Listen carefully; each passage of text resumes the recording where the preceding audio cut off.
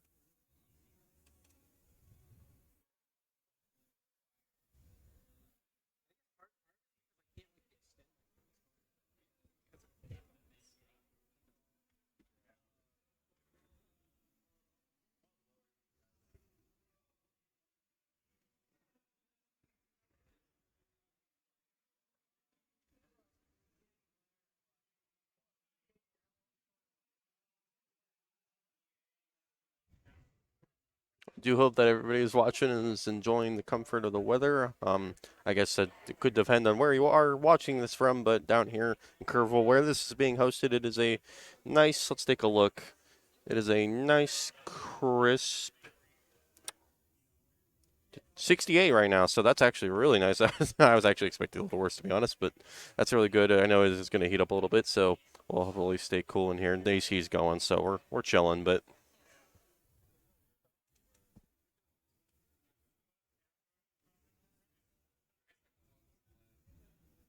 Mm-hmm.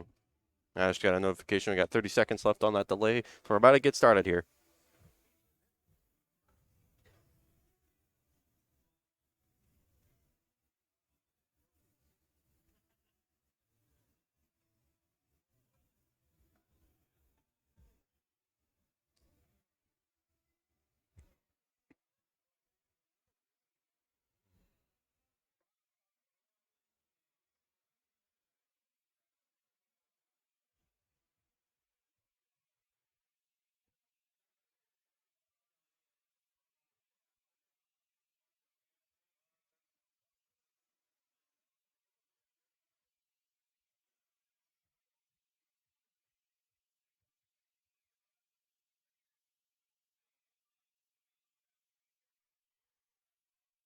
All right, here we go. We're finally loading in.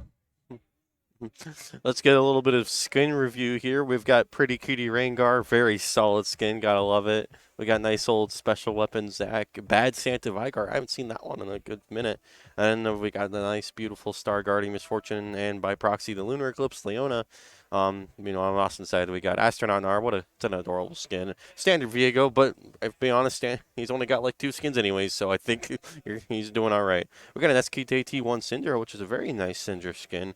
And Brave Phoenix, also a great skin, and a traditional Karma, one that I think is underappreciated personally.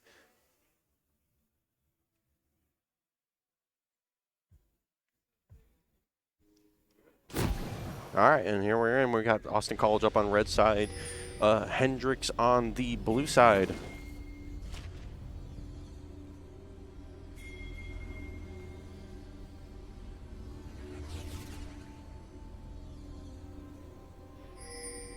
Welcome to Summoner's Rift. There we go here. Looks like we got Hendrix coming up in the top river. Are they looking for an invade here? Looks like it. And they're just going to get the ward on the red and leave it at that.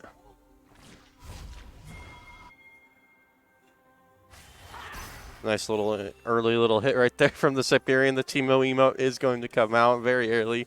Love to see it.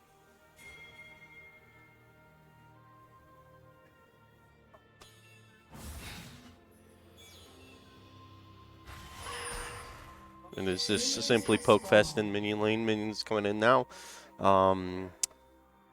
Looks like, let's see here.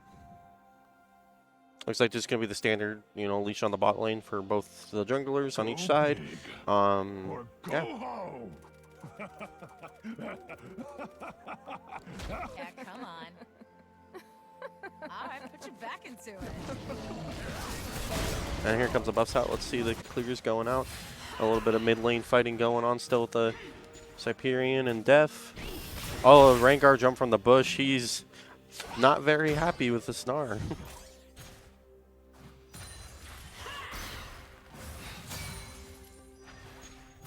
Now, if I am correct, Austin College is running the Lethality Eye as a little bit of a mix-up to their usual strategy. I think doing some forward scouting, they settled to take it and see if it would work for them with especially with the Summonary Ruin, and so a little ill-traditional, but a totally workable strat. And we got the top lane again. Rengar is going to consistently keep going in bush in, bush out, and bully the Snar here. But as long as he keeps distance, he should be fine.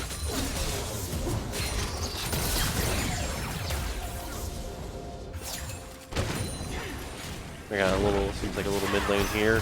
Oh, Vigar Cage comes out. A little bit of damage for that. He's all good. Oh, Narth's coming in with the fire on the Ignite. It's not going to take him though, so that's no kill.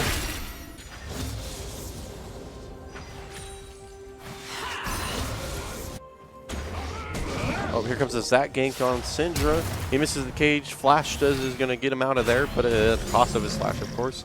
Here comes Mega Gnar in the top lane. Rengar is going to take the fight. That's Flash on Gnar also. That's 2 flashes down on Austin College's side.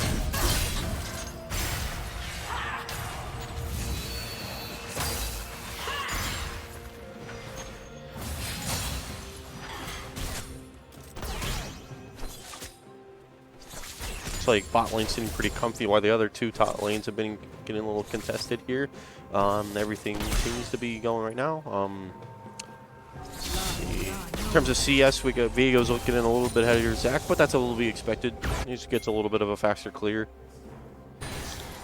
Here comes the top lane gank from Viego on the Rengar. He gets the stun, Q's out. Gnar's coming in to help him. They're getting him. He's low.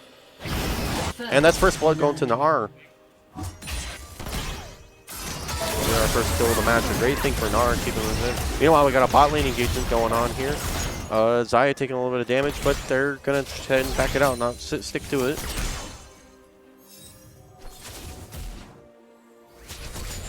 Looks like Gnar uses teleport to get back after that. I would too after that.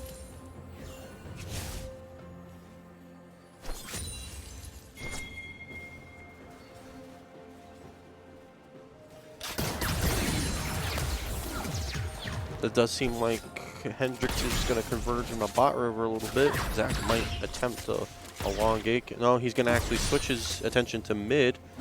He's waiting.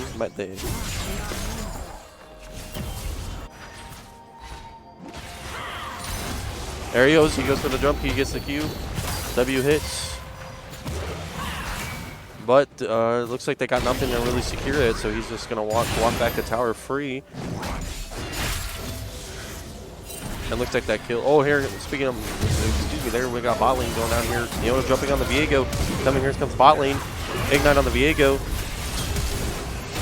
Kill on the Zach. The Zach stays alive. The Vigar cage comes out. They're stuck in there.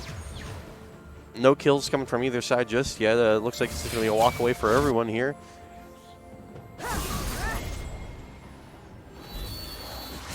They're looking at him. Here comes the Vigo. There's a stun. The Karma Tether gets the root. The damage comes out. Oh, but it's not enough to kill him. And there's Gnar and Rengar hopping at each other.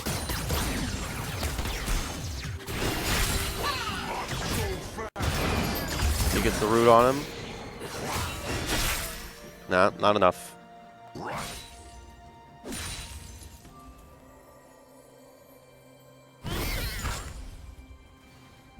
We are still sitting on 1 kill here for Austin. Slight gold lead, not too much. Nothing unrecoverable on Hendrix' side, but if this continues, it's going to be a snowball for days.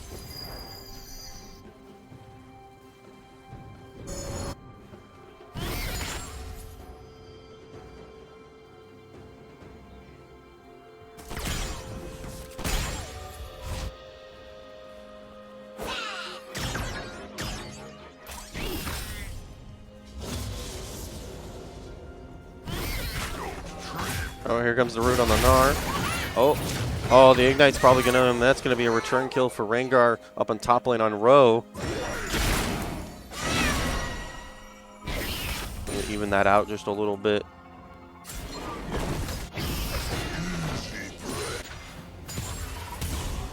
Oh, here comes the Leona. He misses the stun. The Vigar cage comes out. He's just going to kind of walk through it. There's nothing much he can do. Hyperion pulling out the Predator. He's going on a little aggressive there, punishes the Leona for coming up. Here comes Viego to subsidize the tower when Gnar comes back.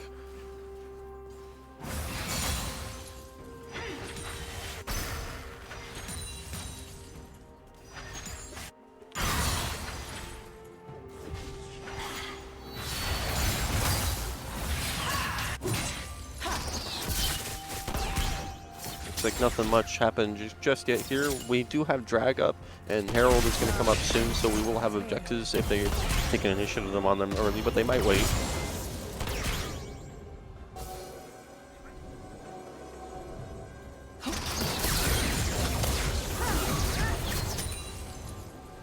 Let's see here. Viego coming here towards the mid lane.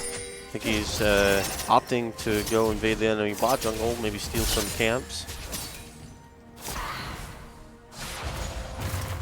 That's a stun on the Syndra. It's not going to do much. Viego is coming to peel for him immediately. That Viego cloak does wonders because you just can't see where he is, so you don't know if he's actually invading.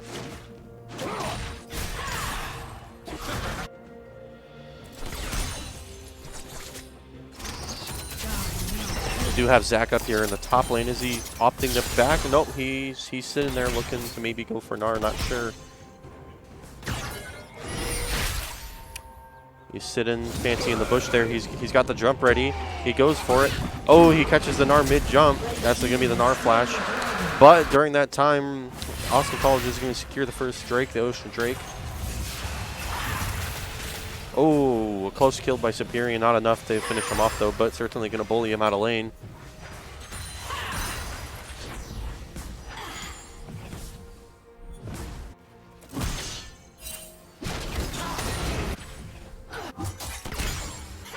And we're definitely seeing very much more even on the gold standard here, going quite even. One Drake obviously is in Austin College's favor, but that's not it. 1-1 on the board, not very light kills. 9 minutes in here. Rift Herald is up.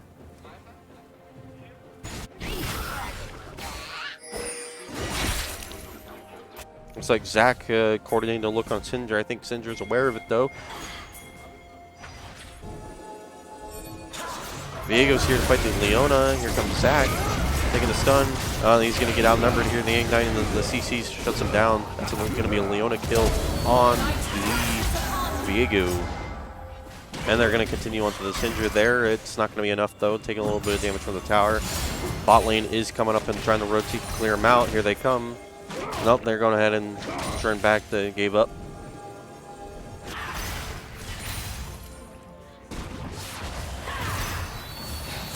And here comes the stun on the Syndra here. It's still not going to be enough. Rengar up invading the top jungle. He's going to get their red buff. Zac looks like he's taking Raptors.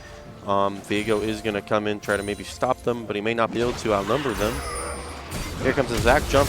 Oh, and that's going to be a wonderful combo by the Zac and the Viego or the Vigar, excuse me, to the Superior. And they're going to repel Viego here. He's not going to do enough. Here comes the ult. The stun on the Vigar here. The Vigar, Viego taking control. Vigar, he throws the cage out, not going to get anything. Zac jumps away. He's out scot-free. They are chasing the Rengar there. He misses the Q. And he's going to get the blast going. He's going to get away.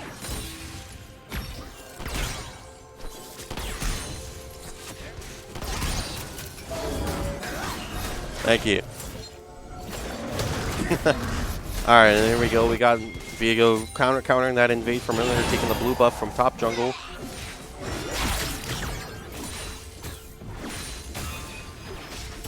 Kara and Viego are waiting in the tri-bush, maybe to catch Rengar off guard.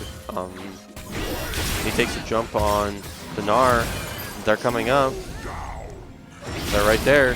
He's taking the jump. Oh, it looks like they were privy to him, though, so he's going to jump right back to the safety tower. Looks like they're centering around if Rift Herald might be considering it. Not sure. Nope, 2 of them are going to back instead.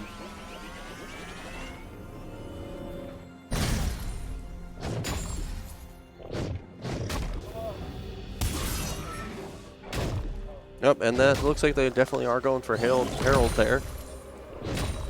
Does Hendricks know they're doing it? It seems like they might suspect it, but it doesn't seem they know for certain.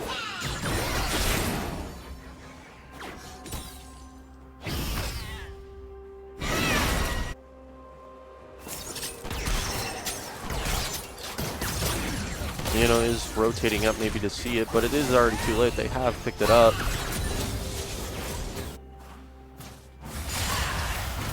Objectives going looking real nice here for Austin so far. 1 Drake, 1 Herald, Hendricks on none. 3-2 on the kills, so a slight lead.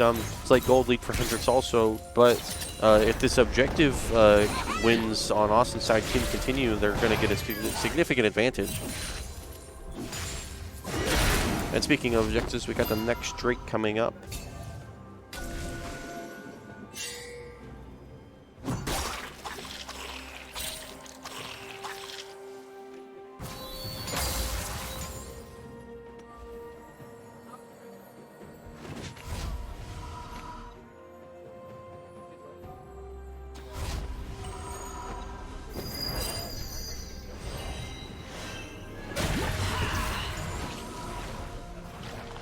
Looks like he does know the Zac is in his jungle, but he's going to just choose to ignore it. Probably a smart decision. Stick to his lane. Looks like jungle and support here. Blue and Pop are going to move in here. Just get a little bit of an angle with that Rift Herald. Maybe push it down mid lane. Here comes the teams rotating to the bot side for the upcoming Drake. Turret plate will fall soon. Oh, that's going to be a big 4-man onto Cyperian Syndra. He's knocked out. And now they're going to be going for the Mountain Drake or Earth Drake. I always get it confused. It's one of the two. We'll see when they get it.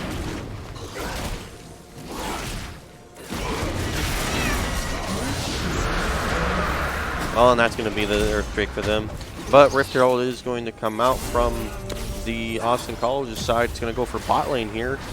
Looks like the bot lane is going to rotate to try to do it. Looks like he's going to stick in the cage here. And it is appear that Inferno Drake's mind that's a Viego kill on the Vigar. He takes him over, puts the cage out, he's stunned. Zac ult's coming out, doing big work on CCing the team. Karma and Zaya running away. Zaya ult comes out just to get him out of there. A little bit of damage coming out. Looks like they're going to take that kill and leave it to be.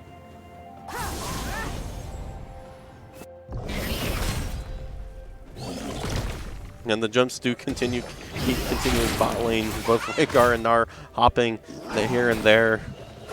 Very fun to watch.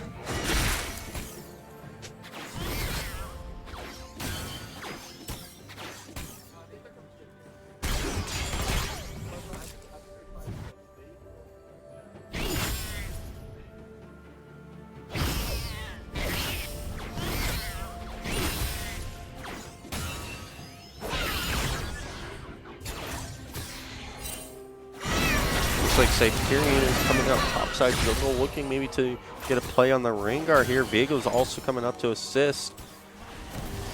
Yep, here they come. He's in the mid jungle. He's stunned. Damage. They jump in on him, and that's going to be a kill for Cyperian.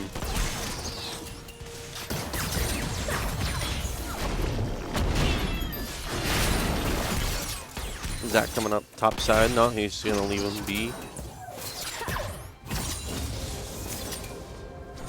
Bot lane staying real steady here.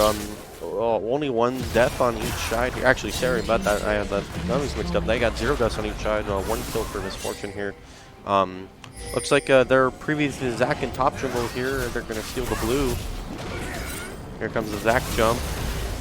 Nope, he cancels it. There looks like they're just going to let him have it. Looks like they're instead going to rotate. Here comes the Vigar cage. Gets Viego. A little bit of damage. They are converging on 3-on-1. He's rooted. That's a kill on Vigar. Another one to Cyperian. And now they're definitely going to steal that blue buff.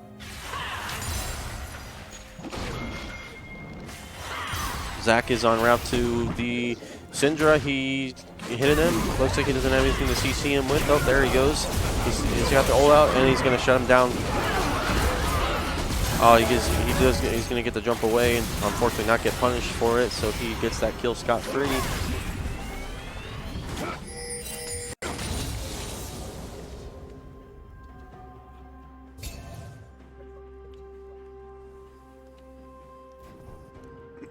Excuse me there.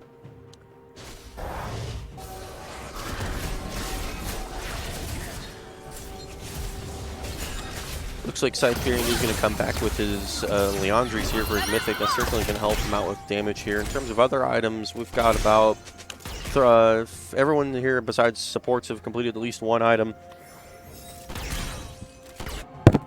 Hi. I seem to have a new buddy here. What's your name? Sebastian. Sebastian, Retz. How's it going? Going great. I see. All right, I'm here representing Austin College here on League. We're about halfway into the match here, about 17 minutes. A little even on both sides. Kills here and there. One Drake on Austin, one Drake on Hendrix. Rift Herald once. Top lane's been hopping around. Cyperian on mid here. On Syndra, he's been doing real well. Yeah, glad to have you. Yeah, glad to be here.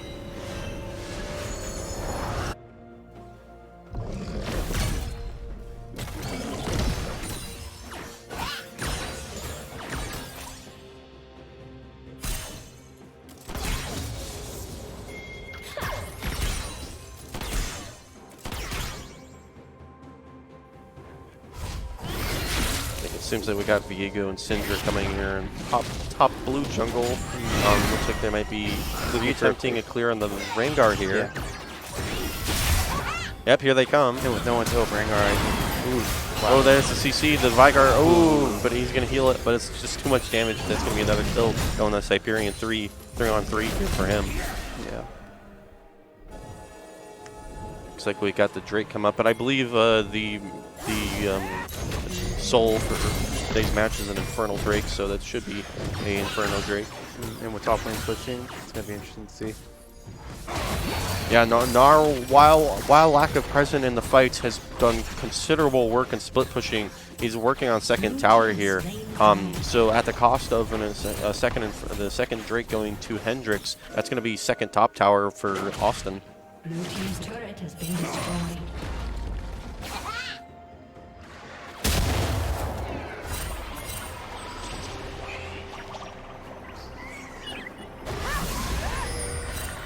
Here comes a speeded up Vigar, but he's going to just go ahead and leave him alone. We do have the second Rift Herald now here, going to go for mid lane instead. Zach looking to go in. Zach coming on the jump, he's coming behind them, but they're jumping on Vigar. He's already dead. Sneaks over Vigar. Here comes the cage.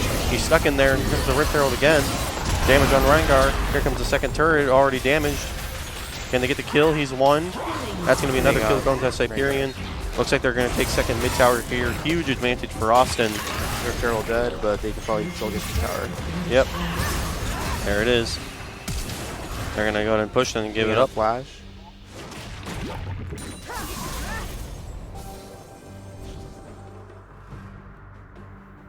And meanwhile, all this, we got Banta down in bot lane. He's going to take bot tower. That's all first wave towers and two wave towers gone on blue side. Huge advantage for Austin coming here, despite the one Drake down. Got sheer more map presence going for them.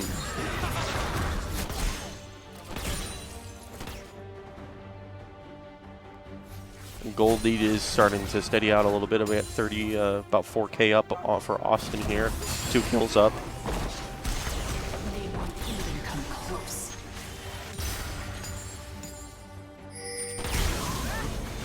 So we got a conversion on mid lane. Looks like nothing's going to come of it just yet, though. Baron is officially out up on top side. Looks like we're not going to see that for just a minute, though.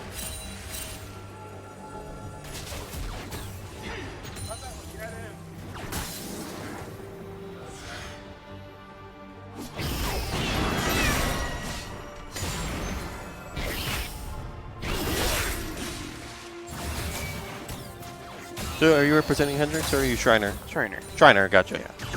I know a little bit about League, and so I'll be why not commentate and help I out. got you. Yeah. All good. I've been solo casting League here for some time now, so not a new rodeo for me. Well, I'm glad I can help out a bit here. Of course. All right, here comes Gnar on the bot lane, finally coming down from the top. He's going to take a lot of damage from Viego, but Viego on Vigar, who misses the ult. Viego might. Nope, the CC from Milone is going to deter him there from getting any kills, but it sure was close. And that was Vigar ult too. Yes. That's going to be second wave blue tower gone. Here comes Zach. Seems like he deters Zach ult coming out. He gets the root. Jumping Viego. Viego's in the back lane. He doesn't kill the Vigar, but they all are very low and a huge kill. Here comes Rengar trying to one-shot the Gnar. He misses. Rooted. He's rooted, stunned, and CC'd into the wall. He's gone. And with their team still very low, they might get this next tower with wave. It definitely seems right there. The health advantage here, they have to retreat. They're going to get the third tower here. They're in their base now on bot side.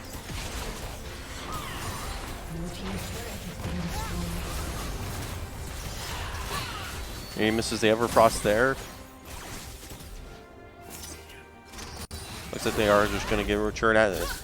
Got that first tower, not going to leave the inhib to its well-being for now. That's going to put Austin in a significant advantage here now at about a 6K lead here, and a 4-kill lead. 23 minutes into the game now.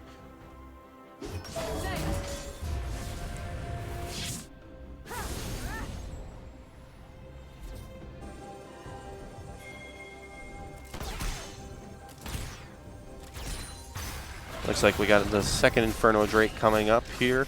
Looks like everybody's going to start converging on it. That's going to be Scuttle going to Austin. And with Rengar here, it might be a different fight than last time. Or Gnar.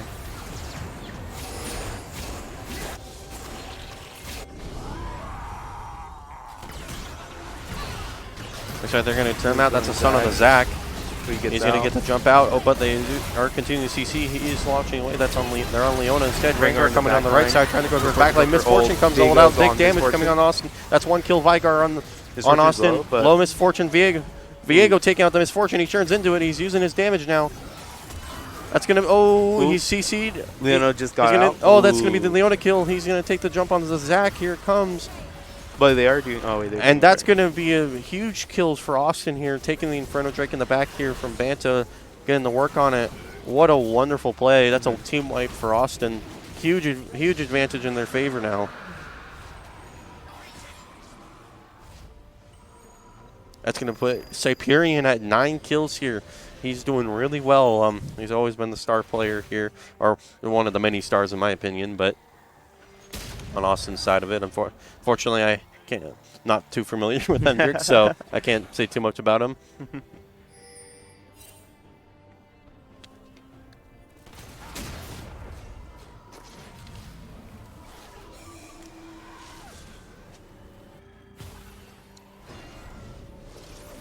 Oh, they do know he's there. They're gonna get a jump.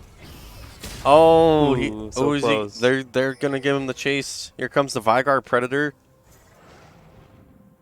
Underneath his Karma. They're chasing him. Here comes the cage. It does miss. They're gonna give it up.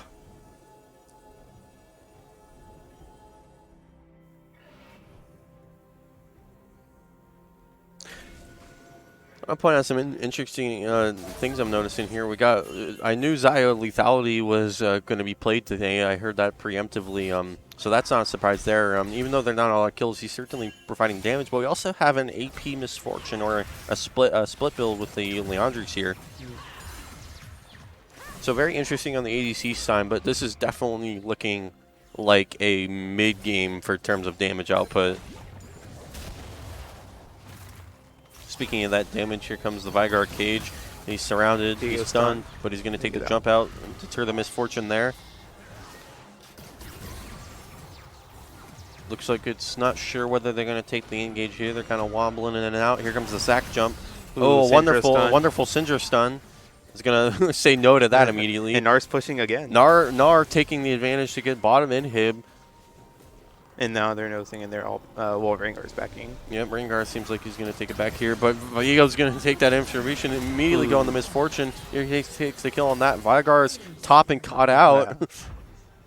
Oh, it's the TP? They try to TP. It's not going to be enough. He gets CC'd out of it. What a wonderful attempt. Manta's going to get that kill. You have to respect that. Gnar is going to get that bottom inhib, and they're going to start working on mid-third tower here. Oh, wonderful. Oh, that's going to be a wonderful kill by Cyprian, putting him now at 10 kills. And with Baron secured. And Baron's free for Austin College. This is looking heavily in their favor. And that's going to be the third turret there, and they're going to go for the inhib here.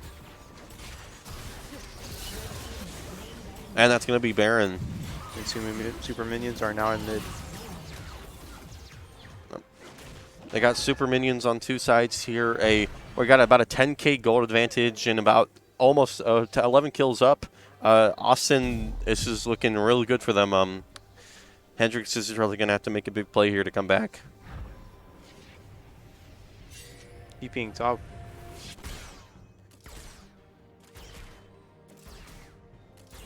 Definitely. It seems I missed it earlier. The Gnar does have a hull breaker, which is explaining the massive split pushing he's been going at. Zac going to make a question, and the rest of the team also coming with him. He gets pulled. He's surrounded by everybody. He's still running. He's making a 10 minute, but the Vigar is going to take that kill. Him trying to push again. I don't know if that was a shutdown either, but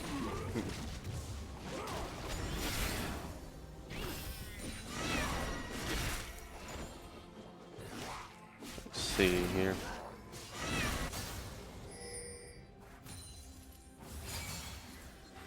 Oh, looks like they got a jump over on the Leona. Ooh, Viego Viego going Flash. straight to Viego. Yeah, I get those names mixed Yeah. up too, but he's going to take over. Vigar, Yeah. get the E-Cage on Leona, takes damage. No, he's not going to finish him off, though. Getting as much damage as he can with Vigar before turning back.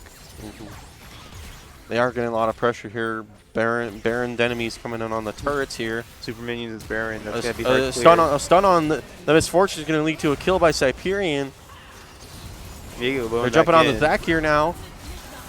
He's down. Leona trying to get some pumps in. He's going to get straight knocked back. That's a no from Cyperion. That's damage coming on. That's Rengar dead for a double kill by Viego.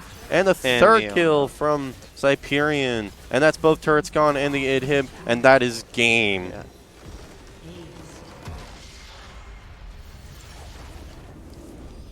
And that's going to be our first game going to Austin. What a wonderful performance.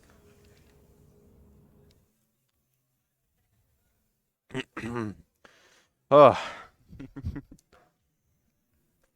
I'm really glad I have a water. Yeah, me too. My throat gets dried out very easily. Yeah. But a wonderful game here from Austin. I'm looking forward to see what's happening in the next match. Hopefully, maybe Hendrix will adjust.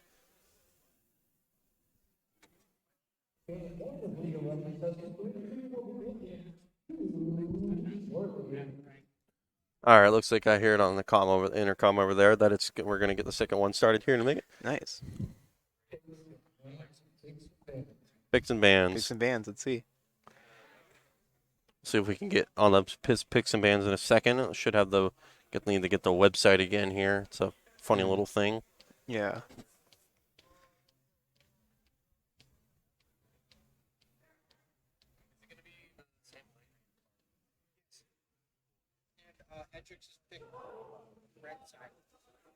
And I'm hearing there now that Hendrix has picked the right side, and Austin, obviously that puts Austin on the left, and they're gonna flip sides here.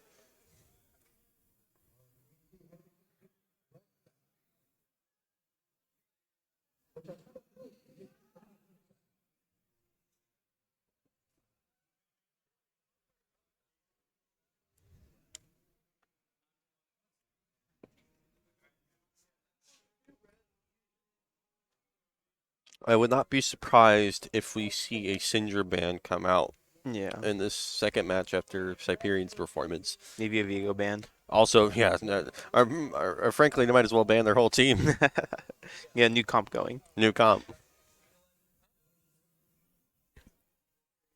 Yeah, we're all good.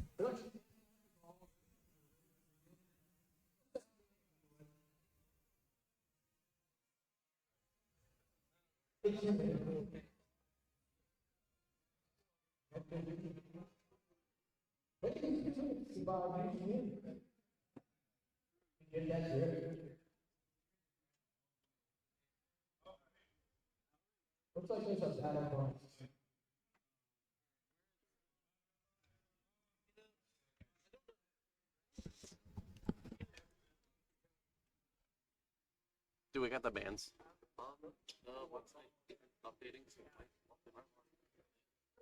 Oh, we'll just wait till one.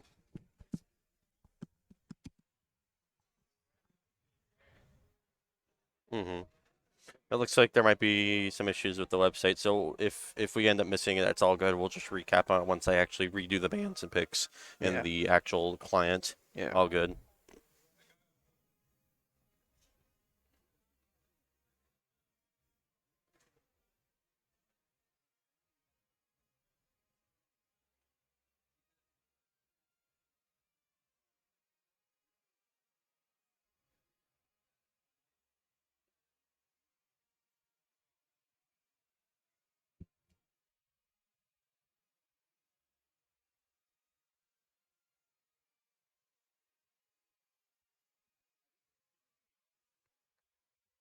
There we go.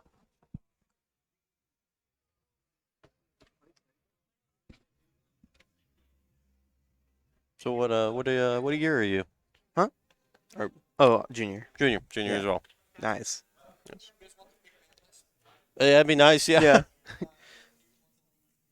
Yeah. Put it. Sort of. If you can put the link in the chat, then they can get it. Okay.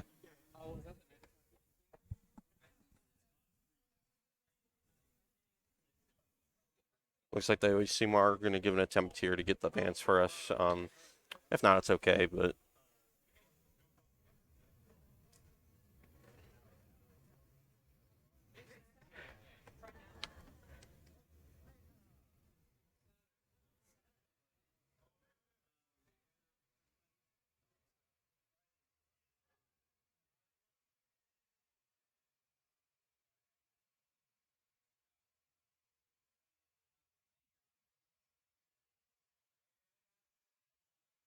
I guess I'll continue with the usual introductory questions. What did you major in? Majoring in cybersecurity. Oh, very Yeah. interesting. Yourself? I'm a media studies major, so Hmm. talking on the mic and whatnot's everything I've been doing. It's my whole passion here. Nice. I'm like a comms minor as well, so Nice. it's just all leads to the credit. And then another question back at you. Sure. I'm guessing you play League. What lane do you mean? I obviously don't play as much league Yeah. as the team here, but they are a considerable better grade to me. But when I do play, I am usually a mid or support player. Hmm. I usually like mages and Yeah. AP characters a lot. Funny, So funny thing. I'm support mid. yeah, exactly. Just reversed. It's always an interesting switch to go from support to mid. I quote here.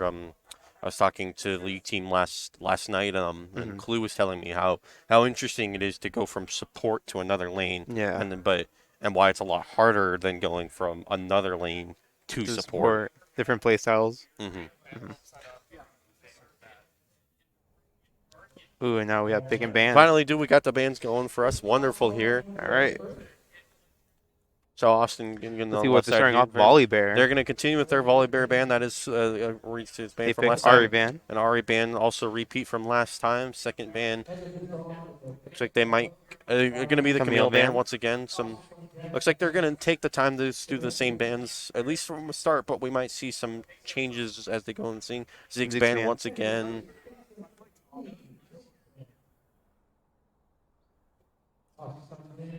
And Victor there's a band. repeat on the Victor band once again. Looks like, again, band's still looking the same here. That's going to be another repeat on the Kindred band from Hendrix. And they're going to resecure Viego very early here instead. Nice. Looks like the dodge the band there. And Hendrix for their first pick is going to opt for. We got a Lee Sin in the jungle now coming out. Nice. And second pick for Hendrix here. We got a Bard for support. Love Bard.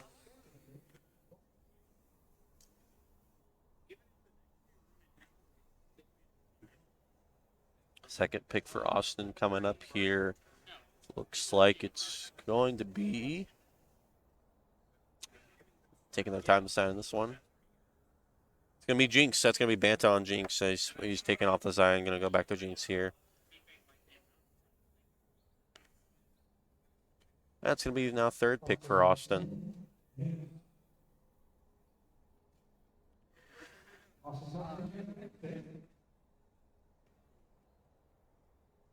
And that's going to be Nautilus coming from Clue. I've seen this combo very well from Banta and Clue in bot lane. It's a very wonderful combo. They're going to get a repeat on the Misfortune from Hendrix on the pick here.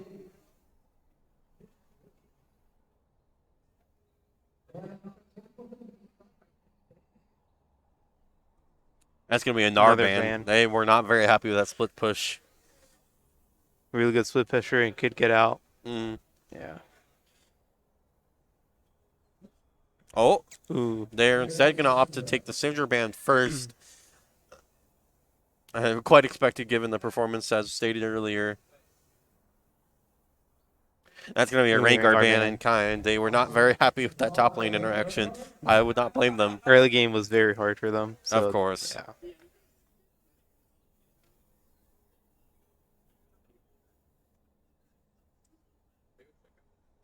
Final ban coming in with Hendrix here. Wonder if they're going to take a chance at Gnar here. It's yep, there Yeah, it there it is. is. But yep, they're gonna definitely take the Gnar out here. Looks like Austin is gonna take care of Dr. Mundo. Weird, we haven't seen one yet, but maybe they are not wanting to deal with him. Completely understandable. Here comes the 4th pick for Hendricks. Should be the mid laner, I believe. Might go Vigar again. It might take the Vigar again. It was working very well for them, but he also might try to switch it up. Because he's not. Interesting thing is what Cyprian's going to play with the lock and bang. Okay, we got a Tom Kench. Tom Kench might be going top actually.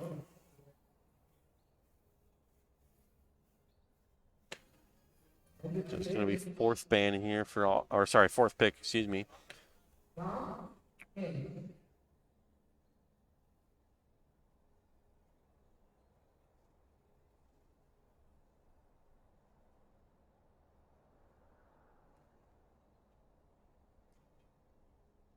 Ornn top. Ornn's a nice little champ to see. Going to be great against Tom Kench because he does max health damage. Yeah.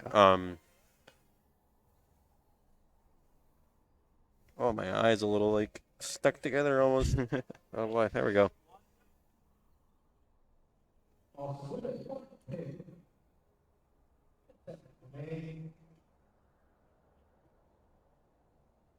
And it's going to be Cyprian and Cassiopeia. That was my expected pick out of a couple options. He had mentioned it last night in the absence of Syndra.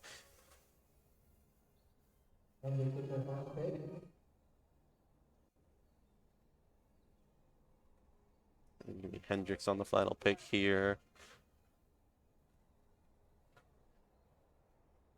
And it's going to take Corky. Corky's a funny little guy. We love to see the packages. Yes.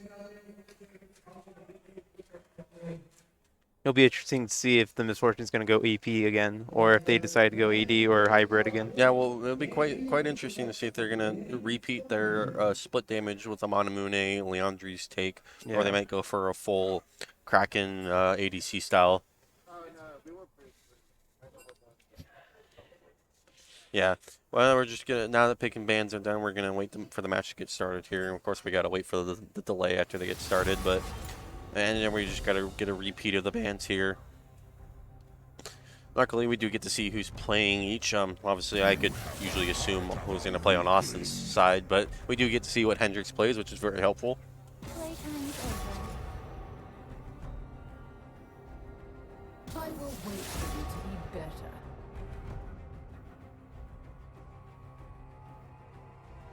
We're going.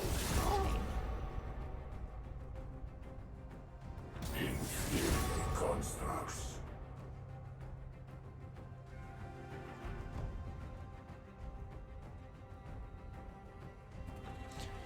And the quite interesting thing about playing, learning a character and meeting a character is like your potential to get that character banned increases. Yeah. So actually being able to know how to play multiple people is very helpful.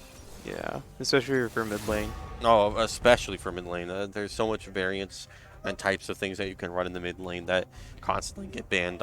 Constantly, as we saw, we have an Ari and mid laners can just randomly go top lane as well. Exactly, mid laners are the second jungler in a way. Yeah. We do got the picks coming finally in here. Myung lowercase taking the Tom Kench, of course, and Myung uppercase taking the Lee Sin. Depth on the Corki here.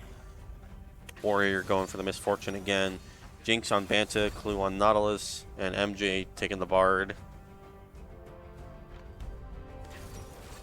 And with Bard, I feel like the roaming potential with him and his ult to stop Rift Herald from hitting tower would be an interesting play to see. Oh yeah, no, definitely. In comparison to the Leona pick from last time, they definitely are emphasizing a more roam heavy comp here between Kench, Lee Sin, Corki, and Bard. Looks like they want to keep up with the momentum. Meanwhile, Austin is settling for a more kind of stationary comp. Nautilus is probably going to take some roam. Yeah. But mostly they're going to stay put.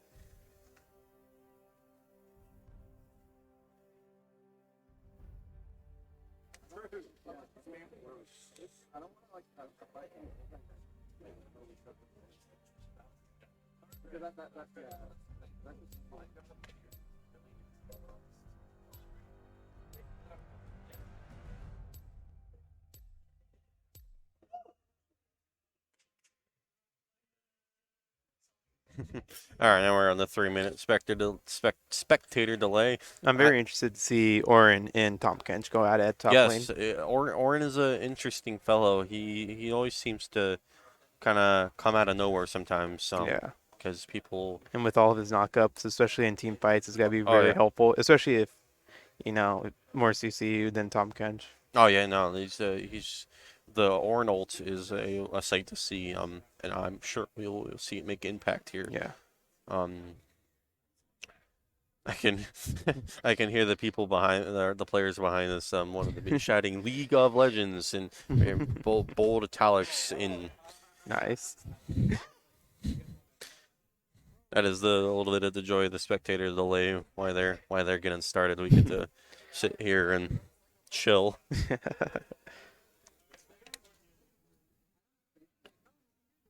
I feel like Cassio versus Corky, that's gonna be a very, very interesting fight, especially yeah. early game for Cassio at least. hmm I'm wondering, because they actually surprisingly they nerfed Corky's package Yeah. a little bit back. But obviously it still is the package. Yeah. So we'll see what Corky can do preemptively up to that. Maybe hopefully he will play stagnant. But Yeah, and hopefully he uses that package very well. Maybe syncing it with Orin's ult or just using it, fighting for objective. hmm Yeah. Yeah, it certainly could make the difference. We have a lot of playmaker type of ults here at play. We've got the cast stun, we've got the bard stasis, we've got the Orin ult, we've got we've got the misfortune ult. Tom Kench knockup. The Tom Kench knockup. Even if not much as a playmaker, it's still big for Tom Kench himself. There's let's see, we got Yeah, Viego. and the Viego, which we've already seen gone to great work from last match. Yeah.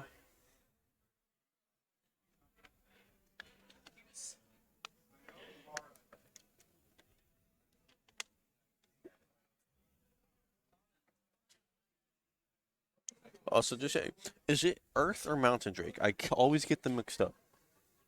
I'm not sure. Yeah, see, you feel like it could be either, right? Yeah. Like I know it's Ocean Drake, Inferno Drake, and then Cloud Drake, and then of course Hextech. Yeah. And the disabled currently Chempunk. Yeah. Or Chemtech. But I always forget it's Mountain or Earth. I think it's Mountain. Yeah. It's like Mountain Dragon Soul sounds better than Earth Dragon Soul. Yeah. Yeah. That sounds about right.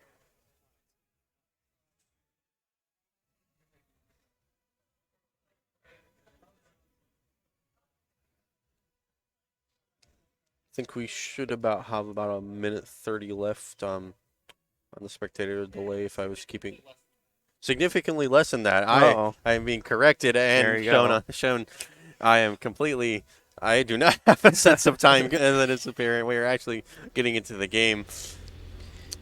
It'd be interesting to see how the Jinx and Nautilus are going to do bot lane early game. Oh, of course, early CC that they have. It definitely seems like we might see a more traditional build path here on bot lane for the both Jinx and Misfortune, but we could see differently. Welcome to Summoner's Rift. Oh, it looks like they're gonna sit right in there. Ooh, look, they're going in. The double stun. Oh, we got the camera off. Looks like Corky's getting very low. Taking a little bit of damage. Ooh, Ignite coming out. Coming on it. It's not gonna finish Ignite him off from though. Nautilus. They are charging him, but they're gonna go. But Corky did flash. Corky did in fact take a very early flash, which is gonna be very scary for him against very Cassio. For Cassiopeia. He's gonna have to play a bit safe here. Maybe having to rely more now for a gank when going in. Siberian here on Cassiopeia giving the little funny fuss, the funny face, and little compliments coming here from the Misfortune. and the angry face on Corky, probably because he had to use his flash and TP here. Yeah. So that's both summoners down from their mid laner. Looks like they'll get the leash coming out. It looks like Viego's going to take a top side start for blue instead of red. That means bot lane's going to get a nice early start here instead of the Misfortune and Bard here. Wonder if Viego's going to take advantage of the flashless Corky. Oh, most assuredly, if he goes for an early 3 gank here.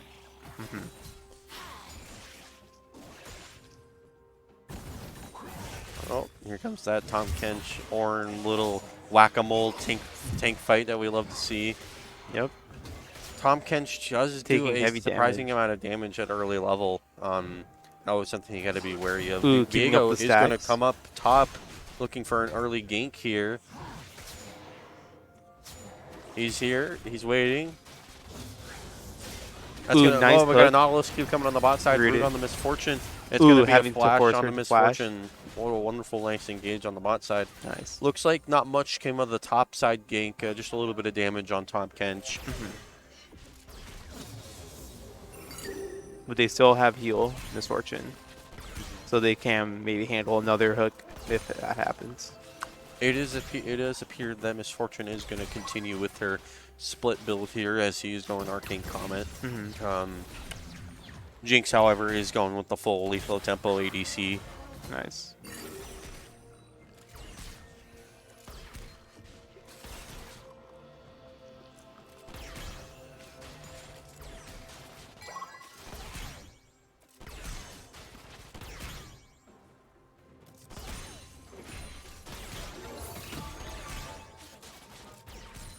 Seeing kind of a repeat of last year is just the pressure that Austin is putting onto the lanes. It's a little bit of a minor thing, but you can see all the lanes are pushed up, and despite that, they're not really taking much L's from junglers, but Lee Sin might take a change to that statement here. He's coming on a gank to Cassiopeia. He's jumping on the flash over the wall, but the Lee Sin Q is going to get it. The ground's coming out. The dot is coming out. It's not enough. And that's first blood. That's first blood for Lee Sin. Viego's here coming to kind of clean up. Might not be able to come back. He's body blocking the Corky. He's almost got him. That's going to be a return kill for Viego. Lee Sin couldn't do much with him being low. Good call on him, but sadly he did have to lose that one kill. But they did get first blood. Yes, that is going to be the and first forcing blood. that Cassio to flash and maybe even TP here. Oh no, seems like she's walking back actually. Yeah, it looks like she's going to walk back instead. First blood there back, Cassio. That's going to put a 1-1 kill on each side.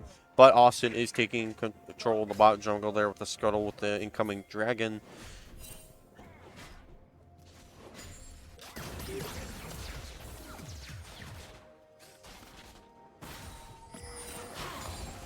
And they're on top of that kill, with Lee Sin being low, they're going to move into his bot jungle and start stealing there.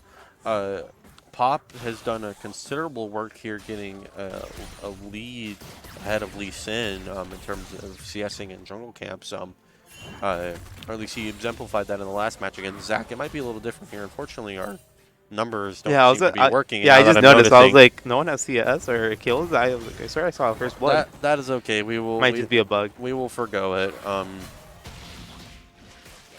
Try to see here. Yeah. It looks like we had a Hex Trek Drake for our first one. Austin going on for sure, just a free dragon with Lee Sin being top. That does appear to be the case. No one contesting it is. Will be their first dragon. That's going to be the first dragon for Austin. Once again, a repeat of what we saw last match. Early dragon advantage helping them out extremely. Oh, another. They put down another control ward there. It's like a little bit of a chase coming from Tom Kench. He's going to flash onto him. Ignite. Oh, a little bit of the orange. Getting a little bit of movement. But he does get the kill. Ooh, in a fight down. But here comes in a fight on the Viego. Coming Nautilus almost dead. He's going to walk out. Oh, Lee Sin's going to take the kill on Viego. Caught off there in the bot lane. Almost 2 kills for Hendrix there. Luckily, Nautilus is going to walk away, being a little tankier. That's going to put 3-1, 2 kills in Hendrix's favor. Well, so I'm not sure, but I hope that the items aren't glitched as well. Yeah, it does seem like we're getting some of them, I think. I'm not sure. hard to tell. Unfortunately, we might just have to work with it. But Corky almost got sniped there by Cassiopeia, but he is going to go ahead and get back there. Big wave top lane. Yeah, while the pressure is definitely going on in mid and bottom, we're seeing an opposite of last match. A lot of pressure coming up on the top side in terms of lane. Here comes a Bard stun onto the Jinx. Just a little bit of light damage tapped to bail him out. And a little bit of emote spam to boot. Yeah.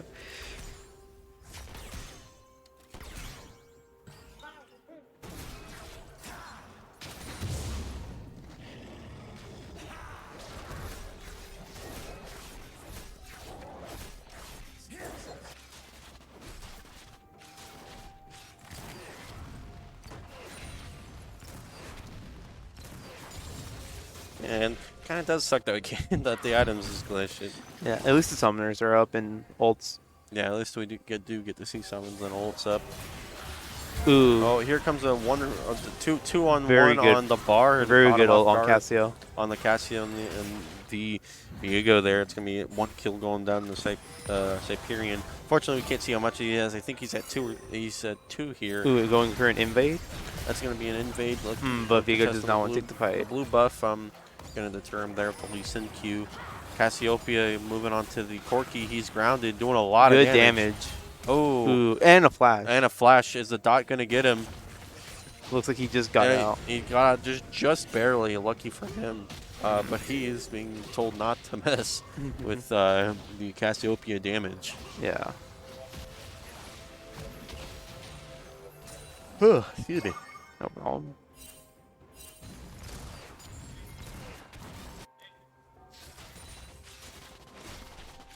Martin Lee Sin coming bot lane.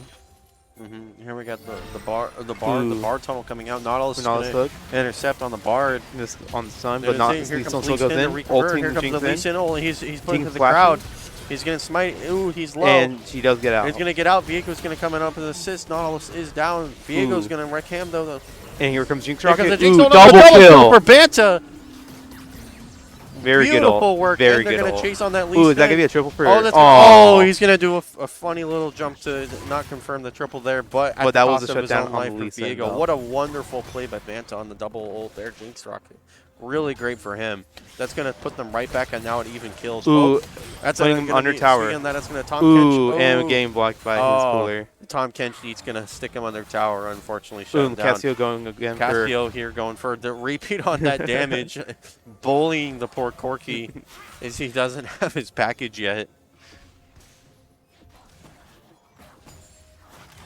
Yeah, but that double kill there is going to put them right back, almost near back on even in terms of golden kills here. Unfortunately, we can't see them down to who, but we do have the top chart for that. About 10 minutes in here in the game, we should have the Drake come up. A Nautilus Q is going to miss the Corky. They do really want to try to get him out of leave, despite the damage. He is being persistent and doing his due diligence. And here comes a little bit of now setup on the bot side. Top is going to stick just a little bit safe here. Looks like Tom's going to back meet. He might opt to move into drag. Lee Sin is up in top jungle. Why bot control is getting well established by four out of 5 team members of league. Yeah, speaking of the drag, here it comes. It is going to appear to be an Inferno Drake. Lee Sin is invading their side, their blue side. And it looks like they are going to initiate that. Lee Sin, while he is taking top jungle, he's now following a second drag into Austin. That's going to be 2 drags for Austin now. The Inferno, and it looks like we're going to have an Ocean Dragon Soul for this game.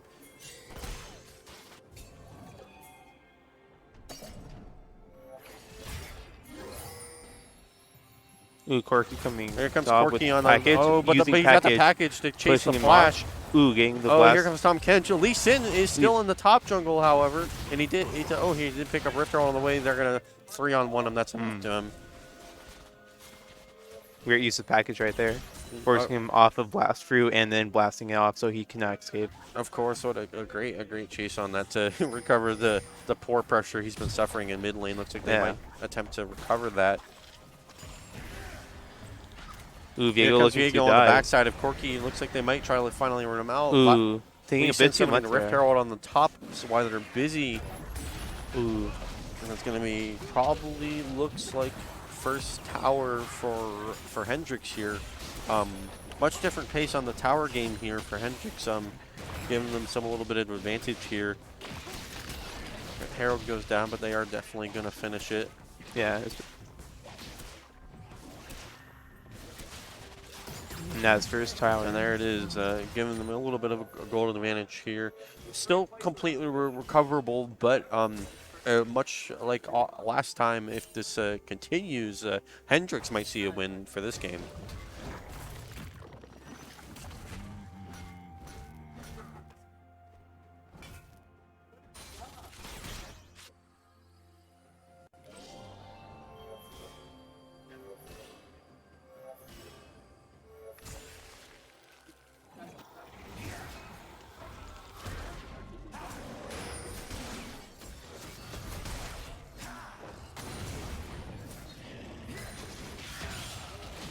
It would appear that unfortunately can't see the items, but I see the effect on Viego. He has opted for a Kraken Slayer this game instead of a Divine Sunderer, probably to help out with the ever-present Tom Kench. Let's see here.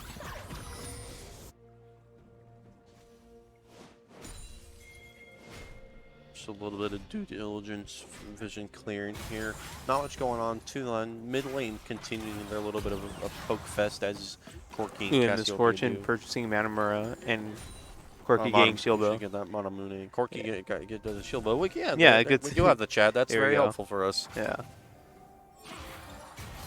Oh, cast going on. A little bit of a jump away is going to get him out. Bard and Lee Sin coming into the river here. Establish a little bit of presence. Are they aware of the Jinx? No, they are not. Jinx pursuing Gale Force here. Oh, here comes a fight. Lee Sin onto the Nautilus. He's stunned. Viego jumping on. Corky coming to assist. The Bard ult stays the two of them out, but it was not for the best thing because Cassiopeia is going to win against that Corky. Bard coming to assist. The Ignite is going to come out and return that kill. Viego coming in for a double kill on the Corkies, using the range to his advantage now. Here comes the Nautilus stun, the Misfortune ult. He's going to jump out of it with the recast. Corky shield bow really came in clutch for Viego right there. Yeah, even though Corky did get a loss there, he does get a kill on. Going on Misfortune, but he did take a tower shot. They're going to re-enter there. The Ignite coming out. The Nautilus Q of max range. What a beautiful kill for Banta. Oh, the Bard tunnel is going to get Bard out of there, unfortunately. But a wonderful, nice kill for Banta. Another kill. Going to certainly get him ahead here. Tom Kench coming in. Here comes Tom Kench making a little bit of a difference here. TP from the Cassio. Here's a TP on the Cassiopeia. The comeback. Here comes Corky. He's going to shut him down. Cassiopeia too late. There's now shut down on the Nautilus. They're jumping in. Oh, he's going to be 8. Oh, that's a wonderful double kill for Amazing Corky. fight right there. That's a great return for Hendrix here. They after a semi-lost fight, they quickly turned that round into it and recovered it. That's going to put them 4 kills up. A slight gold advantage. They are certainly meaning business here, even though they don't have any Drakes here. They got 1 tower. Drake is coming up in about 30. I did see right there. That is going to be the next Inferno Drake coming up here. Looks like there's going to be some setup here. Viego is attempting to get some pressure here, but he's outnumbered. The Bard ult's going to stun him. Here comes 4 of them. He's not going to be able to do anything. Unless. No, at least he caught up to him, kicking him. Lee Sin finishing him off. And with no jungler to contest, it's going to be hard. Maybe looking for a seal play, but it seems everyone's off. Yep. So this is probably their dragon. It looks like they're definitely just going to not much you can do against an enemy jungler with a smite. And it's going to be. And it looks like they're immediately going bot lane. So they're going to immediately go on the Jinx. The Jinx traps are going to save them from the slow. bar. Misfortune. Lee Sin jump is going to jump on their tower. That's going to be a kill for Lee Sin.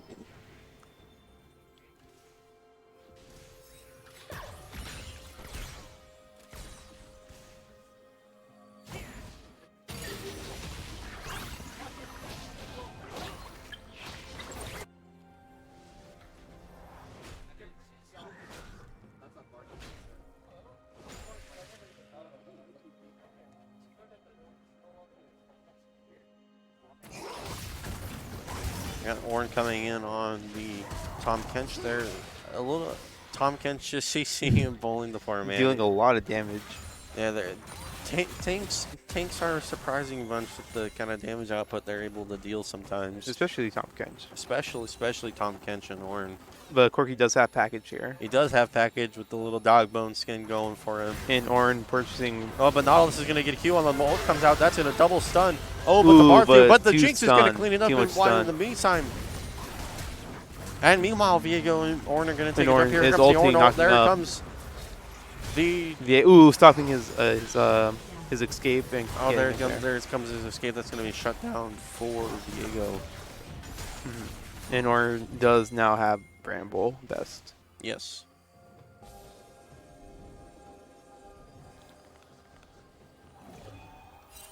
Here comes Bard. He's looking around with the Lee Sin maybe to get some edge on this Viego here. They don't. Are they aware he's there? They do. They're gonna contest that. Here comes an Ignite. Here comes a Viego to try to get out. Cassio coming to help him. Ooh, catching out the Bard. TP coming in. Here comes. But with Sun getting him out, here comes the Ornn stun. Oh, that's going to be a wonderful replay on Bard.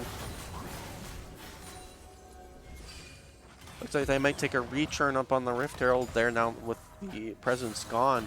Hendricks' advantage slowly getting thinned here by Austin with these slight little skirmishes. Let's go!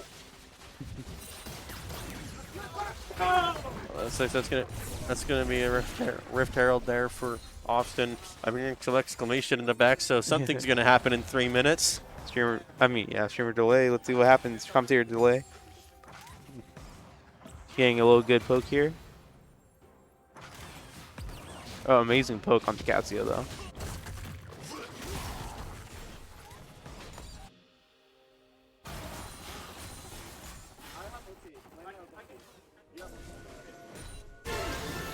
Oh, here comes the Bartle onto the Jinx, caught off guard with Misfortune. Ooh, nice Gale Force. Oh, that's a Gale Force attempt. Ooh, it's close. Oh, but the Misfortune ult did just enough damage that it needed to do, and that's going to be a kill.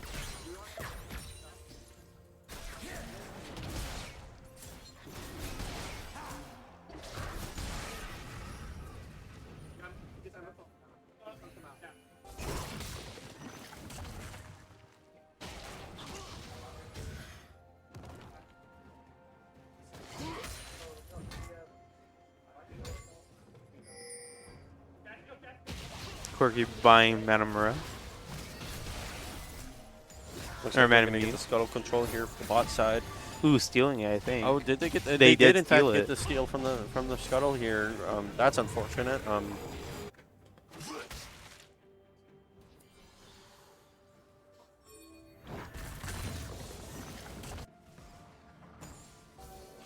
Ocean Drake going to be up in a minute, just about a minute here. This is probably hotly contested. That I get the feeling that's where we're going to see that where that exclamation comes from. I'm just going to relate to that somehow. We will look forward to it.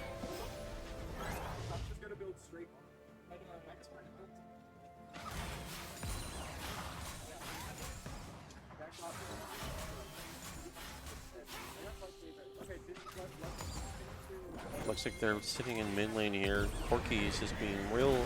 Putting in Herald. Here comes the Rift Herald. Ooh, Bartle and that Bard ult is going to save it. Bartle is going to save it from the Rift Herald charge. One of my favorite things about Bard. Good roaming and coming in clutch with his ult. Ooh, landing the hook on Corki. The Nautilus hook's going to come in, the view is going to jump. He's ulting, going to but he does get out. The Nautilus ult kind of wasted in a way there from the Corki jump, unfortunately. That might come back to bite them later. But if they can land a good Cassio ult here, which I feel like is what they were.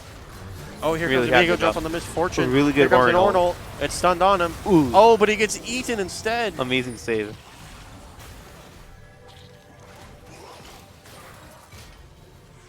Wonderful save from that. It looks like where the heat's coming. Dragon is up. They are moving in. Tom Kench taking the jump in on the Cassiopeia. Lee Sin jumping in onto that. Cassiopeia's coming out. Roar on the status. That's one kill. Lee Sin on Viego. Tom Kench taking another kill on Cassiopeia on Tom Kench. Here comes the damage. Corki going for Nautilus. That's another kill. That's triple kill for Corki. Ooh, That's a quadra for Corky on Cassiopeia. very good. Very well played out, especially when their MF was very low and had to back before that fight. And that's going to be second Ocean Drake for Hendrix. Advantage really looking back in Hendrix. 8 kills up and about a 6K gold lead. Corky doing God's work, staying alive and just getting that passive damage as he gets killed. And Jinx did purchase Rapid Fire. And now we have Unleashed Teleport. Yes, we do have the Unleashed teleports used by Corky, still in use there. They are going to go for the Baron here with their advantage. Here comes Austin trying to contest it. They are going to jump it out. Let's see what happens here. Are they gonna Austin gonna take it from Hendrix, or is Hendrix gonna try to recontest here? MF ult going off a bit too early, but they do a little bit early, but it does get them out. Fights going on down here in the bot lane. Stun. Cassio coming out. Nautilus. Here comes the Bard ult. Big Bard ult. 3 Bard ults. Here comes the jumps in. Nautilus That's down. 1 kill. Misfortune on Nautilus.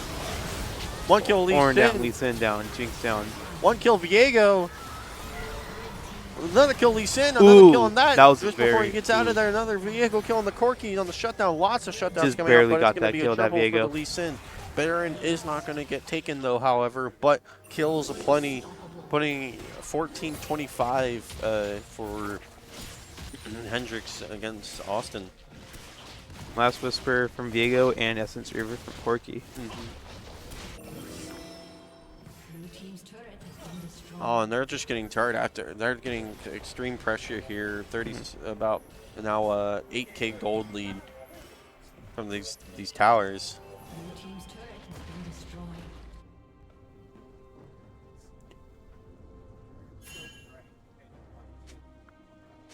Red team's turret has been destroyed. Excuse me.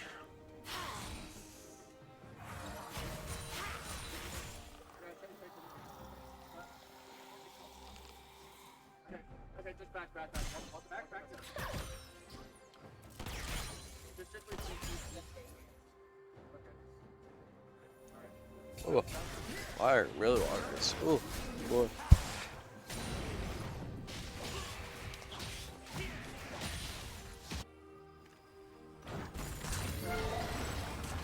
Oh, here comes Bar and Corky onto the Orin, who's taking a little bit of farm bot lane. Trying to catch out the Orin here. Looks like they're going to deter him from that. Maybe even here comes big the stun from Bard. And that's going to be another kill for Corky, adding to the list of destruction he's been carving.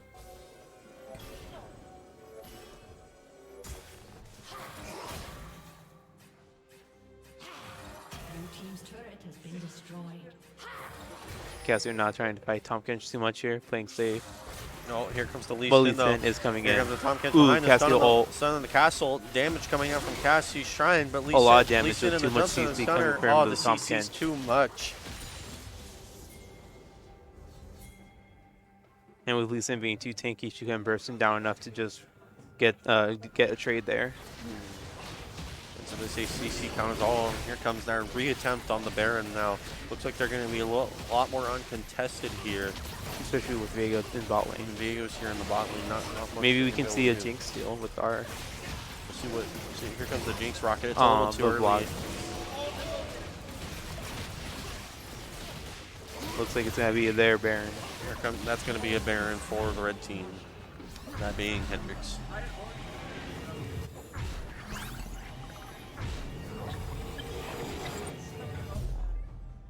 And here comes the Baron quick back there. It looks like they are going to respond to Viego pushing up from the bot lane. But he's going to go ahead and take it back out.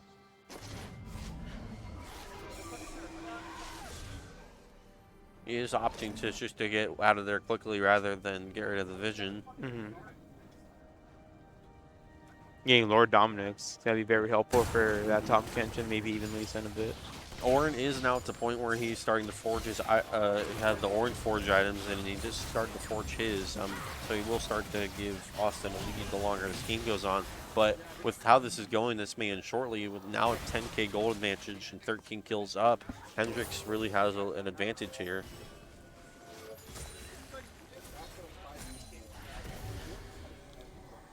Here comes a little bit of attention in the mid lane. Is there going to be a fight? Not just yet. Horn trying to counter out the Corki. Corki going full Dealing too send much on it. He damage knocks to him. him out. Flashing onto him. Ooh. Oh, the Ornalt comes too late, unfortunately. Austin is going to go for the Drake. The cost of letting them With get the some of the split towers. They are going to get and Drake. The before Bartle is too late, Bartle. unfortunately. Corki might get inhib here. Corki is going to definitely take inhib here at the cost of getting this third dragon for Austin, that being an Ocean Drake. Ooh. So many towers being Lots, taken at once. lots of lane pressure here. Even though Austin's got an objective advantage here, they certainly are behind. Ooh, Viego jumping on the pressure. Bard, but taking TP. This roaming comp has done real well for them in terms of moving around quickly and replacing themselves. And you can see that on the map with the lack of towers gone. Mm-hmm.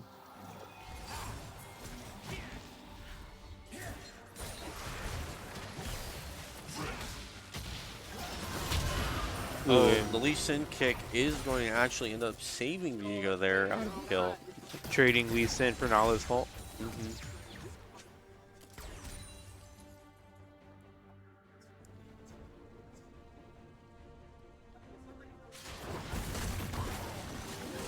Ugh. That's going to be the second inner turret gone for Hendrick's side. That Baron buff doing lots of work for them.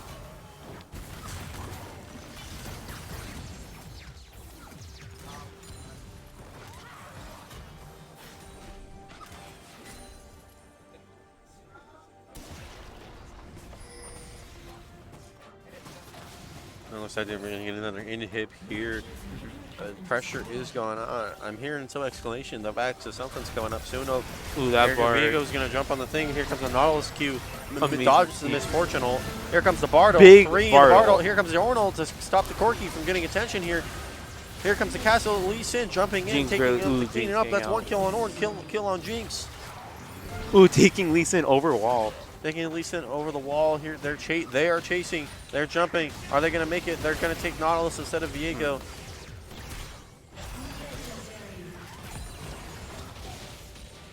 Very good synergy from. Lots of early pressure coming in here on the tower. Respawns are coming out. This is getting real close. Damage going up. Pop is Bard going to and get Bard. Corki He's going to going get the reset on it. Is it just enough? He's going to use the Bard table to get back out and re-heal. Tower is out. Core's taking damage.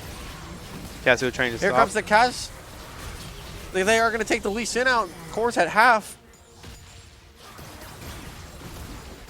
Jumping on the Misfortune. Ooh. Jinx ult comes out, peppers him a little bit. Viego doing a wonderful jump dash onto the Tom Kench there. He is going to get slowed, unfortunately.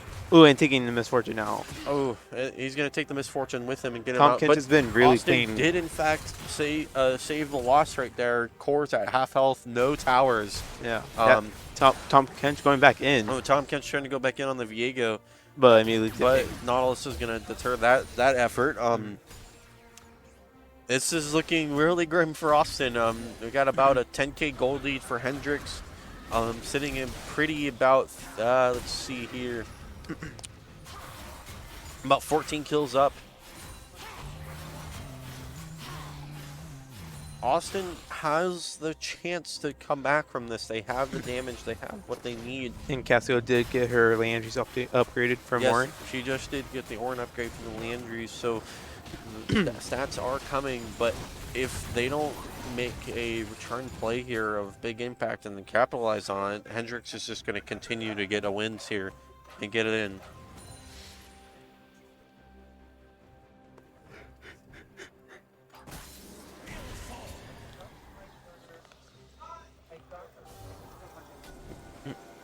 Ooh, Viego looking for Here a comes little Viego. jump. He's Oh no, but no he's with gonna him to back jump up. on the Corki. Oh, the shield bow comes out, Ooh. but the Misfortune ult is going to save him.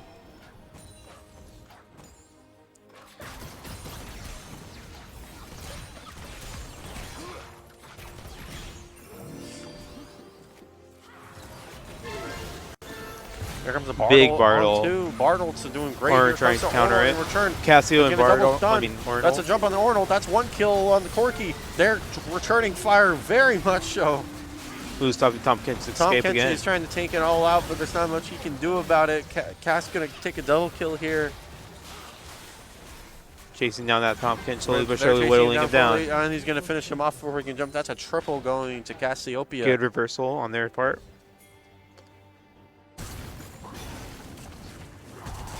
We are getting into the final stages of this game. Siberian up almost to 18 actually. He's got a real lead here. He's going to be their shining hope for their team here. Ooh, Cassio taking an attempt on the drag, but Lee Sin. But Lee Sin's here. There's not much he's going to be. He's going to stun him. Oh, and he's going to get it. The stun blocking the smite from the Lee Sin. Here comes Nautilus to help him out. It's the stun. Cassio grounded. And here comes the shots. I think that's going to be a shutdown for Cass. What a beautiful play by Siberian. That was slow too. Stunning the Lee Sin to then prevent the smite on the dragon. This might be their turn. That's going to give soul to blue team. This might turn around. This has potential.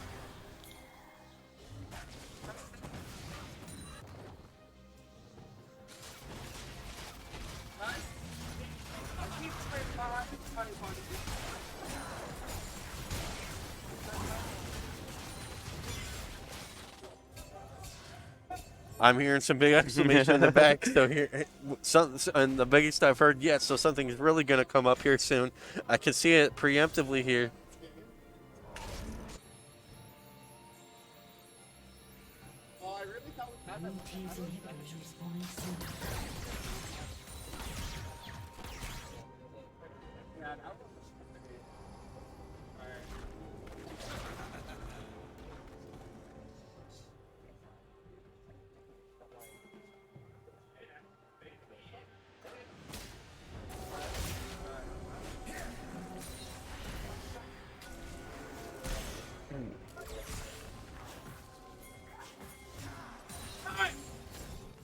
Looks like I'm just getting distracted by that exclamation in the back here. Looks like we're actually going to get into the engage here on the first fight outside of Baron.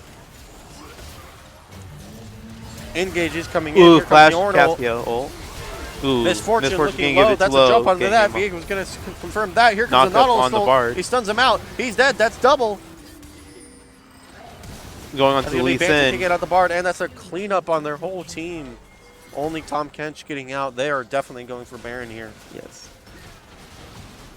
In a short work of minutes, Austin thinning that advantage line that Hendricks once had. Only now a 3K gold advantage instead of that 10K we saw earlier, and only about 6 kills ahead instead of the 14. Really making a difference here. Baron is going to do super well for them. Shoving it mid, hopefully getting perhaps inhib. Depending on how fast he can get this. With Jinx and Cassio. And it's going to be another Bard upgrade. These Bard upgrades are just really serving the team well with the extra little stats and damage they need. They're taking their Baron buff is going all the way here. They're going to take a tower and an inhib here. Ooh, looks like Orin is a bit caught out here. Orin is going to get caught out by the team. Looks like he's going to take the option to just deter them and call it a day so the rest of the team can get out. That's a good sacrifice, unfortunately, for a cost of 1 Baron buff, but so the rest of the team can maintain theirs.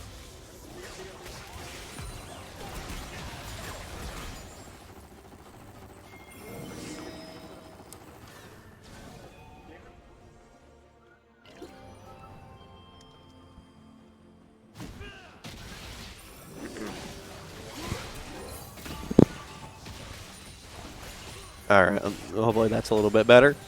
All right, looks like Hendricks is moving into the mid side here. Viego on the offside. Looks like they're patting at the inhibitor here. Here comes the Lee Sin jumping the kick in the Cassiopean. Cassio. Oh, but the Gargoyle is keeping him alive just long enough for the damage. Here comes the Bard ult. Here comes the Viego kills. That's 1 kill. That's 2 kills. That's 3 kills. 3.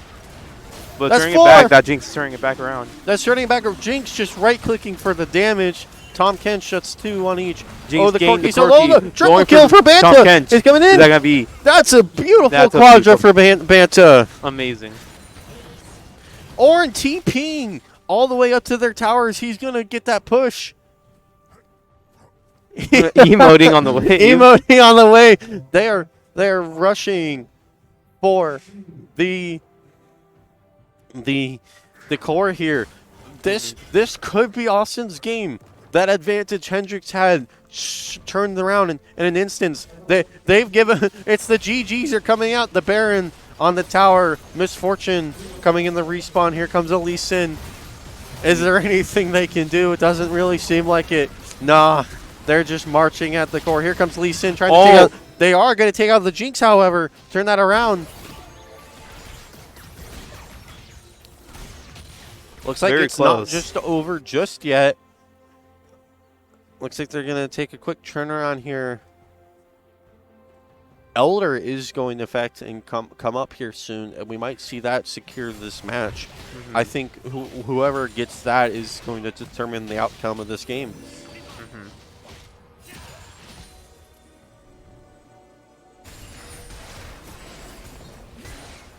Look like everyone is making their way to Baron Dragon Pit.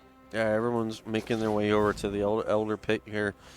This is it. This is the pinnacle like point. Viego's backing actually. He's gonna back real quick, and he's gonna go ahead and purchase a blade. Ooh. That's gonna be very helpful for him in these moments.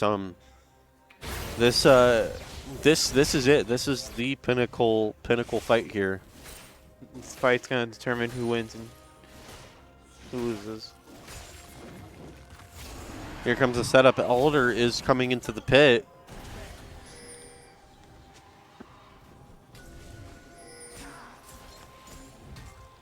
Corky is in the back here, so the numbers is advantage, but he is guarding the core. He is waiting for his package. Oh, he is probably waiting for his package. Yeah, 5 seconds left. 5 seconds on the package. He's got it. Up. He's on his way. He's going to all speed the his way. way.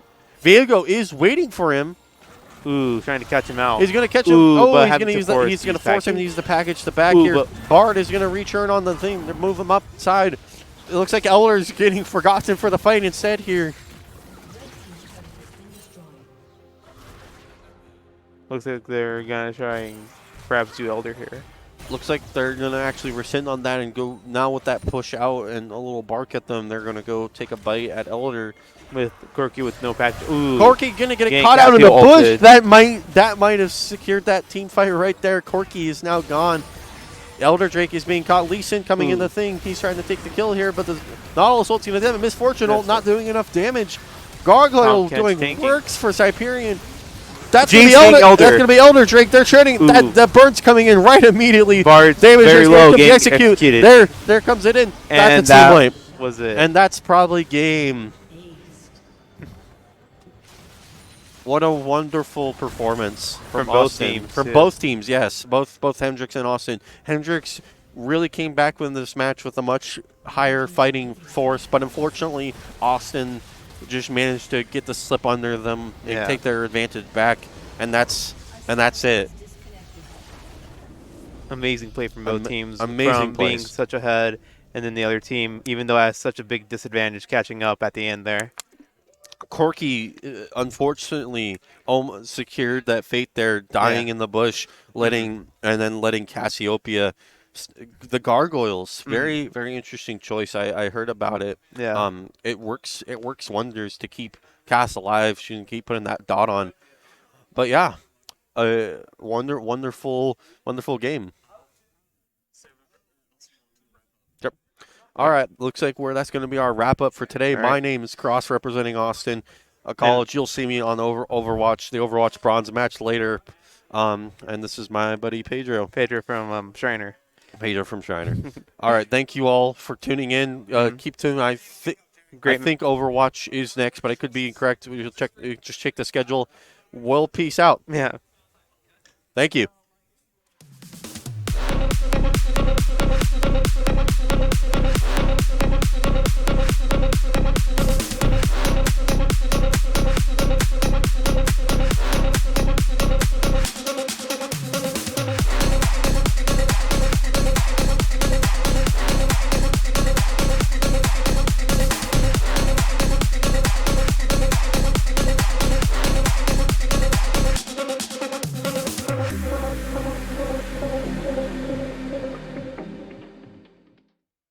All right, looks like we're good to go back on here. I'm here with an interview with my fellow AC member here, Popeng. He was our top laner for today's match. We're just gonna do a little bit of post-game interview. How you doing? How you feeling after the match? It was a really fun match. Yes, it was very fun to watch here too. I guess I'll go ahead and start with the first match. The Nar Rengar. How was that? I saw the jumps constantly back and forth. Personally, we weren't really aware that they were gonna pick Rengar. Oh, really? So then, like our top laner, he had to figure out how to play the matchup I on the see. get-go. Gotcha. I think he ended up learning it mid-game, and that's why he was able to dominate their top laner I gotcha. I see. later on. So, you on Viego, beautiful work constantly, both games even, starting with the first one. I see that you took the attempt to get that first pick, expecting a ban, I assume. The reason why we first picked Viego was because we didn't have any safe first picks except for Viego. Mm-hmm. And like for me, I'm comfortable on that champion, so I can pick it at any time at any moment. Mm-hmm. It was projected that they were going to ban Viego, Kindred, and Ari, but they Yeah. ended up banning like It was Ari, Kindred, and Ziggs. and yeah, Ziggs. You think they were banning that because of Banta? Banning it because of what? Because of Banta, because I know Banta plays a little bit of Ziggs. Bantax, we dropped the Ziggs. We dropped the Ziggs. Okay. Last minute, Gotcha. and last night he was playing a bunch of Zaya. Yes. And Yeah. The lethality preparation. side that worked out really well. Yeah, and he ended up performing really well on that. Mm-hmm. No, it's great work after all. The first match was pretty clean, pretty clean. Hendricks definitely got a little bit ahead of you on the second match. I got a little, I got a little scared there. Yeah, they got ahead because we kind of made a few bad fights. Yeah, where, it happens. Mechanically misplay by me and like the rest of the team, and they got ahead off that. But we ended up being able to pull through. No, of course. I think I remember seeing at the end there, the Corky walking into the bush, and that was it. It was just right there. That's because obviously without Corky, you got Cassiopeia just burning through the enemy team. I mean, to be honest, Yeah. like when I was playing Viego, I don't know if you noticed, but I went for two completely different builds. Yes, I know. The items unfortunately got glitched, but I did on the second match. But I did notice that you switched to a Kraken Slayer. I think if I went a normal build the second game, it wouldn't have been that bad. But the second game, I just wanted to go like full damage. Oh yeah, like, no, full and crit. it certainly paid off for Yeah. you. We saw the beautiful kills. Everyone on your team did a wonderful job. Yes, our mid laner Cyprian, he really. Cyprian did wonderful. Banta, New Blood did really good. That Quadra in there did really well for him. I'm really proud of him. I guess what was your biggest worry? Our biggest worry. I mean, actually, we weren't really worried at all. That's fair. That's completely fair. I mean, we felt pretty confident that we would win this game. Mm-hmm. Supposedly, like, there's some history where Hendrix has like the download on us or whatever. Yeah. And, like, do a lot of research on us. Yeah, all the scouting, of course. I think we're a very volatile team. Yes. We do things differently, like every game. So. No, and that certainly worked out for your favor. Beautiful playing throughout both the matches. I don't know. Is there anything you'd like to add? I would like to thank our esports director, Brett Besson. Yes, Dr. Besson. Like this, I feel like this year we're like, especially like the league team. I feel like it's all the teams we're like on scraps, like struggling to find players, but we're end up being able to pull through, and I'm really happy that we're able to come to this event. Of course. With our small amount of players. Mm-hmm. I really hope that like collegiate esports really goes forward for long term. Oh yeah, no, I completely agree. This is a wonderful. Shout out to my girlfriend too for there always you go. supporting me. Yeah. Wonderful. Is this your is this your second time here or first time? Yeah, this is my second time Okay. here. I was here first year, Mm-hmm. I see. like on 2019. I was a Gotcha. freshman. Now I'm senior, so I thought it would be cool.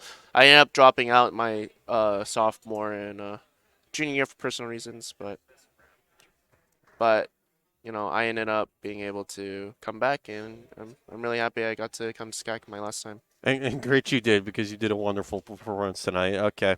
That's unfortunately all the time we have. Thank you all for participating in this league match and our little post-game interview here. I'm here with Cross. My name's Cross and Popeng. Yeah, have a wonderful time with the rest of the show. We'll head out. Thank you. Peace.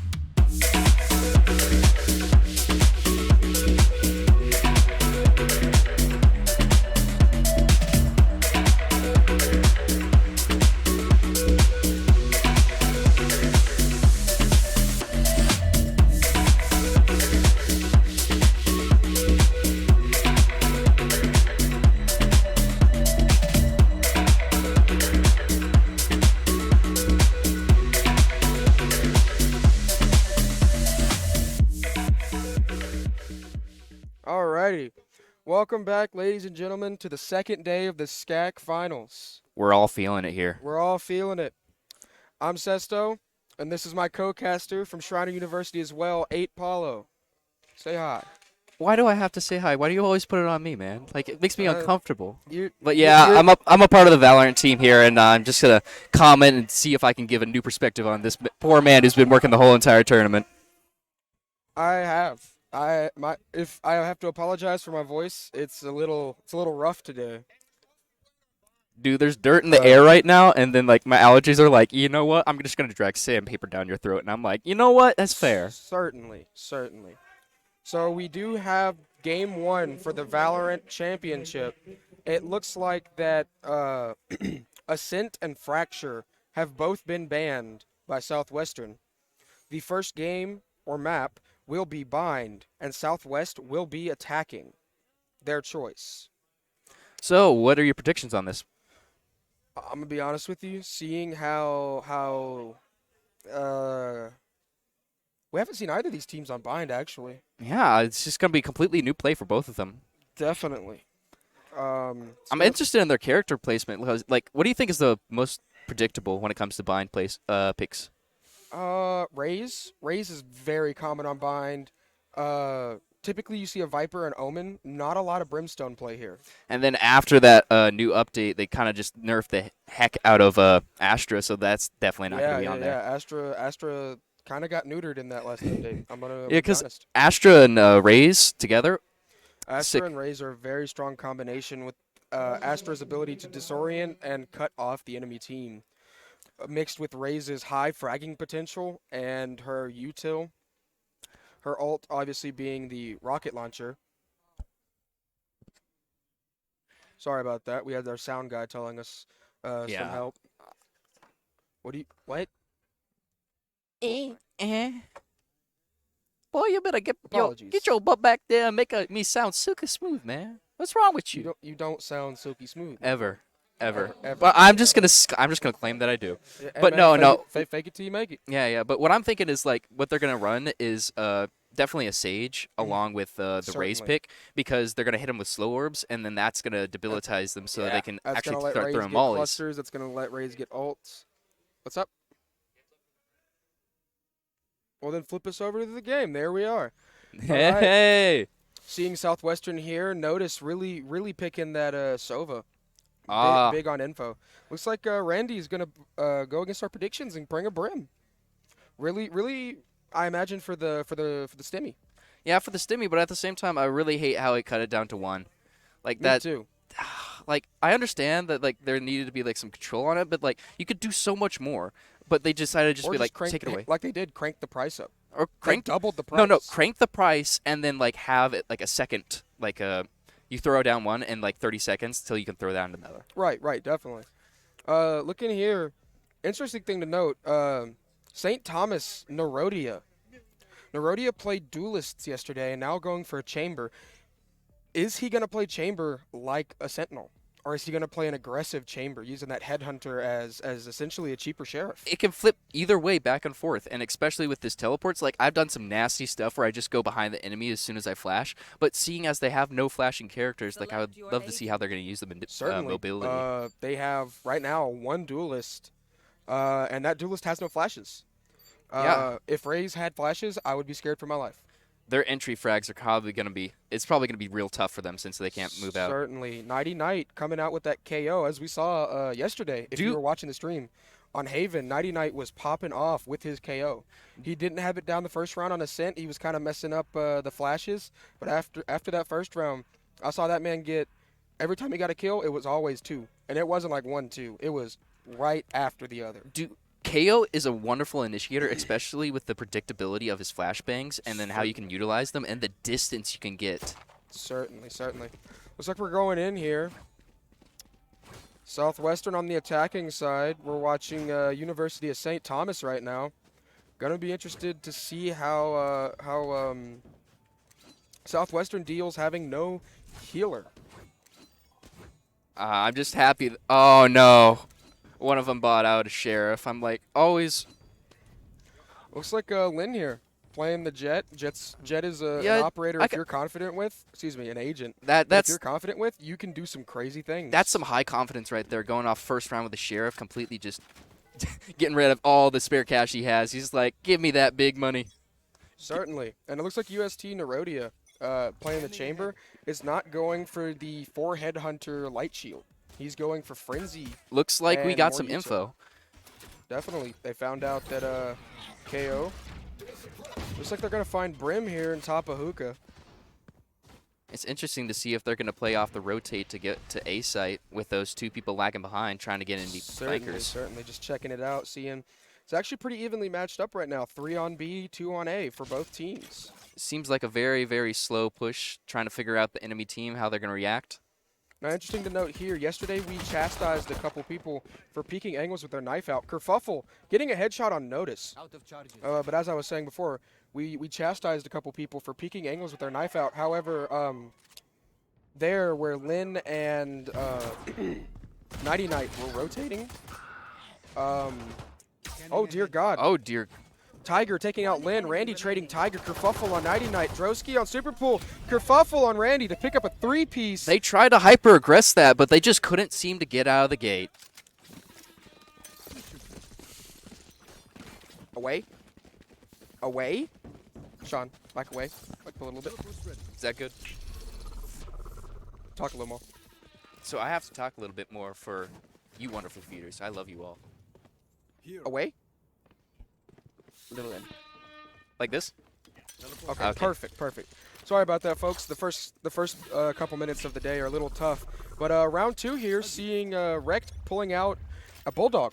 A very underrated gun, in my opinion, for lower buying rounds.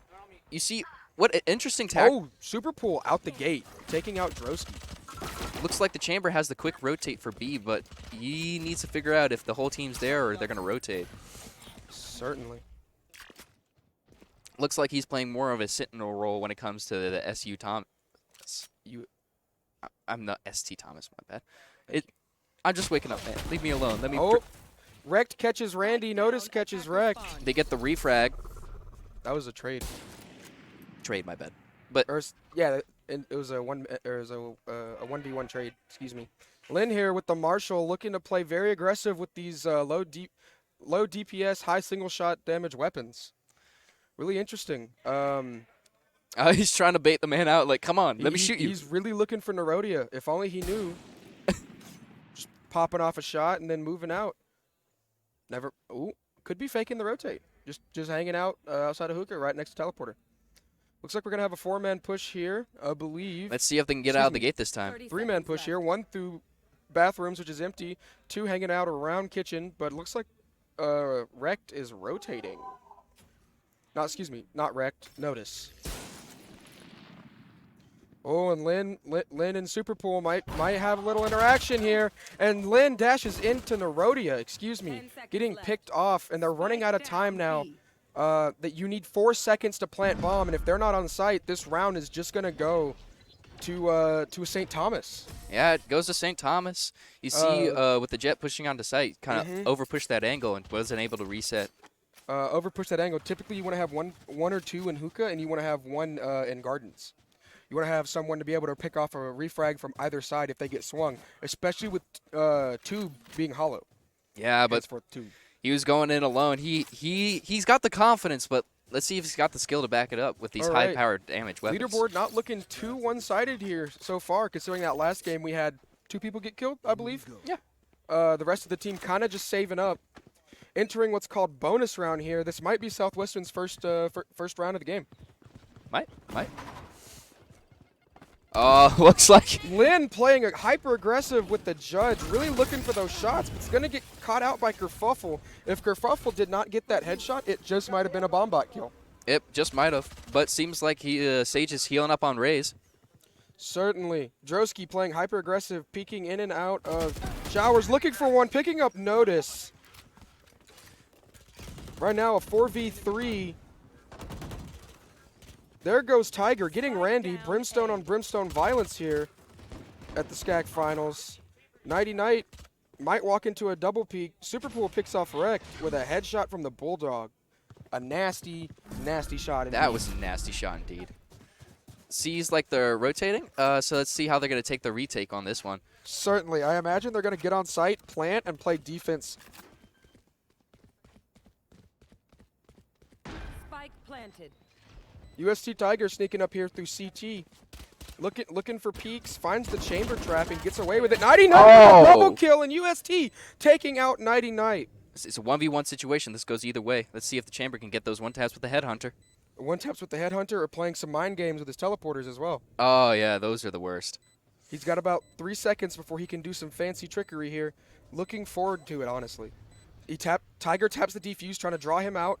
Peeking angles. Superpool almost losing due to not peeking. Is Tiger gonna stick this? No, he goes halfway. Tiger gets the bomb half and peeks and forcing Superpool to peek him, picking up the kill. Tiger does have his ult. Let's see. Oh, his first one of the round to get his ult. So let's see how he uses it. With the power of the sun, man. The power of the sun. Preparing for Hellfire. Just I hope they are. You know what? If you praise the sun, it'll never let you down. Mm-hmm. Praise the sun, brothers. Looking like both Superpool and Randy Beansy are going for more of a light buy. Lynn seeing some success with that judge play, looking for another one. Yeah. If it works, try again. See if it works better. Definitely, especially with her unlucky situation there, getting caught by Raze and her bot. Oh, yeah, and she almost had the Raze. Lynn here playing a little more passive, trying to find somebody pushing Cuppy. It just seems like their momentum is getting stalled out because they cannot make those heavy pushes. Ooh, Lynn hard pushing, trying to catch Tiger out, but loses the trigger discipline. Now the Tiger knows he's being followed 100%. Lynn getting away unscathed. Kerfuffle gets a nade off of Randy. Oh, and he uses his ult. That pushes him out of lamps. Picked up Lynn as she ran away, presumably. Yep. Notice now rotating, sneaking through. The zoning with his ult is just magnificent. It's phenomenal, if you will. Southwestern having a very, very heavy man advantage right now. And it seems like there's no rotation happening within the defenders team. This is really good since they're seeing that whenever they can't push a site, that they often rotate. Really important. If Nighty was peeking behind a little bit too long. If Tiger would have peeked that angle more aggressively, he might have lost his life there.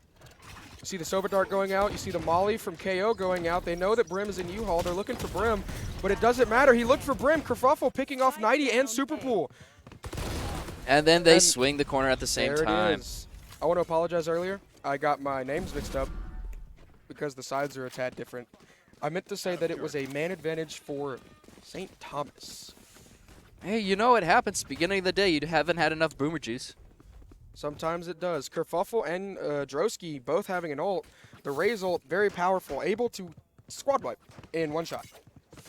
Let's see if you can put good use with those jump packs. If you got the mid-air maneuverability, you can really put that good ult to use. Certainly.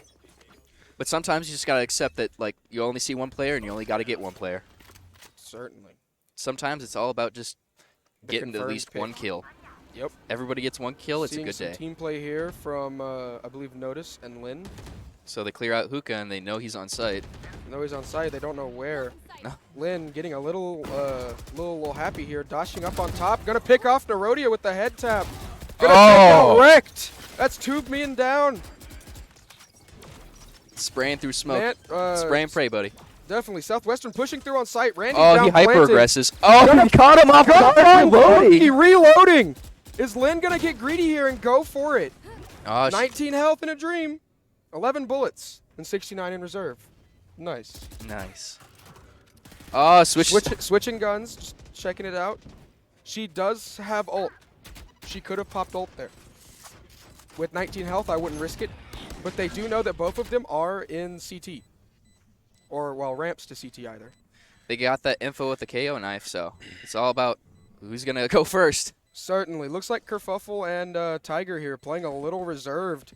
Might just save this round because there's really no good way to push that. There is no good way to push that because as soon as you try to peek that, they're going to swing from elbow and they're going to get you every single time. Certainly. Southwestern taking their win, not getting greedy and looking for the eco destroy. Very safe play there. Yeah, they got their econ and they want to keep it that way. Certainly. That's what we call risk-benefit analysis. Just let me have it, okay? Looks like Tiger sitting here with the firm on the Bulldog pick. Oh, yeah. Let's see what he does with that. Certainly. You see it a lot in lower play. With that 16,000 that he got, he can most likely save up for a Vandal next round, but he loves going back to that Bulldog instead of buying a lot less to go with more high power. Valorant Champions, April 10th through the 24th. Not sure anyone asked. I don't think anybody did. No, but it's in the map now, so it's important to call it out. All right, KO knife from St. Thomas, gonna find one person. Looks like it's a 3v4 right now. St. Thomas has man advantage. And it's a full rotate, and they overcommitted. There's only one person on A, so if they hyper-aggress this now, they might be able to catch him off guard. And it looks like Drosky for St. Thomas is actually pulling out and rotating, while Tiger's swapping over, going to A to pick up and help Kerfuffle. I don't care who you are, but a 3v1 ain't easy. Oh, looks like we got the revive with stage. Drosky's going to res Nerodia. Kerfuffle takes out 90. Super pull on Kerfuffle. Tiger on super pull. Randy taking out Tiger. It's a 1v3 right now. Randy is alone planting bomb. He does have ult, one smoke, and a molly. Can he stall? Oh, they know where he's at. That's going to be detrimental. They find him. Randy with the wallbang headshot on Wrecked. But Drosky finds Randy and has time to defuse. You hate to see it. He was trying to play off, but he had no other choice to play hyper-aggressive because if you try to peek that and then put the mollies, if you knew your molly lineups, you could have sit back and then use your ult along with the molly to stall enough time to actually for it to blow. But we see that he just didn't have right. But with a high fragging, hyper-aggressive team like St. Thomas, you don't want to be mid lineup check and get shot in the back of the head as well. You have to think about that. We haven't seen a lot of lineups in the game. That is true. That is true. Despite some maps like Ascent and Haven having very, very straightforward, very easy lineups, in my opinion. In your opinion. Well, I accidentally found a lineup one day. Dude, sometimes I just make lineups for fun. Oh, looks like he got the info. Lin is getting chased down by this Sova ult and the Raze Grenade, but it's not going to find him. Lin playing a little aggressive here with that op. Going to peek, but Kerfuffle with the head tap. Possibly heard Lin jumping up boxes. It's just, that's a horrible situation when you buy the op and you feel that you're going to like create some momentum, but then they bust out their ult and utility to stop you, and they don't even know that you have it. Certainly, Nerodia putting Nighty Night down. Randy taking Nerodia, Tiger taking Randy, Superpool taking Wrecked. Tiger taking Superpool. It's a trade fest right now. St. Thomas has the man lead. It's and liquidating the not board. looking so good. Oh, it's a 1v3 situation. Sneaking through CT. Doesn't appear that they know. Oh, I think they do know that he's an elbow. If he gets one kill here, he does get his ult and could use it to finish the game. Ooh, but he peeks incorrectly and Kerfuffle just taps on heads. He just didn't have that head height advantage. He had the crosshair placement, but when he swung right, he moved his crosshair left. Oh, which means he was looking shallow, and the Kerfuffle was sitting deep. And he was just sitting there, like, going up and down, man. He was was being a ping pong boy. He was bouncing. He was ready for it. He felt it in his bones, and he found it. St. Thomas having a very strong lead here, and starting of round 8. 3 ults for St. Thomas, 4 ults for Southwestern, but Southwestern's Jet Lin has just popped ult. Nerodia picking up that op that Jet dropped. And it just seems like he can't get the pick with it, though. Oh, not. Certainly. Looks like a 5-man through hookah. Lin getting a little over-aggressive here, but Kerfuffle ults Randy. Nerodia gets Lin. Kerfuffle taking 90 as well, and Superpool trades Lin. What's really nasty is when you know a majority of the team is in hookah. I usually just shoot a brim volley back there to block it off and then pop the ult, so they have no way to escape without taking massive amounts of damage. Certainly. Notice having his ult here, and so does Superpool, maybe, I believe. I'm not sure. Double operators get me confused, and I am very dumb. I just want a chamber showdown. Like, who has the better headhunter, man? We have seen a bunch of chamber versus chamber, actually. Yeah, it seems like he's very popular within the competitive scene right now. Well, the thing about chamber is absolutely busted. Yeah, with the right skill. He is 100% a skill, just a skill top tier. My goodness, agent. I'm terrible. I don't know if they're called agents, operators. It's agents. Thank you. Switches so many times. Looks like they're running out of time to plant the bomb. I don't think they're going to be able to hyper-aggress this. They might just save and try for next round. Tiger taking out Notice. And Nerodia getting the Headhunter on Superpool. I haven't seen a lot of Headhunter play, actually. No, I haven't. Well, correction, I have not seen a lot of Headhunter head taps. That is true. That is true. I've seen quite a few body shots. I have not seen a lot of headshots over casting all the 6 games I did so far. Or 6 maps, excuse me. Looks like USTs bring out the operator within their chamber. Let's see if they can do those quick taps when they... Oh, I just love popping off with the op. And as soon as somebody thinks like, oh, he's chambering another round, switch to that Headhunter and tap him. It always gets them every single time because they get hyper-aggressive and confident because it's just reflex. The cycle rate of the op is quite slow, but that is to balance its super good one-shot capability. Tiger picking up Lin here. Tiger also picking up Notice. Tiger really doing some work on site right now as Brimstone. Kerfuffle bouncing up as Tiger takes out Nighty Night, but Kerfuffle gets caught. Tiger taking out Randy. Tiger ace for St. Thomas. Tiger is just sitting there like, come here. I know you're coming out of that gate, but you ain't going to get out. Interesting to note, I believe that was St. Thomas's only ace for the competition. Hey, I'm glad to witness it. We have seen several aces, actually. First game, first map, first round of the Valorant Finals in SCAC. We had a pistol ace. When someone gets the momentum in this game, like, it's hard to stop them sometimes. Nighty Night gonna peek that with a knife, throw it out. Nerodia picking off Super. Looks like their KJ is trying to stall him out with the util. Certainly. What I'm not seeing from the KO is pushing through his mollies, though. Like, if you time it right, you only take a little bit of damage, and you can catch people majorly off guard. Not to mention, you can, and his mollies do not deal constant damage. They do it in bursts. That's why they do it in pulses. You can jump rope his molly. Yeah, and if you learn how to do that, oh, Wrecked picks off Nighty Night, getting that proper crosshair placement. Now gonna look for another. Potentially gonna get snuck up on here.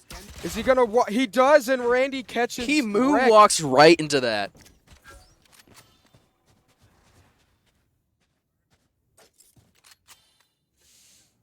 Looks like St. Thomas here playing a little reserved, having lost Wrecked. He's gonna stick himself in that cubby though. Like, that'll be a dangerous situation if they all push him at the same time without any support. Certainly, Lin dashes across and manages to get away with it. Lin taking out Nerodia, Tiger taking Notice, Lin taking Tiger. So it's a little bit of a frag off. Oh boy! 2v2 situation. 2v2 situation. Lin is low and Lin has op. There's one in CT/elbow and one up top. Whiffs the shot but turns around. Randy getting caught by Kerfuffle as Kerfuffle bounces over into tube, getting the sight, getting the line of sight. He's working well with shotguns, but like when it comes to those pinpoint accuracy guns, like he's not having it. Drosky picking up the op again, possibly gonna. Oh, give it handing back. it off to Chamber most likely. Certainly, we have seen. We've seen Chamber get 1 pick with the op, I believe, or maybe 2. Sorry about that. Apollo cannot seem to figure out. I what don't his even mic touch is it. doing. I don't even touch it, and I- it seems to I move don't closer to my think- face. I don't think it's that you're touching it. I think it's that you're changing how loud you're talking. Oh, sorry. I'll try to be more consistent this time. It's just I'm I'm a very exaggeratory It's not a big deal. person. It's not a big deal, right? Okay. Oh, okay. Okay. It seems like he's having a hard time getting his drone out with that molly taking damage. That's a waste of util. This poor man. Certainly. Interesting to note, Southwestern does have 1 ult, but St. Thomas has 2. Oh, he and their tries only to push ult that available smoke. player gets taken out. Notice trading, getting Droski. Man advantage is not clear right now. Rekt picks off Lin with a wall bang. And that zoning just pushes him completely out of garden. Certainly a good thing to do. You do not want anyone hiding in garden while pushing C-Long. All of Southwestern's kind of just stacked up here in C-Long, waiting for someone to push like a ding-dong and get greedy. Yeah, if you push those smokes, like all you have to do is just start spraying. Start spraying and praying. That's why I love when playing. Or drop a Brim Molly. Oh, yeah, that'll do it. A Brim Molly, a Viper Molly, any Molly really, except for KO. Heck, you can do it with a Raise Nade. 30 seconds left. Something that some people don't know, Raise's grenade is actually on a timer. It is not impact based.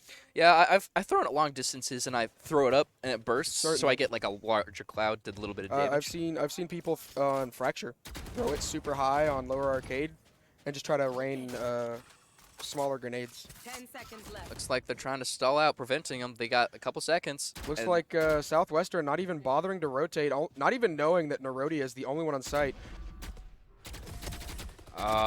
Trying to run away. Tiger picking up his looks third like they kill. can't save anything. Last round That's gonna in set the them half. back. Certainly, St. Thomas having a very, very hefty lead here. I was hoping really with Southwestern having that 1 round that was going to shift the momentum, but that does not seem to be the case. Lynn going back to the judge, hopefully trying to go gun shopping. Oh, yeah, she's probably going to she's going to pick it up because, like, she does really well with the judge, but when it comes to those bigger high impact weapons, it's just, she just can't seem to get it. Certainly. And with the higher movement gap, higher movement gap between Jet and other operators, agents in this game, shotguns not being affected by movement penalty is very crucial. Very crucial. Lynn's already going to get 3 kills with the head taps. She should just stick with the Vandal, and then, like, I think that's all she needs to do, because, like, whenever she switches over to the Marshal or the Operator, she just can't seem to get those picks. St. Thomas. Oh, looks like Chamber popped his ult. Very heavy. St. Thomas right now not doing so good. Last player standing. Southwestern has all 5 people alive. 1v5 with a Chamber ult out. Can he body shot the entire team? Or Oh, he's peeking with He's his gonna knife! make it, and Lynn with comes his out knife. with the headshot, winning the 2nd round of the game for Southwestern. We tell you time and time again, peeking angles with the knife when you don't know where people at are just, you're gonna die. You're gonna die. You're gonna die. St. Thomas might need to readjust here a little bit. They're getting greedy. I believe they're playing a little aggressive, a little cocky right now.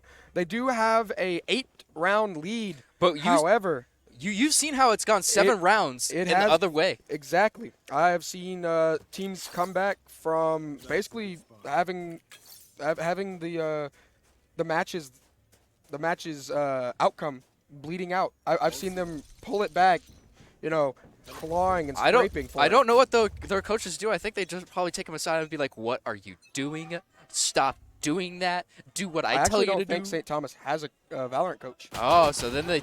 Oh, Tiger picks off Lynn. She's trying to stop that momentum she gained last round with the 3-man right off the bat. They're starting to understand that Lynn just pushes out that all the time.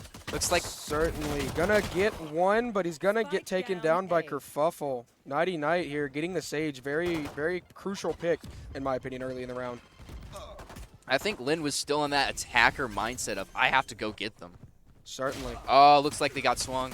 Nerodia gets swung, or Nerodia swings and picks up 2, a headshot for Notice and a body on Randy Beans. They both look the other way, and he's like, "It's my time is now." We call that COD timing. I know it's. I don't know why it's happens, but it does. Oh! Superpool gets a head tap. That's the second one we've seen today. Only has 22 health and a dream. But Superpool gets picked up by Nerodia, giving another round to St. Thomas. You gotta be checking those corners, man. If you don't check the corners and where they could be, like they're gonna be there. Also, attacker's advantage. Or peeker's advantage, excuse me. Look like a timeout here for They're gonna be rubbing their 8 balls and then just like telling them like, okay, it says not to do this, so don't do it, man. Certainly. Should I peek chamber with op? No, you stupid idiot. All right, I'm gonna do it. That's how I play some days. I'm gonna be honest with you. Some days, like you do like really poorly, and then you think you're like the bane of your existence. But then you get into that match with just the right people, and then you just feel that energy, and you just pop off, and you're like, where was this all day? Certainly. Looks like they're reviewing strategies. Looks like that ST Thomas is gonna be going for about half buy. Make sure they have enough econ for the next round. Well, we can't call that yet because timeout selective. You can't do anything. Oh well, I'm still gonna try. Okay, man, let me try. Oh no, don't caster curse it though. Oh, true. All right, timeout. Caster curse and immediately picks up the Phantom.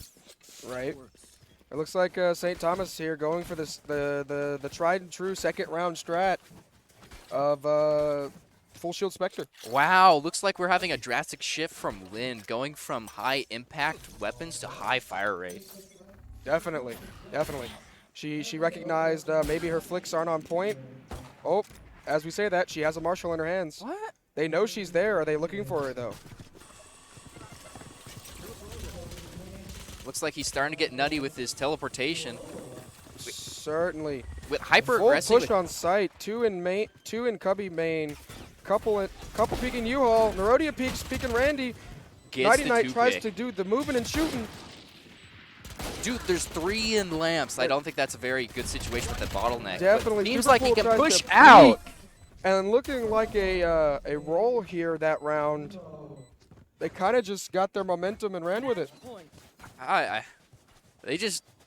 You think they can't get out of the gate, but they just force it. And Certainly. They just don't get picked. All right, first map here, match point. How do you think the second map's gonna go? Any predictions? Maybe Icebox.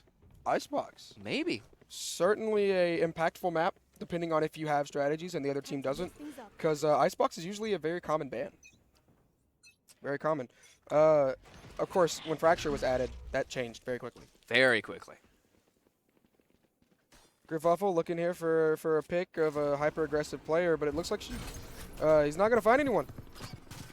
Looks like 3-man push to Cubby now. A KO nade, forcing her to drop back a little bit. Looks Looking like for he's the satchel. hyper-aggressing again. B-hopping. And Lynn gets picked off. Kerfuffle B-hopping around the corner, stopping, dropping, and popping heads. Hey, man, sometimes you got to stop and drop and then pop some heads. Yep, Nerodia body shotting Nighty Night here. You want to play? With the headhunter. That is not what that gun is meant to do. You are supposed to be popping heads, as the name implies. Wrecked going here for a fancy little dart, trying to use converging hitboxes to protect it. Oh, looks like UST is popping out that ult in chamber. Let's see if he can get those quick one-shots. Yep. Oh, Kerfuffle jealously guarding lamps. Oh, no, she's on the attack, and that will be it. First map goes to University of St. Thomas. That's... You've seen these matches where, like, it's one-sided on one way because they just, like, they know the map better, and they just know that they're going to win it. Certainly. And then it goes to the other team, and they pick the map that they know. They're like, we're getting it this one. Certainly. Interesting thing to note, though, because UST is such a dominant team right now and is at the top of the bracket, quote-unquote, they will not be allowed to ban maps. Really? Yes, they will only be allowed to pick. It is up to Southwestern to realize what maps UST is the best on, and do none of that. That's what I'm saying when you go with Icebox. It's a highly unpredictable ploy. And then if you just know it better than the other team, because that's the most likely ban, and they're not playing that, and they're going to be going to their metas that they know that they're going to be playing. Certainly. So if you go with an Icebox picks, that's going to be completely unpredictable. And if you have comfortability within that map, because you're practicing all the time, that you can outplay them with it. Certainly. Going to be interested to see what the second map is. Are they going to go with a comfort pick, or are they going to go with a tilt pick?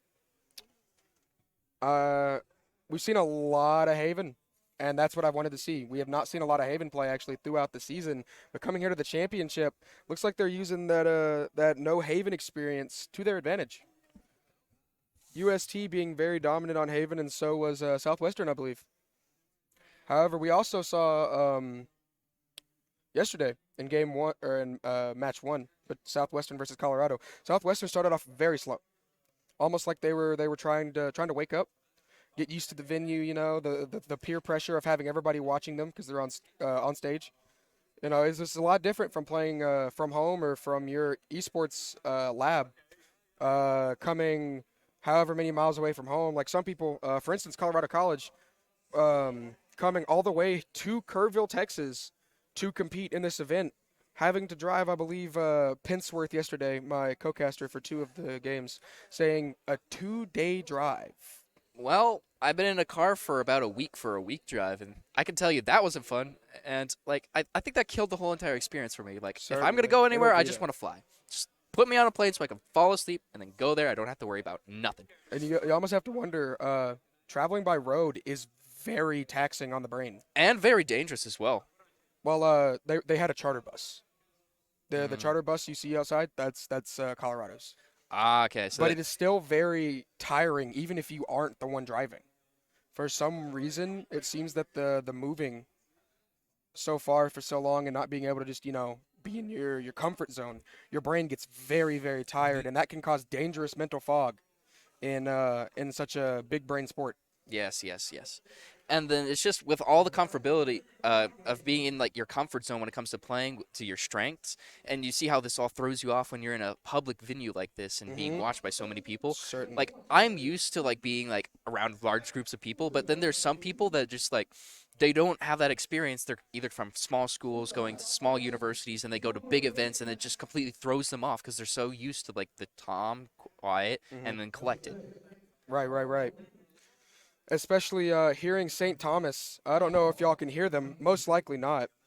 We are sitting behind their computers. They are very loud. Very. They are animated individuals. Let's just say that. Very hype when winning a round, when getting an ace, as we heard earlier from Kerfuffle. They are very loud, and Southwestern choosing Icebox, actually. We have been informed. Looks like you called it. Sometimes my genius astounds me, and sometimes I don't like that because being right is not fun. It is not. Being right is not fun. It hurts me sometimes because I'm like, I know this is going to happen, and it happens, and I'm like, was that me, or is that just the universe saying, like, you just right. You just right. You're just right. One moment here as I ask through the curtain. Somebody throw me a pin? Thank you. So now it's game 2. Gonna write this down here so I keep it memorized. Icebox is chosen. No. I'm not allowed to do that on stream, and that's unfair. Life's right. unfair. You just gotta deal with it. Now we're just waiting for the side pick. Who is going to be attacking? Who's going to be defending? Icebox is a very small map. Correction, we do have side confirmation. Southwestern will be playing defense first on Icebox. As I hand this paper back because somebody behind the curtain needs it. Why do you need it? So there's definitely going to be some chamber plays here because, like... Oh, yeah, my bad. So we're definitely going to be seeing some chamber plays here, but it's... Certainly. But let's see how the other picks go, because when it comes to the smokes, we've seen a Brim is a fan favorite of one of the is a what was it? UST. UST. Thank you. But it's going to be a choice between Brim or Viper. Viper is very crucial on Icebox. Certainly. Her wall is very powerful. It's very useful to play mind games as well. Especially when it comes to flashes and peeking out of them. As soon as you Definitely. throw up the wall, with that team play when it comes into it, you could just peek angles like nobody's business and take a site almost immediately if you learn how to use the Viper wall to segment it off. Certainly, especially with a recently reworked duelist who came out with the Icebox rework, Yoru. Yoru's flashes, the way they work now, little heads up, is they do not show up. They are invisible to the enemy until they impact a wall. When they impact a wall, you have about maybe a full second to turn away, or you're going to get full blinded. If you actually think about strategies when it comes into this and taking a site, you could get Euro, play backside, and then throw your TP onto site, and then have you holding your flashes and flashing angles so your team can immediately peek it after you flash, and then as soon as site is taken, you can teleport on with 0 transition time to be planting that spike. Certainly, Yoru is a duelist by definition. However, his flashes and his ability to play mind games with the enemy team almost, I would say, could vouch for him being a pseudo initiator. That is very with true. the invisible flashes, the clone baits, the teleport ability. I don't know how many times I can tell you I've dropped the teleport into hell on Ascent A site and teleported behind the enemy and shot him in the back because they weren't ready for it. Dude, I don't think they're ready for what I do to them. So, Who says something to me?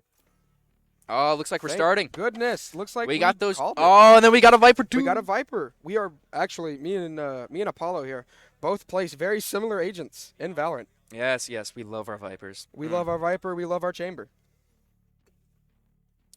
Yeah, I just remember whenever I got that flash operator, I was like, I put my teleport in a very obvious place, but it's where the team's pushing, and then they just ignore it because they're focused on gunplay and then taking out the enemy team. And I immediately tell my guy, flash on. As soon as he flashes, I teleport right behind everybody. Everybody's flashing. I'm like, oh, it's fish in a barrel. Interesting thing to note here, Chamber, very powerful on Icebox, specifically because the map is very linear, but it's very parallel with its linearity. Looks like Lynn's going with the Reyna play. Let's see if she focuses on more, instead of the high impact gunplay, to more of the focus of like reducing spread and making sure she gets those instead of one taps, it's a couple taps. Right. Very interesting thing I like to do with Chamber on the site, right, is I'll place one of my rendezvous underneath kitchen almost, and then I will place the other one behind yellow box and peek B main to start off, looking for that first pick of the game to push it in my favor. Looks like they almost got the same operators except for the switch out of Reyna and Jet. Right. And Reyna and Jet are flashless operators. Well, really going to be flashless operators. Reyna's flash is not a flash. It's definitely not a flash, and especially with the UST having that high control within their precise aim, that it's going to make very hard for them to push out using her ability to blind, because they're just going to flick to it, get it, and then flick back. It's easy to say that, but like, let's see it in practice here. Let's see if they can pull it off. But yesterday we did see Lynn on Icebox with Reyna drop, I believe, almost 30 kills. She was going ham yesterday on Icebox. So this is a comfort pick and unpredictable as well. Ooh, this could be a major turning of tides. Gonna really look for it here. I want to see it. I want to see a good match between these two teams. 1 second. Hey, Joseph. It's best of 5, but the best of 3 graphic is up for the point markers. Do you see? Looks like they got the info for the KO knife, and then when they got the info for the KO knife, they might be switching. Oh, yep, they're switching off to A. Looks like we got 2 people in mid trying to prevent any rotations. Oh, it doesn't look like they're going to fully commit to the rotation, though. Viper bubble going down here for the defending team, which I believe is Southwestern. Lynn playing a 90-degree angle here, trying to find somebody walking through, looking the wrong way. Randy's going to get head tapped by Nerodia, but Lynn takes wrecked. Lynn takes Nerodia. Looks like Lynn is just very comfortable with Reyna. Oh, they walk right past each other. Right past each other. If Tiger looks down, Lynn is dead. Tiger looks down and Lynn is dead. Lin, after picking up 3, that is not a favorable trade. Tiger now hit a little bit too hard with 2v2. Lin has single-handedly been the only one this round to get a kill. That is so far. That is frightening. Last player standing. Kerfuffle spraying down Super Pool. Kerfuffle spraying down Nighty Night, picking up 2 kills herself. That frenzy, when it gets going, like, you can't stop it. But me personally, I'm waiting to like have that frenzy dragon skin in my store so I can buy it because it is too adorable. It is too adorable. All right, and we've actually we've seen yesterday Viper very impactful on Icebox, right? Viper's ult being able for Viper to single-handedly easy ace. I hate to say it, really, but Viper's ult does allow easy ace potential. It does, especially when I place down her ult. I either pick the Odin or the Bucky, and I just go ham. Okay. Tiger here, looking for a pick. ADSing. I haven't seen a lot of ADSing from non-snipers. Looks like Rex they're searching out. He doesn't find anybody, but he's going to peek back, and he finds 3 in the back of B side. Yeah, they know Looks they're like there. One pushing 90. Kerfuffle on top, just going to work. Tiger gets notice. Lynn trying her best here with those high damage single impact. Kerfuffle picks up 2 with a wall bang on Lynn. Nighty Night playing very far back, potentially looking to save the round here, but it might not happen. Evading the KO knife. They've spotted him, and it looks like they're probably going to run it up. Certainly. Very good callouts behind us as Nerodia picks up the headshot on Nighty Night. We can hear them behind us calling out every little thing they see about where the enemy is. Really, really doing their best to communicate. Yeah, they know how to keep the distance because they know he got a shorty, and he's just waiting to peek a corner. He's going gun shopping. Going gun shopping.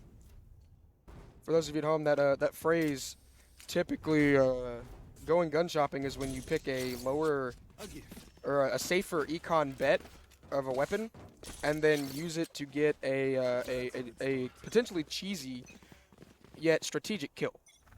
Waiting for someone to push around a corner, not checking corners, and just popping them in the back with 2 shorty shots, and then you steal their gun and run away. Looks like they're trying to full commit to A because they understand that they can get them plays. Lynn's up top, gets flushed out. Still very good callouts coming here from St. Thomas, but Lynn head taps Nerodia with the flick. Looks like they're trying to, and they can't And get Tiger it. kills Lynn's momentum. Lynn being very, very powerful here. Looks like, it's a rotation off of A. They might be, no, just scouting out mid. Looks like they're going to be running up on Chamber and then, wait. Oh, they're getting a little tricky with it. Oh, no, it's a single man push. It's a 1v1. Oh, no, he backs out. Dart not discovering Chamber. Looking like they faked going A, but it looks like Southwestern's not going to see that it's a fake and call rotate. Looks like Randy moving back, trying to pull him back, leaving Chamber on his own. That was a tragic KO knife, but they're able to move in there, change the topography of the whole entire thing with that Viper wall, and see if they can stick it from now on. Yep. All right, Chamber now pushing over as they see, but is Silver going to pick him off in mid? You hate to see it. Ooh, Randy getting the flick on Drosky. Maybe Drosky was taking a sleep. 2 health, but Tiger gets Randy and Rekt pits super pool in the mid. Kerfuffle picks notice as Rekt gets 90. And yeah.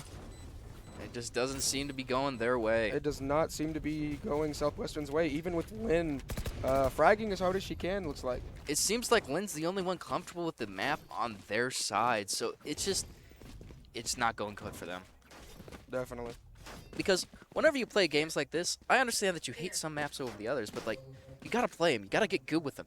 Certainly. If you don't enjoy the whole entire game and then only choose some things in it, like, I understand that's your preference, but when it comes to competitions, you gotta expect the unpredictable. Oh, most certainly. As a newer player, I used to hate Astra. I really did. So I rejoiced when that Astra nerf came out and kind of neutered her into uselessness. Looks like they hear the information about Jet doing those little glides. Yep. Super Bowl playing by Yellow Box. Doesn't seem to have a teleport down. They get Gonna the get info spotted. on Chamber. Oh, and then they swing him. Right, that Viper wall there looks very similar to the one that we've used. Nerodia looking for flicks. Lin picks up Tiger, putting him down, but Lin gets traded. Can't. Oh. And they get him down. Looking for the revive here Flawless for Econ. victory brought on by ST Thomas. And we finally have some people showing up here. Matt finally decided to join us backstage. Say hello to the people, Matt. Just kidding, you're not on mic. Haha, it is funny because he is not. All right, looks like we're going to have a timeout here. Randy Bean's calling it for Southwestern. Seems like they're trying to reconsolidate, especially with their bad econ. They got to get the momentum moving back before it all squanders away, and they're scrambling to get their econ back up to do another high buy round like this. So it's all down for the big cojones right now. Right.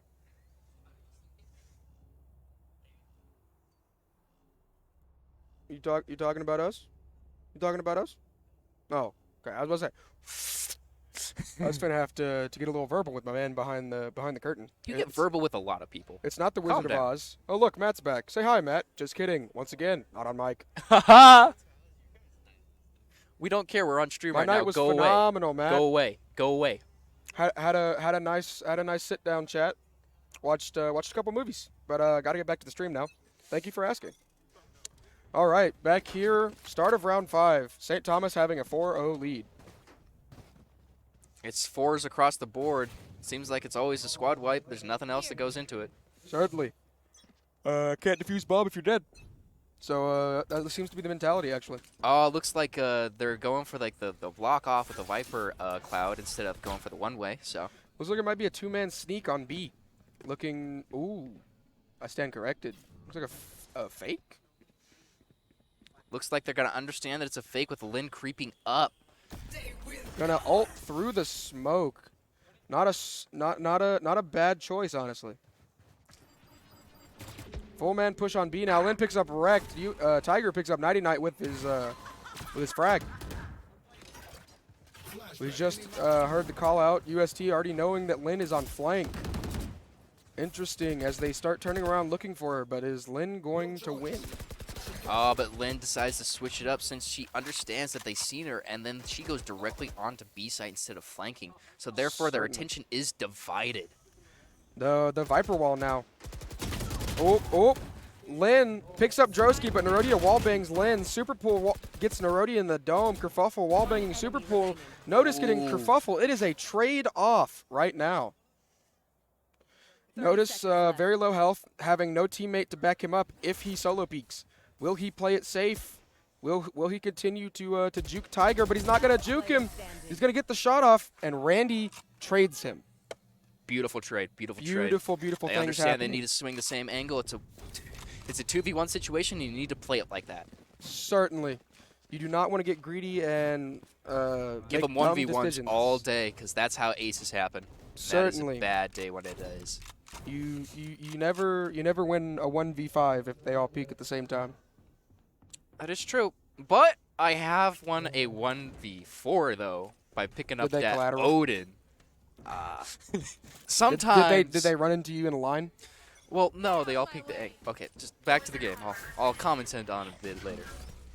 Oh, looks We'll like they talk about it understand during where the Lin is. They know she's up. They know she's somewhere, but they don't know where. Now being Looks like flushed she has out to back twice off. from there. Oh, you got the pick.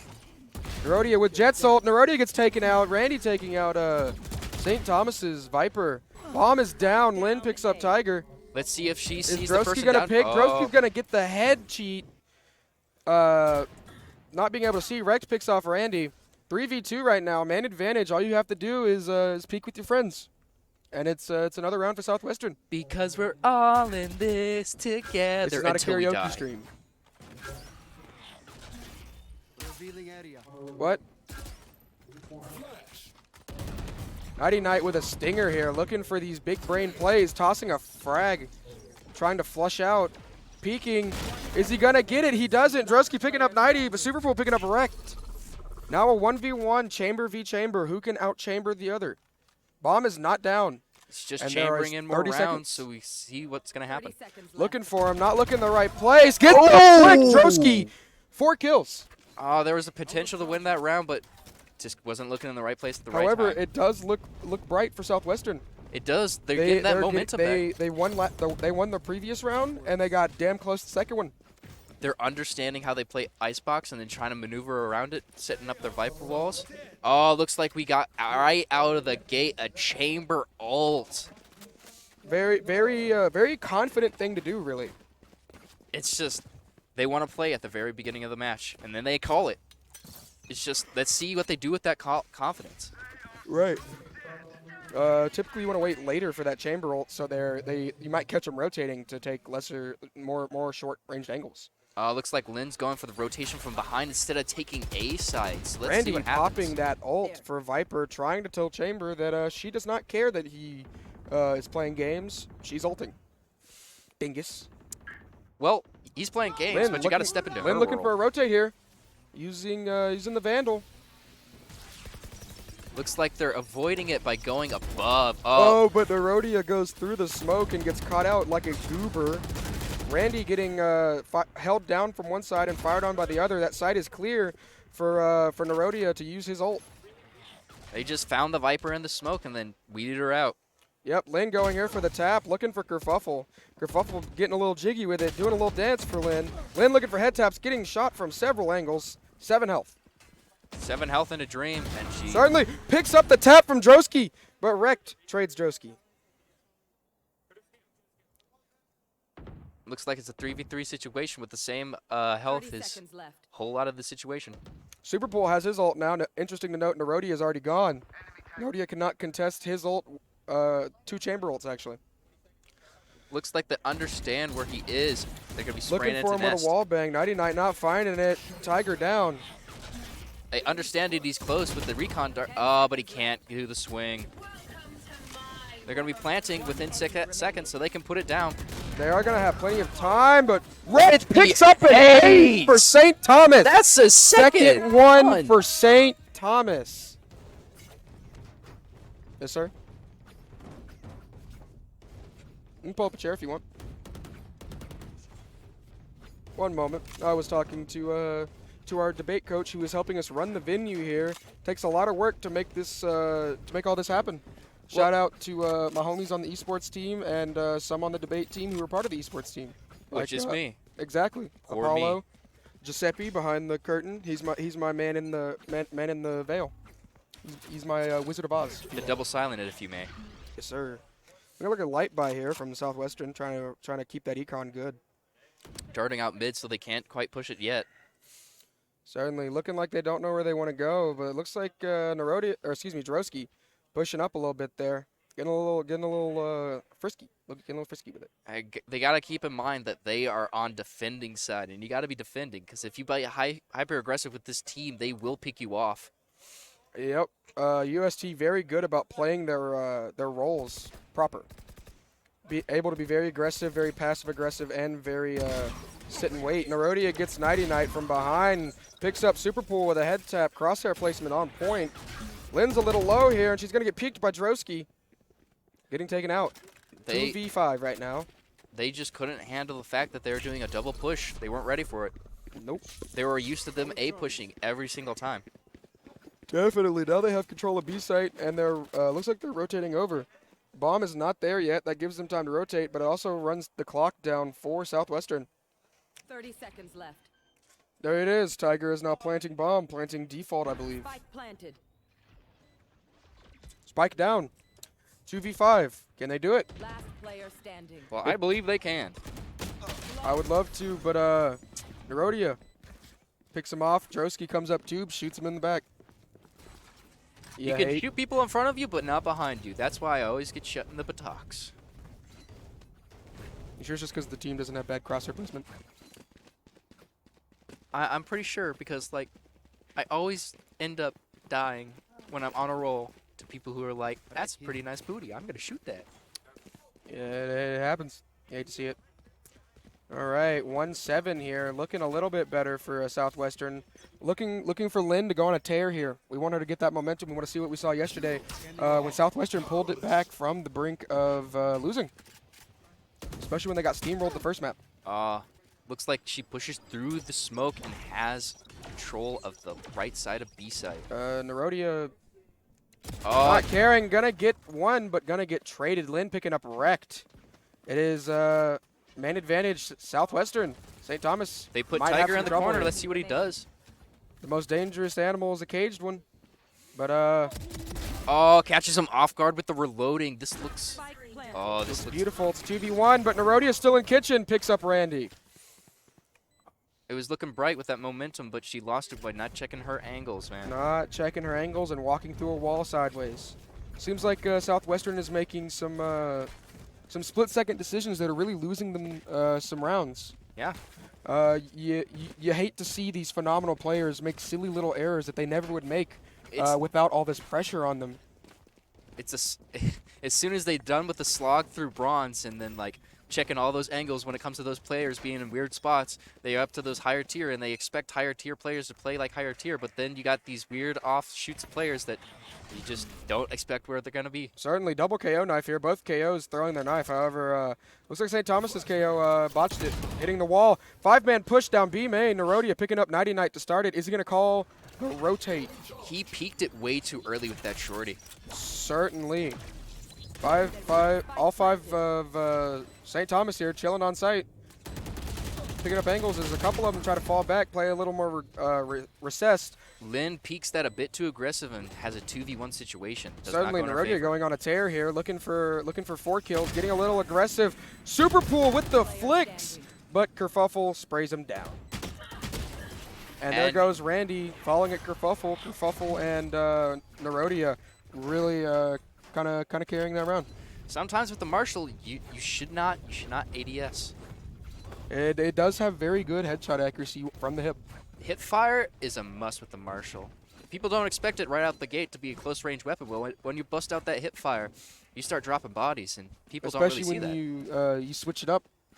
You fire maybe 1 or 2 standing up, tap strafing, and your third shot you crouch.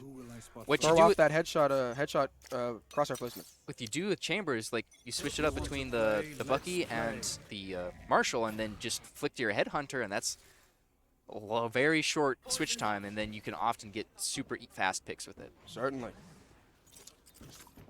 Looks like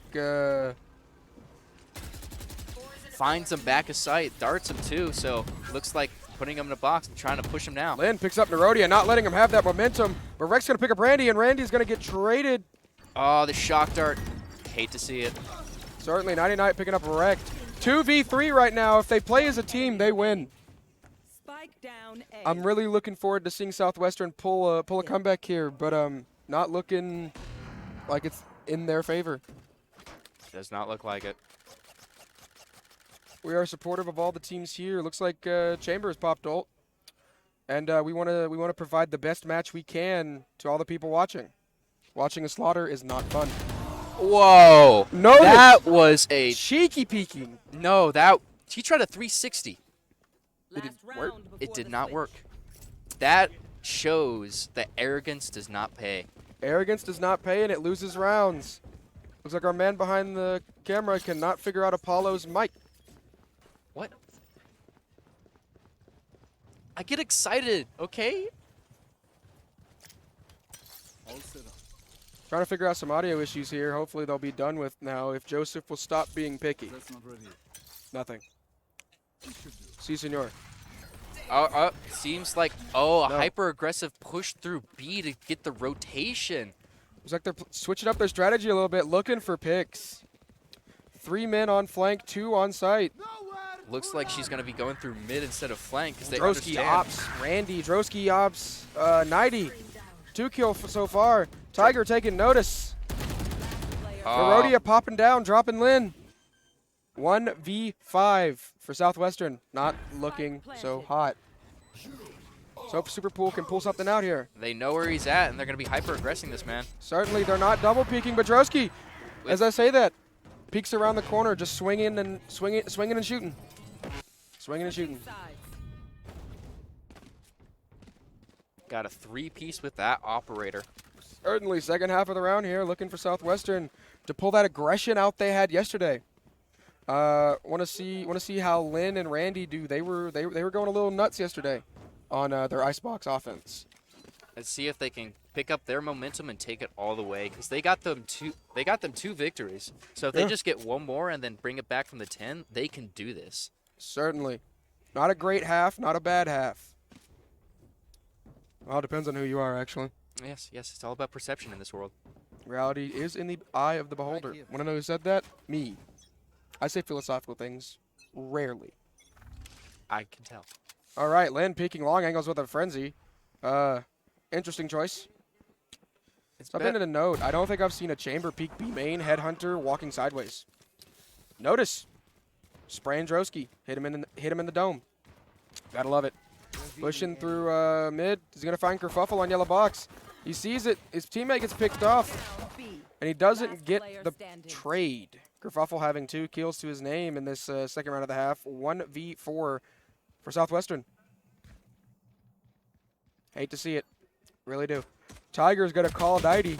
Tiger's going to lose the gunfight, but leave Nighty very low, and Nighty's going to get gunned down through the wall. Duck his hands around them corner and got them shot off. Yep. Alrighty.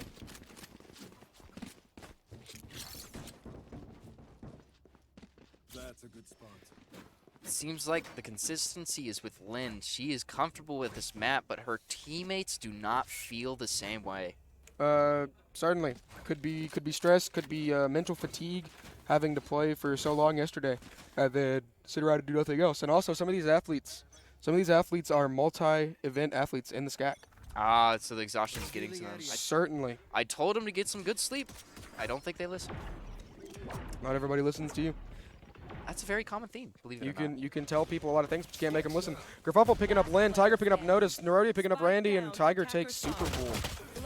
Tiger gets a 3K and ends the round by picking Nighty off in mid attacker's side.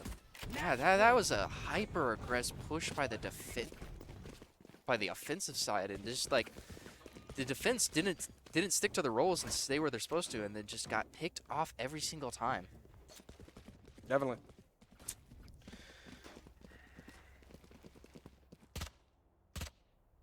That works. All right, now coming up on a timeout from Rect. Gonna be a St. Thomas timeout here. Potentially discussing. Hey guys, we got it. All we need is one more round. So let's finish it. Let's put the foot on the throat and let's press down. They're just gonna review what they do good, and then they're gonna keep doing it. Keep doing it. Certainly. Looks like UST St. Thomas right now is actually playing very well as a team, seeing very similar KDA and very similar kill count from them. As you mentioned earlier, you said Lynn feels very comfortable on this map, but her teammates not so much. I think that is the case. I think the issue is going to be here that Lynn is going to be using a Phantom when it comes to this round instead of going with the full buys. Sir, that's a Spectre. Spectre, my bad. I'm terrible. I always get those two switched up. So she's not going to be having the full capabilities and her teammates having out full buys. And then it looks like there's mixed buys with a little bit of a saving on the opposing side. A little bit of a bulldog play here. Again, from I believe Tiger from St. Thomas. He makes that thing work like a Vandal. It's gold. Looks like they're hyper-aggressing again. Lynn playing close here, looking for picks. Doesn't find one. Super Bowl gets an Nerodia off screen. Tiger picking up Lynn on screen. There's a Spectre v Spectre. It's just Lynn didn't have enough health. Oh, looks like he gets started and then picked off. Droski picking up Super Pool. Getting the three men to kill. Peeks the corner, gets blinded. Nighty picking Droski, Rekt picking Nighty, Notice picking Rekt. Trading. 2v2 right here. Can go either way. Got to play your cards. They just got to liquidate the board to see who's left. I believe it was Willie Nelson. You got to know when to hold him and know when to walk away. Kenny Rogers? Apologies. I'm stupid. It was Kenny Rogers. Don't beat yourself up, man. At least you're trying. At least you remember. They do look similar. Looks like we're going to get a plant and that's going to be on the A side. They're rotating back, looking to now be the attackers, essentially. Attacking from attacker spawn. This CT. has been a weird round with all the swaps and the strategy being defensive goes offensive and offensive goes defensive. One thing I did call out yesterday. Excuse me. One thing I did call out yesterday, though, Kerfuffle picking up a wallbang here. Kerfuffle picking up Randy Beans. Looks like that's going to close it out for ST Thomas getting the defuse. Certainly. One thing to finish my statement, one thing I called yesterday, this is a very, very mentally intensive event. Especially with all these Valorant matches being at least an hour long, it will drain you. Certainly. We've seen teams lose steam. We've seen teams pick up steam. It's all about how you just get back to the huddle, do what recharges your batteries, and then come back refreshed. And if you can't sustain that, then you lose momentum, and then you lose hope. And then when you lose hope, you cannot pick up those dubs anymore. Right, right. Sports psychology. There's a lot about how esports affects the brain. Especially with the critical thinking skills when it comes to those high intensive situations that you have to make split-second decisions. Yep. We said yesterday on stream, the battle is won in the mind. What do you think about that quote? The mind is only an extension of how you use it.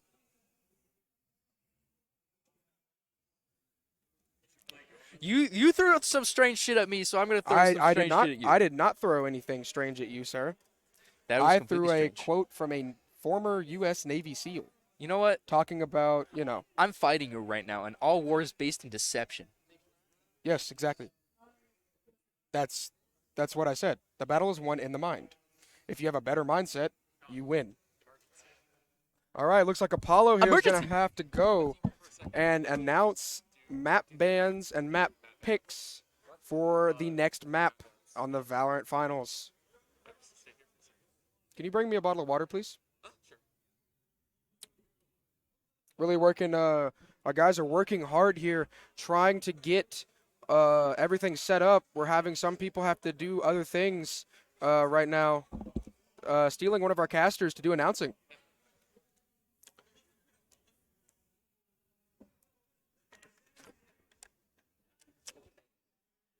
I believe Apex is playing right now. Excuse me, no. Overwatch is playing right now on the main stage. Looking a little crazy here. Very high impact, high intensity games going on right about now. Very fun to watch. Taking a break. Excuse me. Taking a break right here. Waiting for map pick, map ban. I believe we ban on the third round.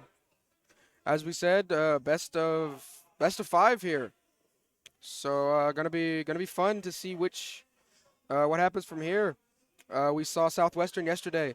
Southwestern has that can-do attitude and will fight tooth and nail to win. Can they pull it back?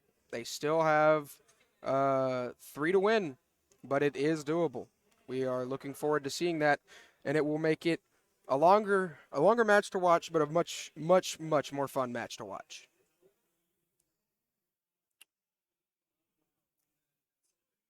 Taking a little long here. So just taking a little long here. Give me something interesting to say.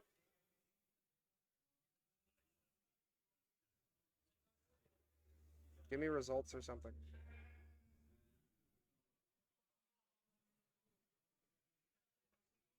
Results or something. I know. I've already called that. Oh, and it looks like, what's the word? Southwest.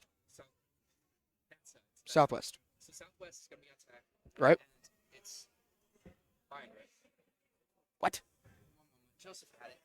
You're the one getting the map bans. Why are you asking me what the map is? Well, I have to do announcements. I don't have to remember stuff.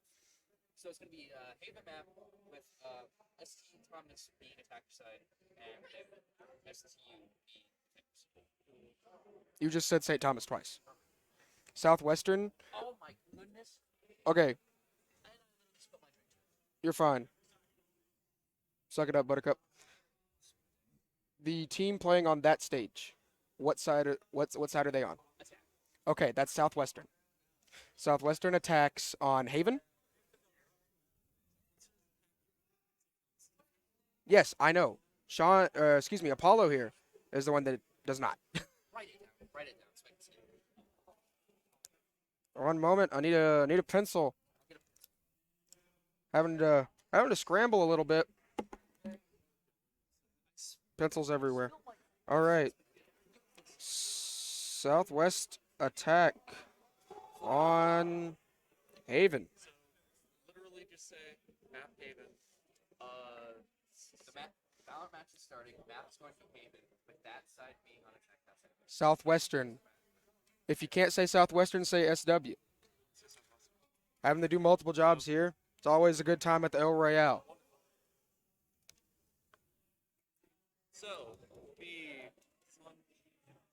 So the Valorant match will be starting. The map is Haven. However, having a little bit of a dead air. You guys watching at home, go grab a snack, get a drink. We might be here for a while longer.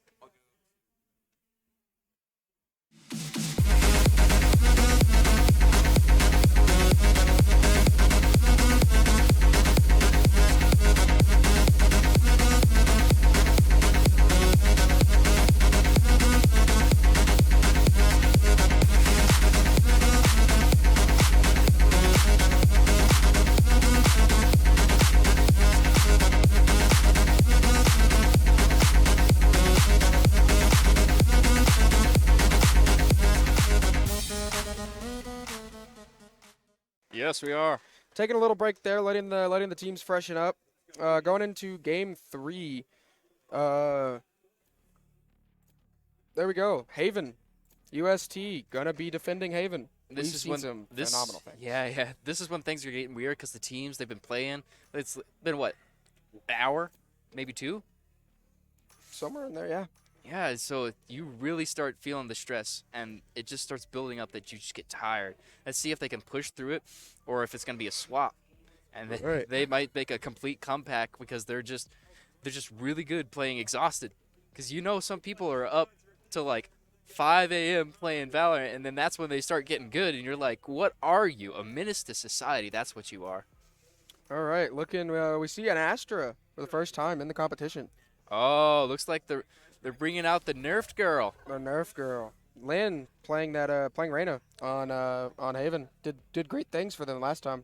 I'm guessing it's nerf or nothing. It potentially. Kerfuffle bringing out a breach. Rect bringing Neon. I think that's the first Neon we've seen. That's the first Neon we have seen. This looks like it's a complete switch up from the usual, except for the 2 chambers. They always got 2 chambers. You've got to have chamber.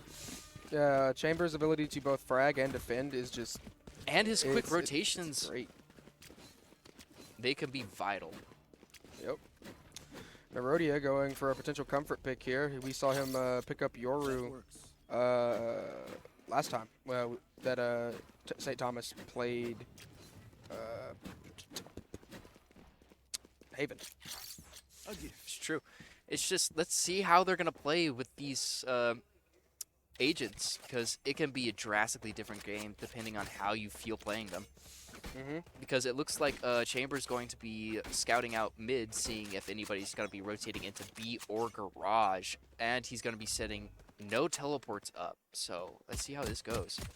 Ooh, Drosky playing a little risky there, running across. Lynn's going to push up. Is she going to check both sides? She's going to get caught in the crossfire here by Tiger. That's too much aggression right there from Lynn. Yep, Nerodia picks up 2, Superpool picks up Tiger. Drosky sitting here 5 health recently. Kerfuffle picks up Notice. 1v3 and the 3 win. Looks like they tried to bring the momentum, but they just couldn't carry through with those staggered pushes. Certainly. I got enough time to go into the astral form? First round, very important. Sets the tone for the rest of the game. Some teams, though, just do not care. they will play at their own pace. I think when it switches over to the ST Thomas side, they're just going to be pushing a whole lot slower compared to Southwestern. Right, Lynn peeking C long with a Marshall, trying to get a pick here. Nobody shows. Just doing a simple clone tactic, nothing more, nothing fancy. Making sure he's not peeking out himself. Seen a lot of high level Astra play here. Trying at least. Ooh, Lynn, while blind, gets very close to the headshot on Nerodia. Two blinded. Nerodia's gonna get the double spray down. Gonna pick up a third in big window, but gonna get taken down by Lynn as she pops the corner and body shots him. Couldn't follow that through, too much Rec damage picking given. Noctis and Kerfuffle finishing Lynn, trading Nerodia. Very fast round once the action started. It seems like they're just going all in all at once, and they just can't seem to pick out that one person who's holding the gates closed. Yep.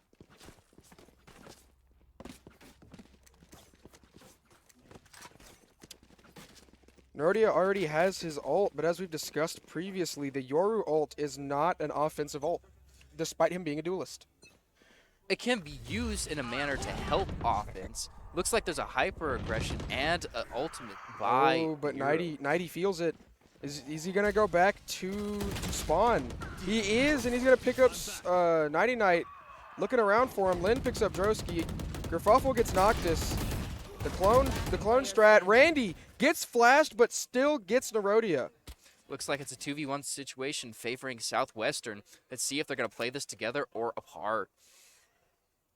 It's a 2v1. 2v. Yes, correct. Apologies.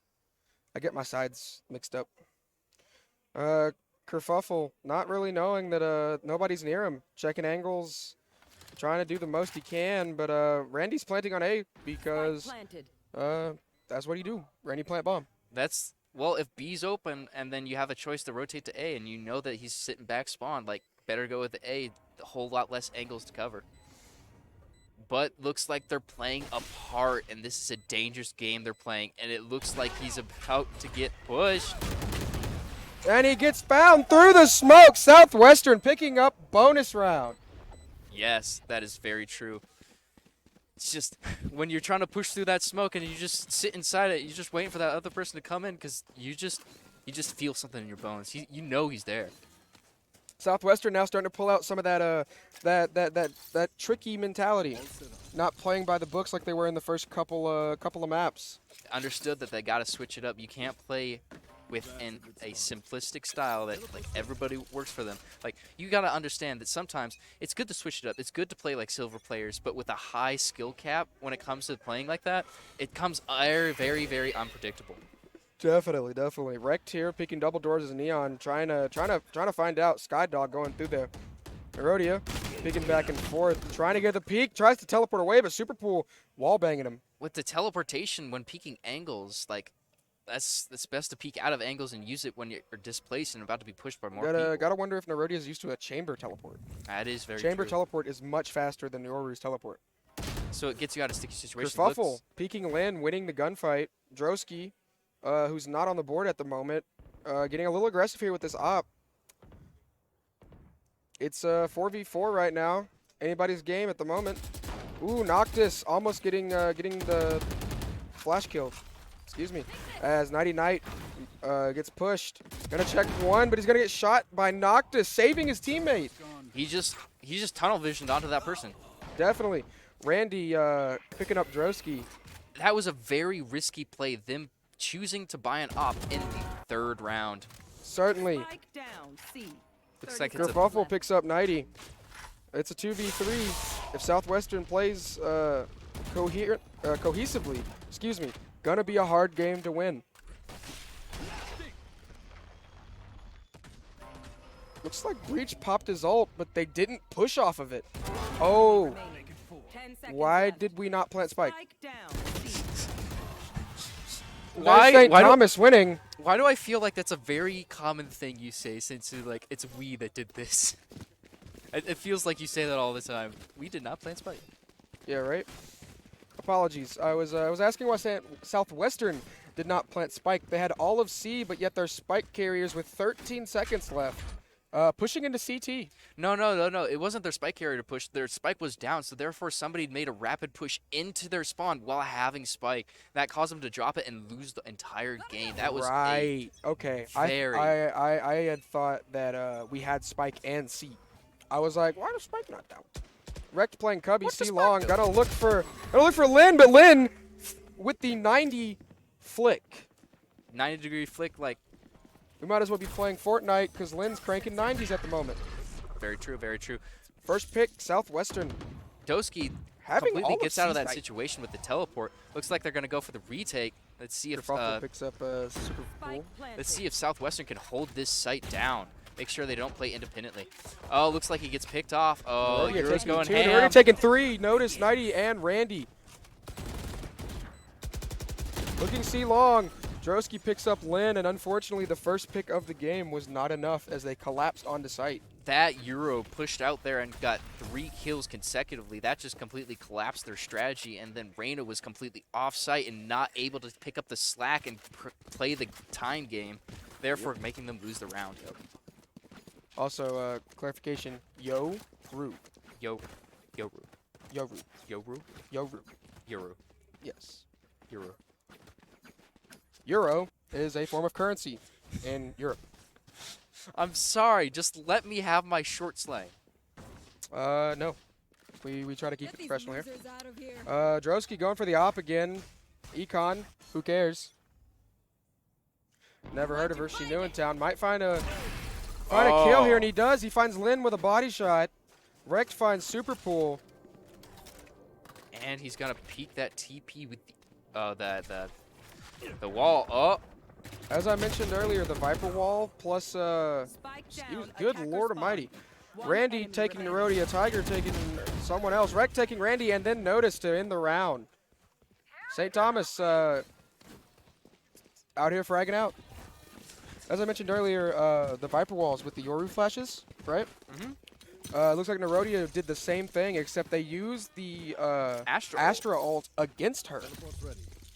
man. That works. It becomes a guessing game, but what I like when it comes to these fourth dimensional plays you got to think of is when you're using util in tandem, especially with the Astra ult, you can really play off of that, especially when you bring in Sage to the equation. But Certainly. seeing as they do You not, want they to cannot play it. Let's play. All right, and Droski's peeking A long, looking for a pick, but no one cares. Nerodia picks up 2. 90 notice. Nerodia 3. Lin. Randy gets Nerodia, shutting him down for this round. Kerfuffle picking off Superpool. The Superpool had the ult out. Randy gets picked. Randy picks Rekt. Kerfuffle picks Randy, and that's going to be the end of the next round. Defenders win again.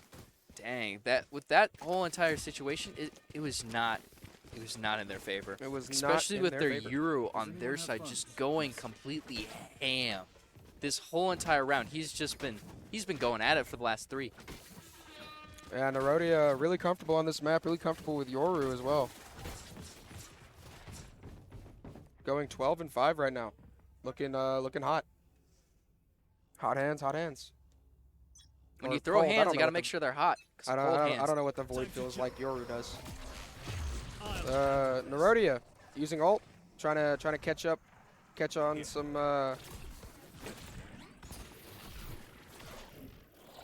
get some shots. Ulting back into spawn, faking him out, trying to make him waste time, but Randy takes Tiger. Lin creeping up here, sees Rekt. Rekt sees Lin. Oh, it's Throwing the blind, getting the blind as Rekt peeks, actually. oh, looks like Nerodia picks Randy. yep.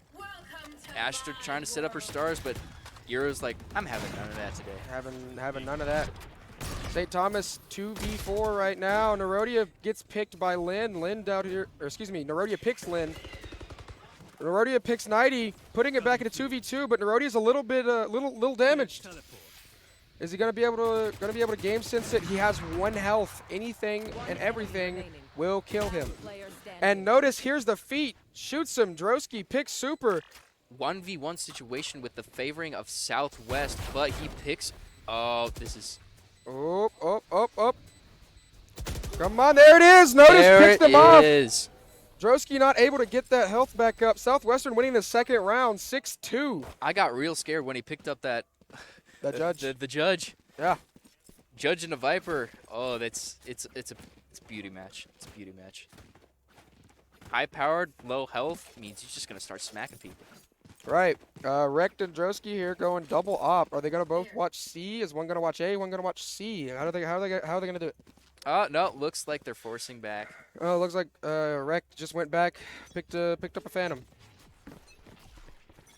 Nobody's playing on C actually. Looks like they're trying to hyper aggress again, and the ult pops out, cutting sight. Nerodia picking Lynn, stopping her momentum for the round. Nerodia and Lynn right now being the two dominant players on the team.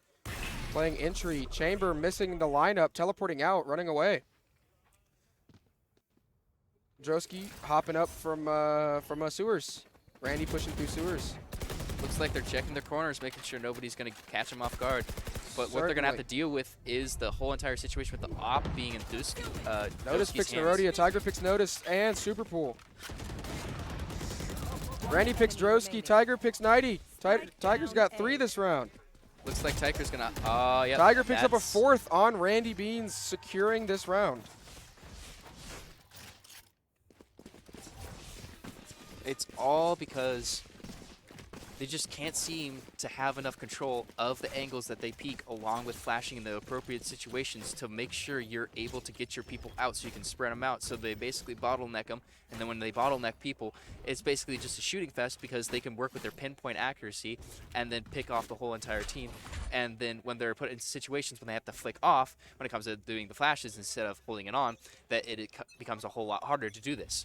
We've seen this constantly with when it comes to Euro and Lin. Basically, Nerodia showing a little disrespect here. Sorry to interrupt you. Dropping a Phantom for the enemy team as he picks off Super Pool. Not sure that's a very nice thing to do. Getting a little aggressive here, going for it. Getting 3, but Rekt picks up 90, taking the 4K from him. Little bit of disrespect here, I think. There's been disrespect going for quite a bit when it came to the fact that they tried the 360 in that last round with the Chambers ult, and the fact now they're dropping weapons to the enemy team. Most certainly. I would not call that a tactic, even though he did get a kill off of it. That does not look good on St. Thomas. This might be me coming from playing a lot of sports growing up, but esports, it's in the title. You got to have some sportsmanlike conduct. Double peeking. Doski can't get that pick. Tiger, Lynn, Rekt picks up Noctis. Nerodia picking up 2. Randy and Superpool. Nighty pushed back into his spawn. And they're just going to collapse on him. Breach tries, doesn't get it. Nerodia picks up a 3rd one. Taking down Nighty. Last round in the half. I hate to talk about other teams potentially behind their back. There's a little bit of, you love to be in the situation where it's justified. But at the same time, like when it comes to these rounds, we're trying to keep it friendly between teams. Yeah, we're definitely trying to keep it friendly. We mentioned yesterday, we're keeping it friendly. We're doing it all respectfully, just having a bit of fun. We know there's not going to be a fight in the parking lot. I mentioned, yeah, man, we're all esports, we're all basement dwelling nerds, right? Left my katana at home. Of course I'm not gonna fight. Rekt picks up the 1st of the round. Picking up Noctis. Nerodia, clone gone. Does not matter. Peaks gets Randy. Kerfuffle gets Super Bowl, and Nerodia picks up Lynn to win the round. Like I said, that Reyna's flash cannot be very, no, not flash, blind cannot be very useful in this situation because they just flick to it and it immediately takes it out. This seems like one thing that just Reyna does not have that going for her within the meta right now. If you can just get rid of that at any time. St. Thomas playing a very hyper-aggressive defense on that last round. Now switching back over. It's pistol round. Let's see how it goes. This is the last match if St. Thomas wins outright. Yeah, it'll be the last match. Just hate to see it end like this. Certainly. We've loved everything we've seen here today, barring a few unlikable actions. But at the same time, like when it comes to these heavy competitions, we hate to see clearouts within like the final matches because there's no real like clash between the teams because it's all one-sided, and you can't see high impact plays. It's just them trying to repeat stuff that they've been doing instead of trying to find a way to work around the metas that they're using currently. It's all just straightforward play instead of getting creative with it. Certainly so. Droski planning on A site now. Holding it. 90's trying to heal up the team, get them ready to go into a gunfight. Rekt playing on B. We did pick up the first kill of the round, has just been hanging out on B. That Viper wall kind of shielding her from cover. Looks like Peeks goes through. Nerodia. Wow. Peeks super pool. 90 peeks Tiger. Going back and forth here a little bit. Notice making sure that they're dead by shooting their body afterwards. But to be fair, that is the most tame thing we have seen. Once again,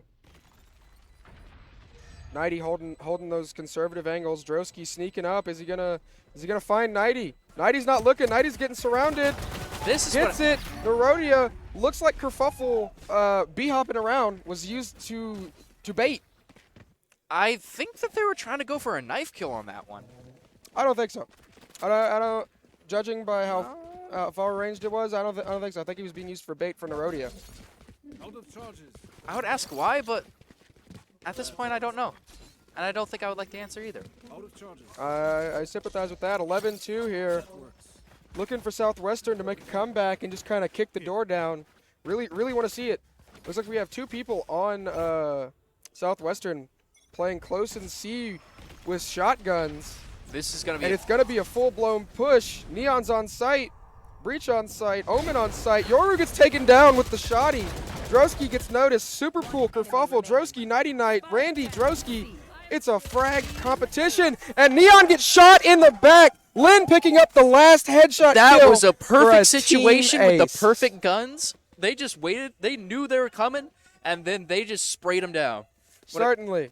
At a time like this, you have to take those little victories, right?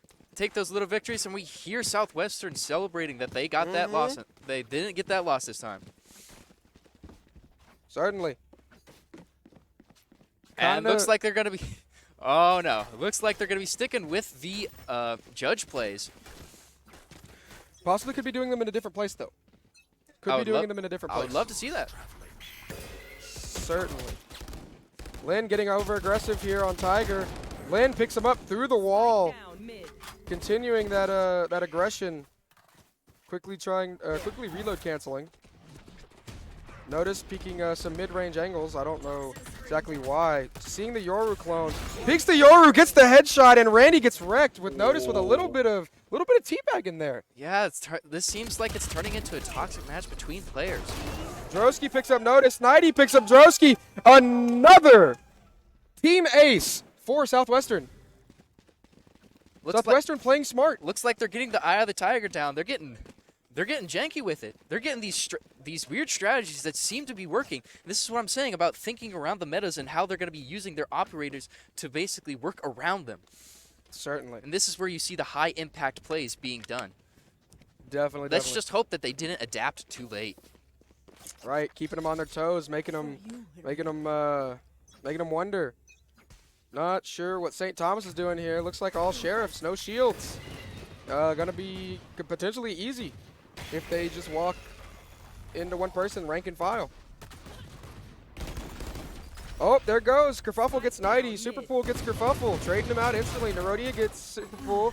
Lynn getting Tiger. Lynn getting Nerodia. Lynn getting wrecked. 3 kills. And Randy picks Droski 11-5.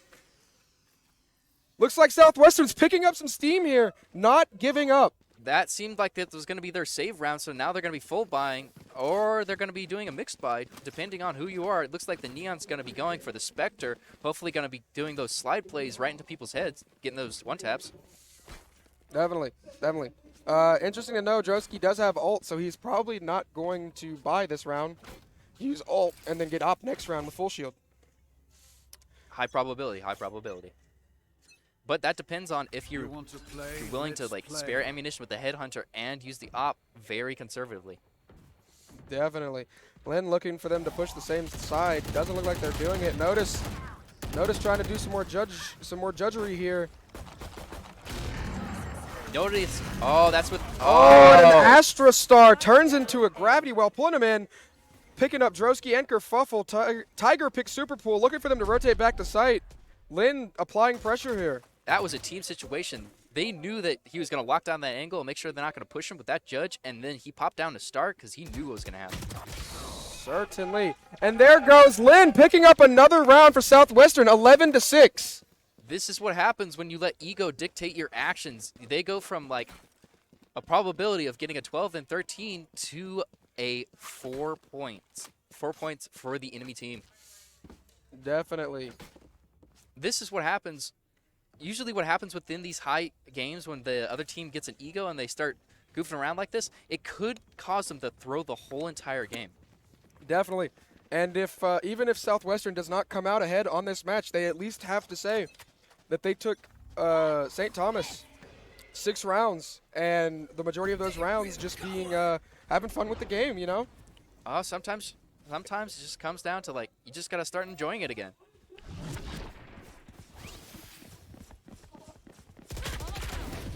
Wrecked ults picking up Lin as Reyna picks up Superpool. Nerodia picking up Nighty Night. 3 kills out the gate. Droski picks up Notice. Looks like St. Thomas is just trying to have fun now too. 4 people on C site. Going over to Randy. Droski has planted. Having a little bit of trouble with our stream feed right now. Can't really see what's happening. Randy picks up Wrecked. He's going to push here into a potential crossfire. Nerodia peeks, but gets the headshot with the crosshair placement. 12-6. 12-6. Match point. Southwestern momentum stunted a little bit. Gonna be fun though. Want to see if they're gonna keep fighting. Looks like the lower majority of the Southwestern team is not competing to their peak performance. It seems like they're really burnt out. Could be burnout, could be, like we discussed earlier, could be exhaustion. Had a really intense Apex and really intense Overwatch couple games. Timeout here by Mr. Randy Beans, doing the most right now, 13-13 for Southwest. Well, that's basically the top 2 players. The only thing that got him in the lead is he shot somebody more than the other person. That's true. And we saw a lot yesterday, actually, watching Hendrix and Colorado College play. Your kills do not matter if you don't get the defuse. That is very true. We saw a lot. I think we saw 4 rounds actually, where one or the other team got all the kills, but they played time effectively enough to where they still won the round. And you see Swinty do that a lot, especially with his flashes when he's holding back the sky. We've seen a lot of our players are not so good after plant, but one person, like you said, that is good, Swinty, really playing that sky, playing with those bird flashes very effectively. He plays for time, and then that chooses the victory to be on our side. Yep. All right, back in the game here. Randy throwing down some Astra Stars, dodging the peek, looking for the op pick, whiffs his first shot, but he doesn't know that Kerfuffle's closing in. Pulling back fast, but it looks like it's a 5-man push onto A, hard and fast. Ooh, Nerodia missing the head tap, getting his own head tapped by Notice with the op in CT. Superpool with the chamber ult, the Tour de Force. Looks like Superpool is going to be going up to heaven with that ult. If he learns how to peek that effectively, Lin picks Tiger, Rekt picks Nighty. Lin picks Kerfuffle. We might just have a Kerfuffle happening.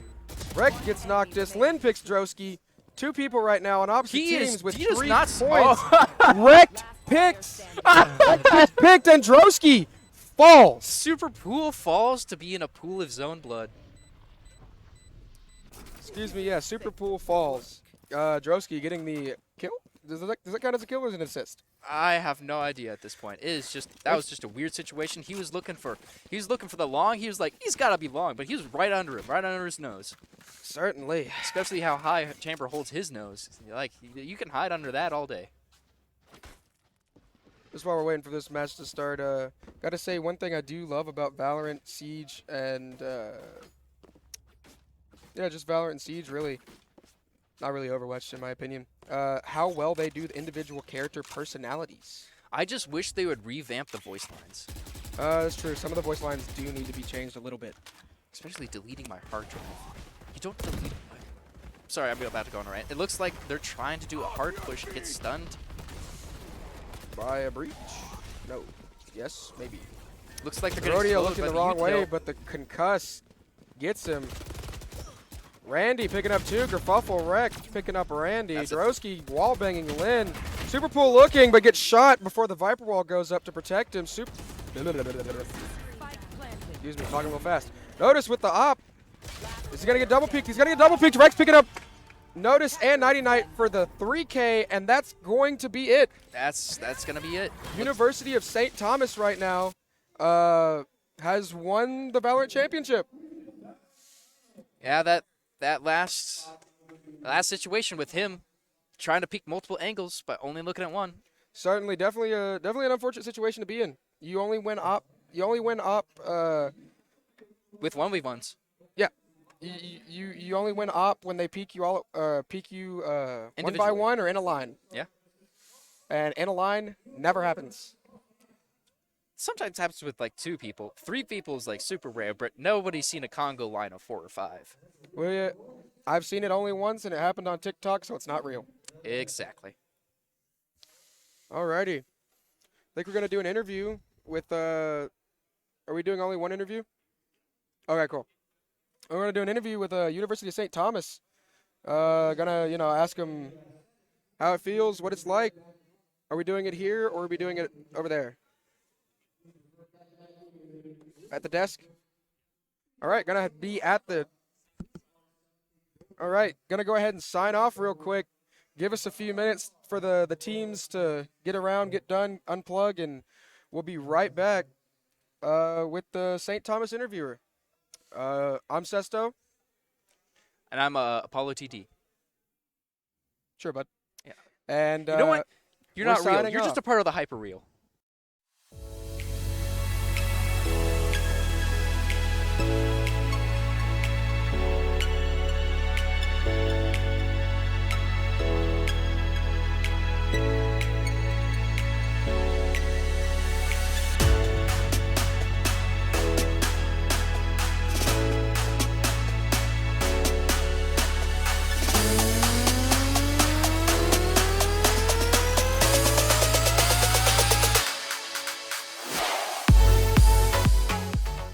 And we're back here with our interview of the champion team with St. Thomas's Nerodia. How's it feel? You won the conference, dude. Yeah, it wins. It feels great. The wins definitely feel amazing. I'm happy it was with this team and with the boys. We were able to bond these past few days, so it feels great to be with them with this win. Certainly. Saw that last game playing the Yoru. Are you the Yoru main or were you? Not at all. I have never played Yoru before. Really? This tournament, exactly. Yeah. So. Really? So you were just like, might as well. So what happened was yesterday, Hendrix was getting excited, right? Right. So they were screaming and yelling. So I was like, what if I kind of, in a subtle way, disrespect, but not too, just like in a fun way. Right. So I pull out the Yoru because it's so unexpected. Yep. And it actually worked against them, or like these two teams actually, because not many people are used to playing with against Yoru. So like there were a lot of different tactics I was able to study these past few days and use against them. Right. I'm actually a Yoru main. Oh, are you actually? Yeah. I believe his flashes being invisible until they make contact is something you really need to make use of. Yeah, so the pop flashes with the turning away is actually really, really helpful. I was able to catch a lot of people off guard with the flashes. Yeah. And using the Astro wall against them. I saw that. Oh, when I pushed out A main. Yep. Yes. So I saw that there was a wall there, so I was assuming somebody would at least watch A main since they default a lot. Yep. So I flashed out the wall, and Tiger and I was actually able to get at least one. Oh, yeah, definitely. So little I guess self-service question. What do you think about the venue here? The venue, I expected it to be much smaller. Really? So the lab back at UST is just a small room, so it feels amazing to be in such a big area and so professional. Yeah. Takes a lot of people to make this happen. You can look behind the curtain here. That's my sound man. We have another sound man over there doing sound for the main stage. A lot of backbreaking work goes into it, really. A lot of stress, a lot of anxiety on the coach, because just like your lab back at UST, We have what's called the bunker. Mhm. Makes no sense because it's not underground.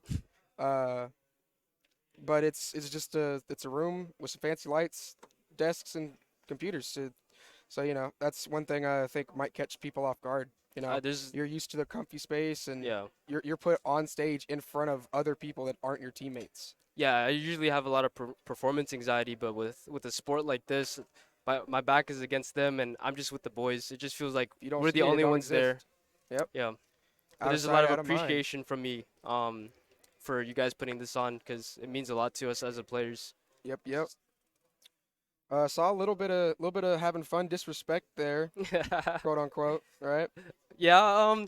So it was actually all fun and games since we're pretty good friends with Lynn on the other team. Yeah. So I don't know if you guys could see the messages in game, but no, we didn't have it. So Lynn would provoke me and say, "Hey, like come peek out garage," and I was like, "Okay, I'll do that." So I told my teammate, "Hey, switch for me garage," and so I peeked out. I was able to get him, Right. and then the second round I said, "Do it again," and he said, "No, I can't. We don't have a gun." So I actually threw a gun out of garage. Right. Everyone huddled there to try to get it. I flashed out and was able to kill 3 there. That makes a lot more sense. Yeah. Because I was like, is he just blatantly disrespecting St. Thomas here? Not St. Thomas. Southwestern. Southwestern. Thank you. Yeah. Oh, that makes a lot more sense. Yeah. So it was all fun and games, but it was really funny how I threw a gun out there for them. Yesterday it looked like it was a little more aggressive. I guess grab-assery with Hendricks. Yeah. Yeah. That's because we didn't have the middleman there because we were all good friends with Lynn. But yesterday, when we heard them screaming and all that, we felt like, I don't know, they were getting too ahead of themselves. Yeah, certainly. I think it's wrong to not ask them to celebrate, but I think at some point you kind of. Oh no, without a doubt, that's 100% fine. It's just we have our own way of dealing with it. Yeah, definitely. Like if you the Rocket League gets crazy. Yeah. Even us back here were just watching it. We had 2 games going at one time. I was just back and for scores and how they happened. Mm-hmm. See a lot of crazy things. You just can't hold it in. Yeah, for sure. This is a very passionate sport. Yeah. You got any shout outs you want to give to your team, your family? To my girlfriend Emma. I know you're watching. I appreciate your support. And well, get this man out of here. He's not a real gamer. He has a girlfriend. Yeah. I touched grass. I'm sorry. Bro, he touches grass. Get him. Yeah, but you're behind the soundboard, so. But yeah, to everyone that's been supporting me throughout this journey, I really appreciate them. Yeah, yep. And to you guys for putting this on. I really appreciate your hard work. I've casted every Valorant map but one. How's your throat doing? My throat feels like it's about to bleed. I had so many voice cracks during that best of 5. Well, it's about to be over. One can hope. They want me to cast other things, and I'm. So yeah, if you don't have anything else to say, I think we can sign off here. For the conference finals, our Valorant Grand Champion, University of St. Thomas. Cow gang.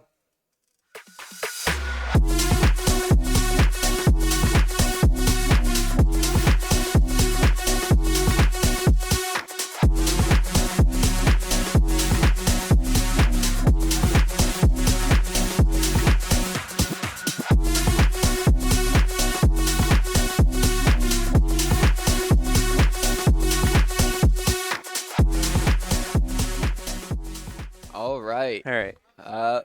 Welcome everyone to the SCAC League of Legends finals match. My name is Cheddar. I'm Pedro.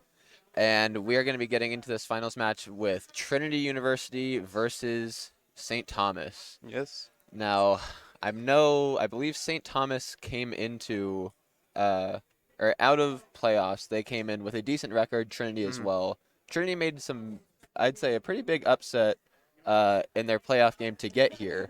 I'd say they were seeded to get third. And so this is going to be an exciting match. We got 2 big teams, 2 really exciting teams, and we're looking forward to see what they got. And it's a best of 5, right? It is a best of 5, so we're going to be here for a while. Well, I'm ready for the long haul. Yeah, so I think they're getting into draft now. So yeah, the way they're doing it right now is they use a website to do pick and bans, and then they load into the client. They load into client and do bans right away, so it's just easier. Yeah. So we've had, I'd say, a pretty exciting day so far here at SCAC. We've had Smash Ultimate wrap up. I believe Rocket League is wrapping up right now.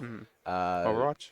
Valorant and Overwatch as well. We got so much going on today. And did you watch the earlier game of League? I did not. I was busy playing Smash.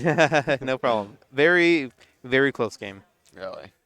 Very, I heard very good play from both teams. I heard some good things about those two teams. Oh, yeah. I know. I think my friend was watching it as well, and he said, "Yeah, it was really good." Oh, You yeah. can, like, from where we're at, back like in the corner, you can hear the teams, Yeah. yelling and saying, Oh, yeah. let's go, let's go." They were like behind 10K gold, and like they had double their kills, and they still came back. Wow. And at the end, it came to having 2 people fend off a team before Elder. Oh. Well, Yeah. Yeah. So it's going to be a pretty exciting match. I know, at least I think that St. Thomas actually has a few challengers on their team as well. Really? Depends on if they're here or if they're playing, because I think they've subbed them out in and out throughout the season. Yeah. But if we see them, like, That'll be interesting to play. It'll be interesting. Interesting gameplay will be shown. Because, if you didn't know, Challenger is the highest rank. Whole different level, highest rank you can get in League of Legends. I can never. My ace is like gold. I am a silver player. Trying to get gold, but school is proven to be more important than League of Legends at this point. As much as I don't want it to be. Unless you want to be on the team for League. Yeah. You can make it both. But what role do you play? I do support mid. Hey, I'm support as well. Hey. But I like to dabble in like top. I like other lanes, but I don't know. ADC is like my. I hate ADC, but I love it. That's the ADC lifestyle. It's just you hate it because, God, anyone touches me and I just die. Yeah. But you can also just absolutely shred people. Yeah, you can absolutely pop off and carry teams, and that's what you want to feel. Which I think that is if I could transition, that's pretty much one of the main, I'd say, one of the main strategies that Trinity has going into this. So Trinity has a very strong ADC and support duo. Yeah. That they are, I believe, they're our highest ranks on the team. Yeah. And so trying to get that bot lane fed is a really big priority, I'd say. And so if they get ahead, like, we could see some really good big fights. Yeah, that's very true because from the last game, they had a Jinx Nautilus, and they were getting ganked, and they were the fend off for their jungler to come, and Jinx got like a double. Yeah. And I was like, wow. And she was 1 too. Yeah, the meta now, well, I mean, it's kind of always been the meta, obviously, it's always been, getting in those and here are the bans. Those hyper carries, those big scaling champs. And so we're going to see Trinity banning the Cassiopeia, which, again, is one of those super scaling high carry champs that St. Thomas... And with a flash ult, that could easily change the tide of a team fight. Yeah. As you saw from the last league game. Whether it's, put in the bot lane is like, she can be flexed ADC or in the mid lane. Yeah. If she gets kills, if she gets ahead, like, it can be really damaging. And they did get rid of the Jinx I talked about earlier and Zed, which I was kind of surprised earlier. No one touched Zed at all, like bans and picks wise. Yeah, so Jinx is definitely one of Spurs 21, the Trinity ADC. It's one of his, I'd say, comfort picks, and definitely that carry role. Just 1 assist can give her that attack speed, the movement, and just sets it off. Absolutely shred. UST is hovering the Irelia, which is going to be banned. That is going to be, again, kind of that big team fight. She gets an ult, she gets resets. It's going to be big. But and Vigar, a heavy AP mage that scales throughout the game. So I know, at least in the Vigar, one of the reasons Trinity and actually teams in general, I think it happened in the bronze match as well, they'll ban Vigar if there is a chance that they are going to be picking Zac as jungler. Because if Vigar is there, Zac's big thing is his jump engage just from out of blindness, and if there's a cage, you can't jump through it. Yeah, that's exactly what happened too about him getting caged earlier. And so Trinity, locking in Volibear. Locking in the Volibear. So this is going to be on Eastern Ace 481, the Trinity jungler. Mhm. I'd say it's a pretty big comfort pick. I know there was a recent patch. Ooh, and a Rengar. They're hovering it. Mhm. Are they gonna pick it though? Mhm. That could be a Rengar jungle or it could be a Rengar Rengar top. top. They're gonna pick it in, and that's actually what I was gonna say. Is this League of Legends? We are on a brand new patch. It just came out like last night. Yeah, And and so Rengar did get buffed. Hecarim, who was one of kind of I'd say Trinity's like comfort junglers, just got nerfed to the ground, so they're not getting picked there. Yeah. And Rengar just got his update, so And he's then- got some new stuff as well. And a Jhin to follow up with that pick. Mhm. A very safe ADC. Definitely very safe. Can get the follow-up picks with W. Mhm. I will say he's super fun to play as. Yeah. Like getting a Gale Force fourth shot Yes, is the most satisfying thing Mhm. in the world. One thing, I love it, but then you realize you're an ADC. And Vayne. they are going to pick Vayne. Okay. The Vayne Janna. Janna. So we do see Up. Trinity locking in that hyper carry type bot lane. Yeah. And Janna can definitely help if, let's say, Rengar were to jump on Vayne, instant ult. Instant ult, instant shield, knock up. Like, Mhm. there's so much peel for this Vayne going on right Mhm. now. Especially with Volibear also being there. Ooh. But they are Leona. hovering. That Leona that could, just get straight into that back line with Mhm. an E with the ult. There's something that you just got to have to watch out for. And then Jen following it up with W. Yeah, Wow. there's currently definitely big threats right now present on both teams, honestly. On both teams, definitely. This Vayne, if she gets ahead, is scary. Same thing with the Jhin. We're gonna see the Gangplank banned away from UST, kind of just Ooh. narrowing that top champ pool that Trinity has. Yeah. So we're gonna see Trinity Mordekaiser. also ban the Mordekaiser. So this top pool, I wonder if they're gonna just both focus top bans, or if they're gonna split it, top mid. Mhm. I believe both of them kind of still have pretty decent champ pools, so it's not like they're gonna be playing something that they're entirely uncomfortable on. Yeah. And Ooh, we're gonna see the Silas. Silas. So actually, I'd say that's pretty decent ban from UST. If Silas steals like Leona ult, yeah, that's gotta be something devastating. really big. Plus, it would scale off of AP, so it would do a lot of Yeah. damage as well. Yeah. Ooh, and And the Malphite. Malphite ban from Trinity. So they're again really trying to protect that Vayne. They don't want an Yeah. unstoppable Malphite just point and click ulting right on her. Yeah. Same thing with that Silas spam, protecting her with, protecting Jhin, because Leona ult into Jhin and then follow up. Ooh. Yeah. It's all about protecting your ADCs. Yeah, I definitely say, especially, this is definitely looking pretty, this is looking like it's going to be a protect the Vayne type game. Ooh, and they're Rumble. Gonna lock in a Rumble. Mm. Now, that could be Rumble mid, it could be Rumble top. I believe the meta has been favoring Rumble top. Yeah. Especially, just getting that that chip into melee champs up top lane is Yeah. just so oppressive. Ult's definitely going to be interesting to see in team fights. The ult is a big thing. Again, just kind of having an ult that you can fire right on the Vayne no matter where she is. It's going to be a big Ooh, thing. Nico. And the Nico. That's going to be good. Another big team fight, big playmaker is actually And big bait for turning definitely into big Vayne. bait. And it is definitely, I think it's his best champion. Our mid laner's name is Neko Gecko, so you can take a guess as to who he favors. That's great. I like playing Nico. Amazing. And Camille to top it off. So another thing, yeah, Camille, strong team fighter again. If she gets in, she can just solo out and one Victor. person with the ult. And we are gonna see. Ooh. Akali, is it Victor? Is it top lane? Is it mid lane? They might be leaving it up to question. Be interesting to see if Rumble and Akali actually switch. It is the Akali. Because I feel like Akali against Nico might be a bit harder, but against Camille might be a bit in her favor. Yeah, it really depends on what lane I think you want to get ahead, or which lane you favor the matchup in, pretty much. But I will say it does look like we have It's about even split, 50-50 between AP and AD on UST's side. Yeah. The main source of AP will definitely be the Nico The on Nico. Trinity side. Yeah. But we're gonna see how that goes. We do have a little bit of delay, so we're gonna be waiting a little bit until they get into stream. Yep. But I'm interested to see if Nico is definitely gonna try and use that fake out ability.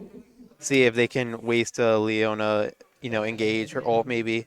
See if and yeah. yeah, all these like there's so much scare potential on all these characters. Obviously, Rengar Yeah. gets fed like that Vayne.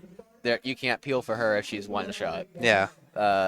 Like this, but at the same time, this Vayne, if she gets fed, like there's no point in having any peel or anything for your carries because you're just gonna get autoed 3 times and die. Yeah. So I think it's definitely just all gonna come down to who executes better. Whether it's in the jungle, whether it's getting objectives, ganks, all that. This is, I'd say, a fairly even draft, so it comes down to execution. Yeah. It'll be interesting to see how the players play out and how they work around their comps. What combos they can do or anything that they can do to get an objective faster or anything. And well, I wonder, because I don't think, or I know Trinity, obviously, with League of Legends. Oh, so we're just going to see the bans again.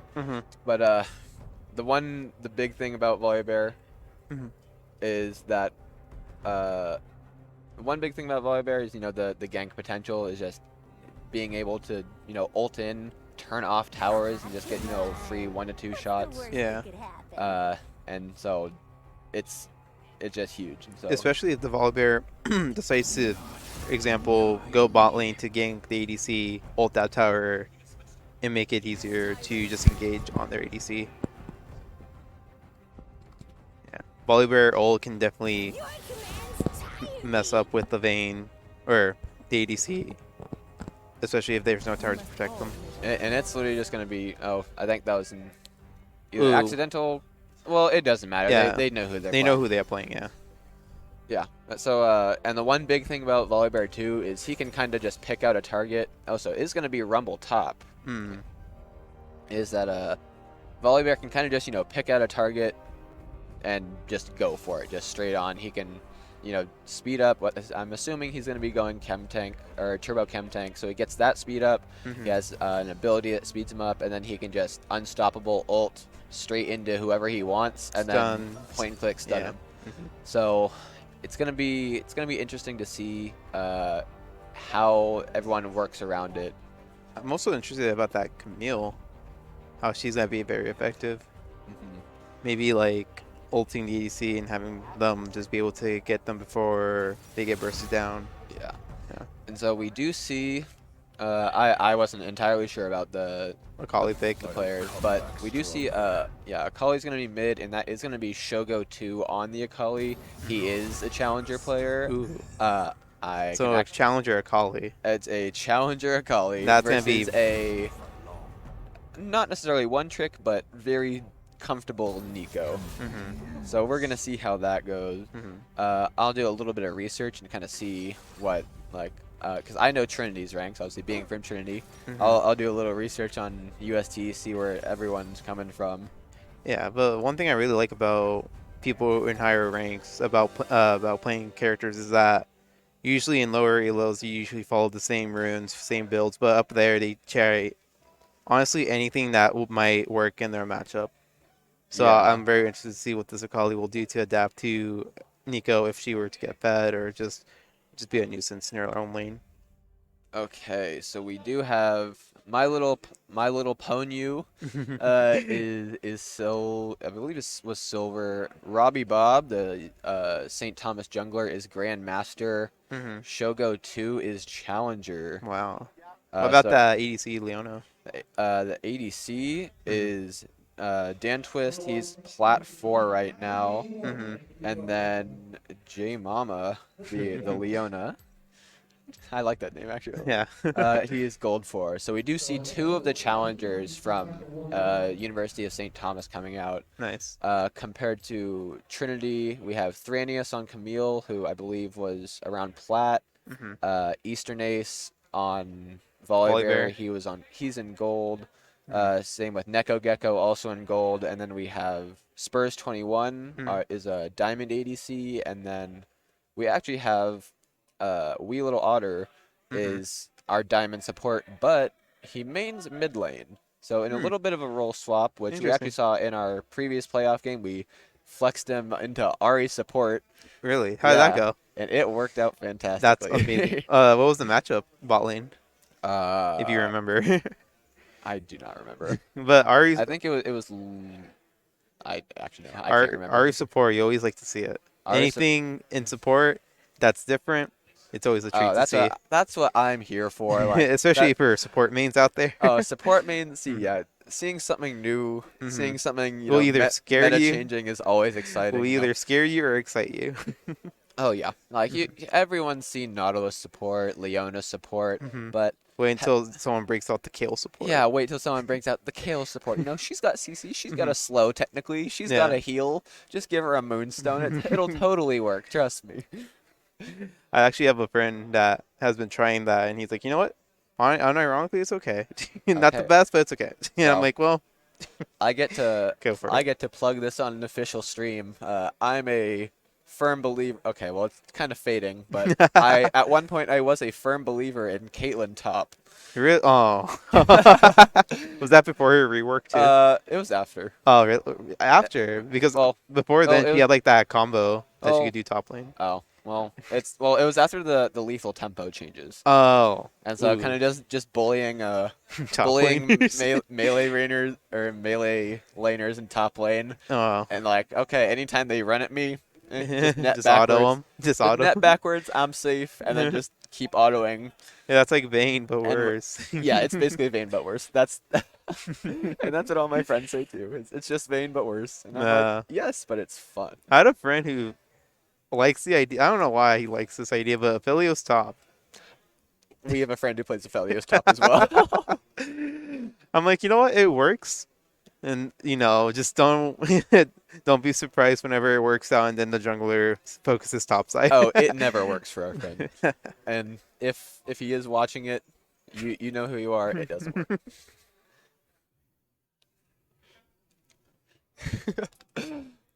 We should be 15 seconds? All right. We should be loading into the game in a bit. We should be loading in fairly soon. We just have spectator delay, but that's fine. So, yeah, again, this is going to be a best of 5. So we're here for a long while. Grab some snacks. We could be here for, let's see, about 40 minutes. We could be here for like 2 hours. We could be here for like the rest of the night. Yeah. 24-hour stream. We could be here for, 24-hour SCAC stream. Yeah, wow. So it'll be interesting to see. Obviously, I'm sure they each have their own game plans of who to get fed. Whether it's because fed Akali can do a lot of damage. Fed Jhin can do a lot of damage. Oh wait, it actually is a Rengar. Oh yeah, it's Rengar jungle. I don't know why I was thinking it was Rengar top. I mean, I was kind of thinking that, but then I was like, Actually, I guess yeah, it could have been Rumble jungle too. That was meta like for a bit, a few patches ago. And then I was like, oh, is it coming back? But then they nerfed it, patched it. Yeah. Be interesting to see though. Let's see. We do have everyone's got skins. That's the important part. Yeah, that's how you know they made them. They have a skin. We are gonna see. Yeah, I'd say pretty standard. It's not the worst thing. I'm not entirely a fan of Glacial Augment Leona. It has its good things, but I'm just more of a fan of Aftershock. Like on or Guardian. On certain characters, or on certain champions, like Glacial is good because you're immobilizing them from afar. Yeah. Or doing something like that. But with like Leona and Nautilus, she's already there. Like so you're going in, you're putting yourself in. So having that aftershock, that little extra damage protection from yourself, it just really, I think it's really important. But all the pros have been using Glacial. People are using Glacial, so it clearly still works. Huh? I didn't know like pros use it that much. Yeah, everyone. I mean, it is really good because obviously you get anyone that's on the Glacial slow gets like damage reduction. Talk about Teemo, you said? Okay. Talk about Teemo. He's fun, I guess, if you want to make people upset. Yeah, unfortunately, I do not think we're going to be seeing any Teemo today. Wow. No, my friend loves Teemo. His strat is just blinding him and pressing S, which stops you from moving and just goes invisible. Yeah, I've seen, yeah, like, when they work, Teemo outplays are the funniest thing. Oh yeah, and they're amazing. But when they don't, yeah. you're still gonna be annoying to one person somewhere. So interesting. Ooh, Rengar going for a little bit of poke, but Quick Volleybird damage, did get going to get the 313 gold for Rengar. But Volleybird did get the vision there. Yes, he did. And so it is also interesting. We're going to see double exhaust on the side of Trinity, both on the Nico and on the Janna. It's going to be interesting to see if Akali's going to poke out Nico enough to force her to back without TP. Yeah, and so it is.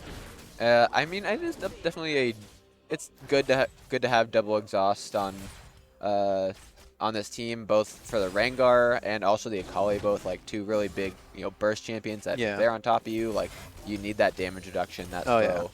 So it's going to be important, I believe. Yeah, so we're just going to see both just farming out in the bot lane right now.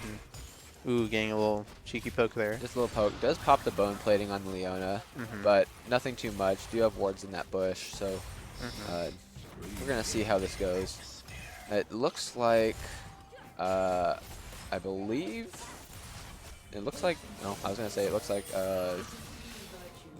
St. Thomas is going to get level 2 first, which they do. Trinity just backs off, not going to risk, getting engaged on or anything like that. Yeah. Now, wee little otter just taking a little bit of going poke, a bit. Ooh. But this is big. There we go. And that's first blood. That is going to be first blood to St. Thomas, just getting a little bit. Vayne trying to get the gen kill here. Ooh, very close for the Vayne. Get it. She got the tumble, but the Leona just came back up. Wasn't able to. Very close though. Very close. Yeah, definitely very close. Obviously, that's going to be kind of the. That's kind of the story of this bot lane. Is it's just going to be Vayne trying to scale up, and will Jhin and Leona let her? And Jhin did get both kills. No support stealing it. Get the feeling. He's going to be coming back to lane with a full pickaxe already. Also 150 gold bounty, but it is still going to be, pretty difficult going forward in this bot lane because he is going to hurt like heck. Definitely.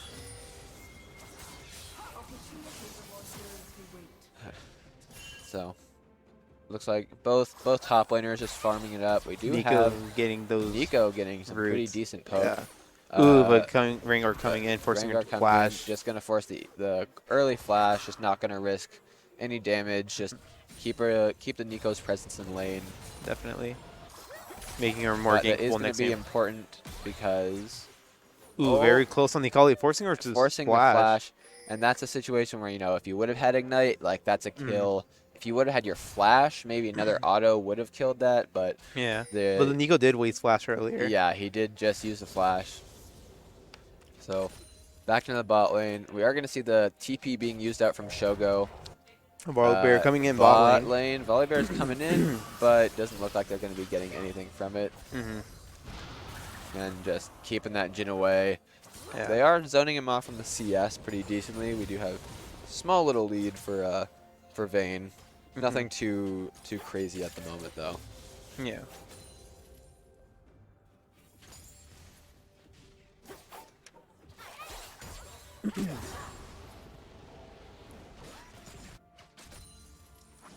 So this is going to be a big wave that is going to be crashing to the bot lane, though. So it is important that this Jhin can well, they're going to be getting all this XP, but can he get all the CS from it is the question, which it looks like he's doing just fine. Yeah. Trinity's going to back off. Just getting deep vision. The Janna, the wee little otter, is just going to be getting a ward over that bush, or over that wall, because dragon is up. It is a mountain dragon. So we're going to see who kind of secures priority for that, and then who makes the move first. Yep. It's all about game priority and lane and seeing if they can work with that to get an objective. We do have Neko Gecko again, kind of just poking him down, out trading this Akali. He's going pretty hard. If he lands an E, this might be it. And no the flash. exhaust, That, he has no flash. ooh. Oh, he eased backwards, but and that the last final auto does auto connect. is going to take that kill. So that's a solo kill for the Neko Gecko. Ooh. And now we have, I believe, the Nico is level 6-2, while Shogo is only level 5. I think, actually, Nico's backing, so Shogo will get level 6 when here, he comes yeah. back. But, oh, never mind. But having that first kill over your solo laner is going to be a big deal. Definitely. And they definitely both know, I'd say, you know, kind of the Akali used her flash, you know, basically right after Nico, so Nico definitely knows when like her flash will be back up if Volleyball wants to come for a gank. But in the bot lane now, we're just going to see Spurs 21 kind of like farming this under tower. They're soaking up all this experience. I don't know if they caught Eastern Ace coming through that bush there. I think they did, but they're just going to be... Looks like the Rengar did get the first dragon. Claiming that dragon.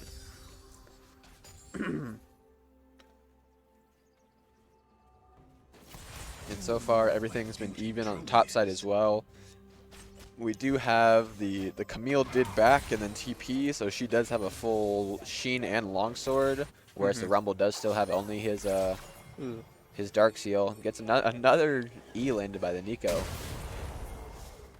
And now we're gonna see Nico coming in to get that ring up. Ooh, causing him to waste to use flash. Nice. But So Kali does help him out. Kali shows her presence, makes him back off, but not having that Rengar flash is going to be huge as a really good rotation from Trinity's mid laner to come help out. Ooh.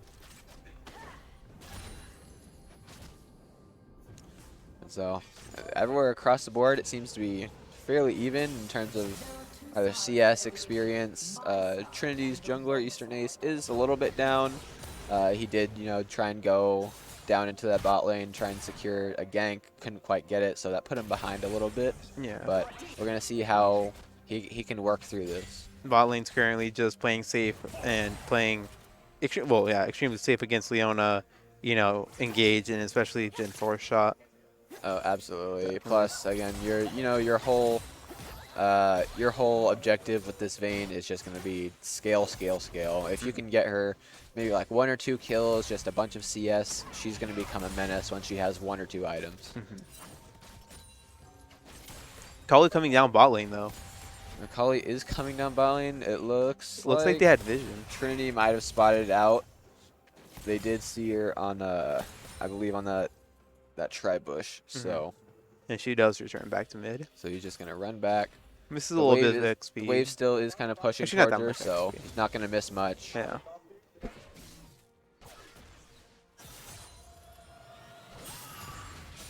But yeah, for a matchup for Akali, that's very annoying. For like going into Nico, best bet would be probably roaming at this point to maybe get a kill, maybe an assist.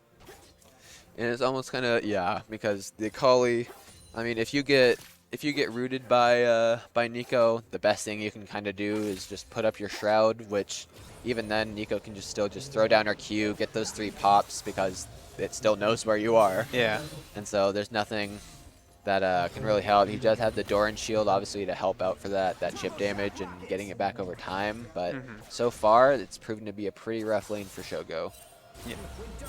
Now, Thranis is going to try and freeze this up here right in front of this tower. Does get it. Well, there is coming bot lane, but does get spotted. Yeah. Does have a few traps. Ooh, as well. Rumble ulting.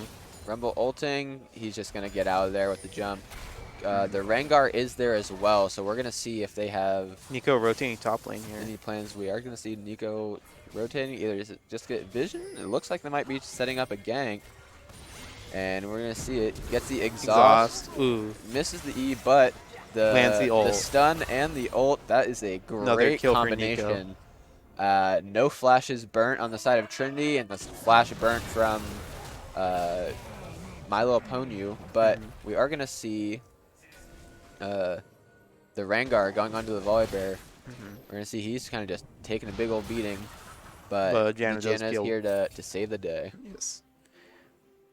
They are going to be setting up some deep wards, though, in Trinity's jungle. And he is going to be taking his Raptors away as well, so that's only going to put Eastern Ace even farther behind. I mean, it's not like he's doing terrible, and he is going tank build. So once he has that that chem tank, that turbo chem tank, he is going to be a big threat, just kind of running someone down. But up until then, we see that the Rengar already has his Duskblade, so it is going to be pretty scary for any of the squishies on Trinity's side. Definitely. You know, Vayne, Janna, Nico, but then again, Janna might just peel a trade like an ult for Rengar. Will definitely be worth it in the long run. Yeah. So we do just a bit of trading. Oh, he in misses mid lane. the E, so yeah, that's going to be a pretty big trade. Yeah. In Shogo's favor.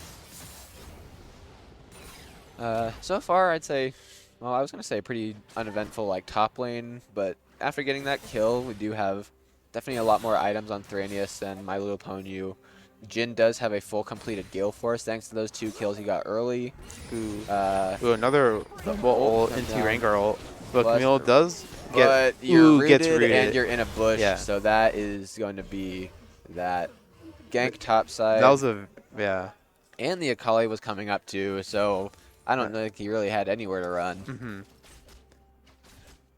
And we're gonna see this Leona, at least not from our perspective, hasn't really done, you know, too much. There hasn't been too much engaging. Just kind of playing this lane safe. I know Trinity again is kind of just chilling back, keeping that Jin protected and making sure he doesn't lose his bounty. Yeah, because it's gone up 50. And any push or any shove that you get to that you give to Vayne, she's gonna take it for a mile. Now this poke is coming out hard from Nico. He does actually fall for the clone on one of those autos. We do have she's in, going bush. engage. Ooh, Oh my, wow. that was very pretty good. Wow, that was some pretty big movement, but Nico does that get was the kill. everyone However, protecting. Jin Now we're ulti gonna going see off. The Rengar hops onto the Vayne. Rengar getting Vayne. Vayne does die. He flashes away with the invisibility of Duskblade. Rengar going back hops in back for the volley. in, Jin gets the and kill. they Jin gets are double, just going and to that's a get triple for Jin. Triple, but they do get 2 back from for the Nico, but that is a triple kill for the Jin. That Rengar, the invisibility from Duskblade Definitely saved him right there. Definitely saved him. Allowed him to back off a bit, get into bush, and jump onto that Volibear just to jump on him again. Yeah, that flashback was crucial because he got that kill, even though he was super low.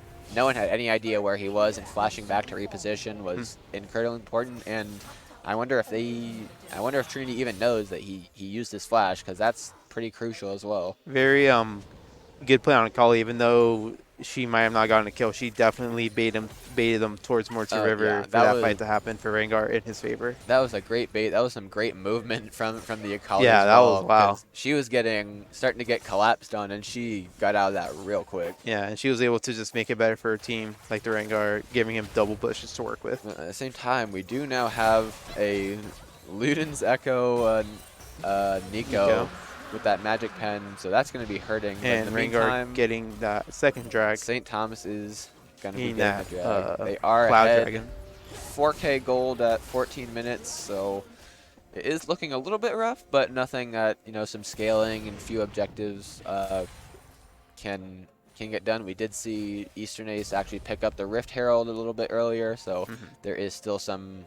Well, actually, turret plates are gone now. So. As long as Vayne can keep farming and slowly get items, hopefully she can be able to contest this Jin. Yeah. Because right now, that Jin on the board right now is very scary for anyone squishy. Scary. Especially with Leona sticking near him. The thing with ADCs is, like, you may be 5-0, but we're going to get the... Oh, Leona engaged, but Vayne is jumping onto the Jin. And we do have the Volibear here as well. Ooh. Vayne actually condemns him away. But does is get the going kill to on get the the kill and survive. Oh my god. No, Leona got the kill. But the Volibear, it doesn't look like he's going to be getting out this one. He does get a kill though. And Nico trading with the Akali. The Nico takes out the Akali as well. He protected him so well. And so that's going to be a 2 for 3 in favor of Trinity.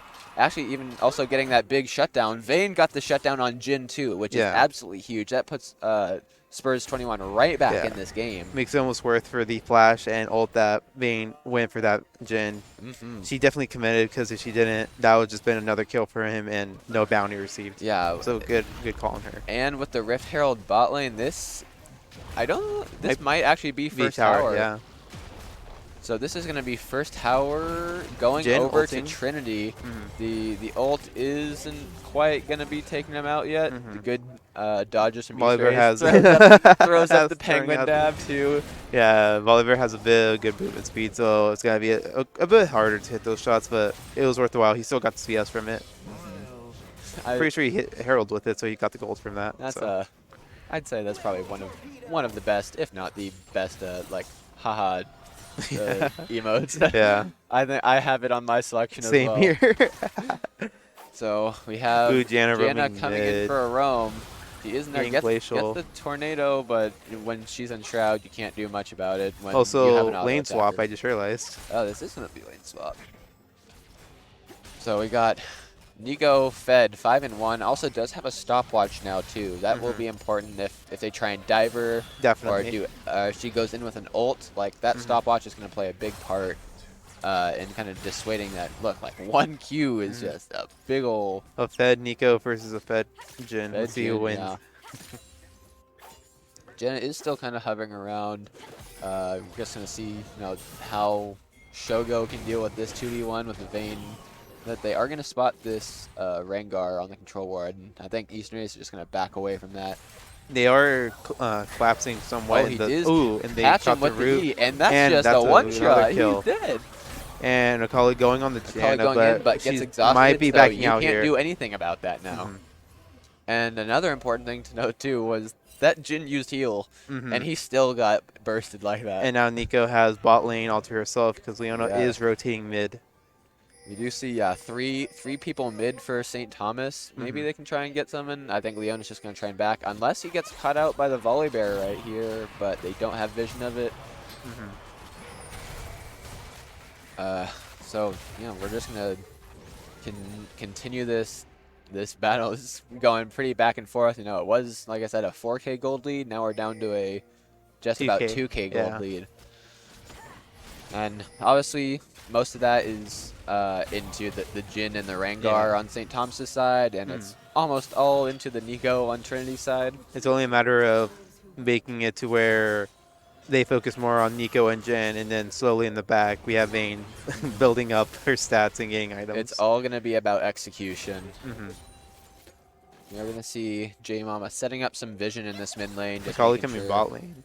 Nothing funny happens, but we do have the Rengar kind of sneaking around in that bush. Trying to get this shutdown on the Nico. But she does still have stopwatch. She does still have stopwatch. And ult. And ult. So any dives here could be dangerous. Actually gets that good on Neko Gecko to not commit to the all-in. Unless Shogo's trying to bait him, which I think he might be. Definitely is. But not going to fall for it. And this is just Rengar wasting a lot of time. Yeah. Unless he goes in right here. Goes in right now. Yeah, gets the close. Ult, gets the exhaust. That was just smart on him to just know, because also along with Nico ult, you get a shield as well. Volibear engaging, and that is going to be a dead Akali. Let's see if Leona can catch him out here. All right, we ulting got onto the Rengar. Ulting in this going Leona onto the is Jin. way out of place. Gale forcing out. Leona ulting on. Out. The whole Trinity squad is in. Threenius TP'd, and he's gonna get that kill on the Jin Leona. ulting hopefully to get they're the just Nico. gonna walk this one out. You got a big Volibear. He's just gonna tank that up.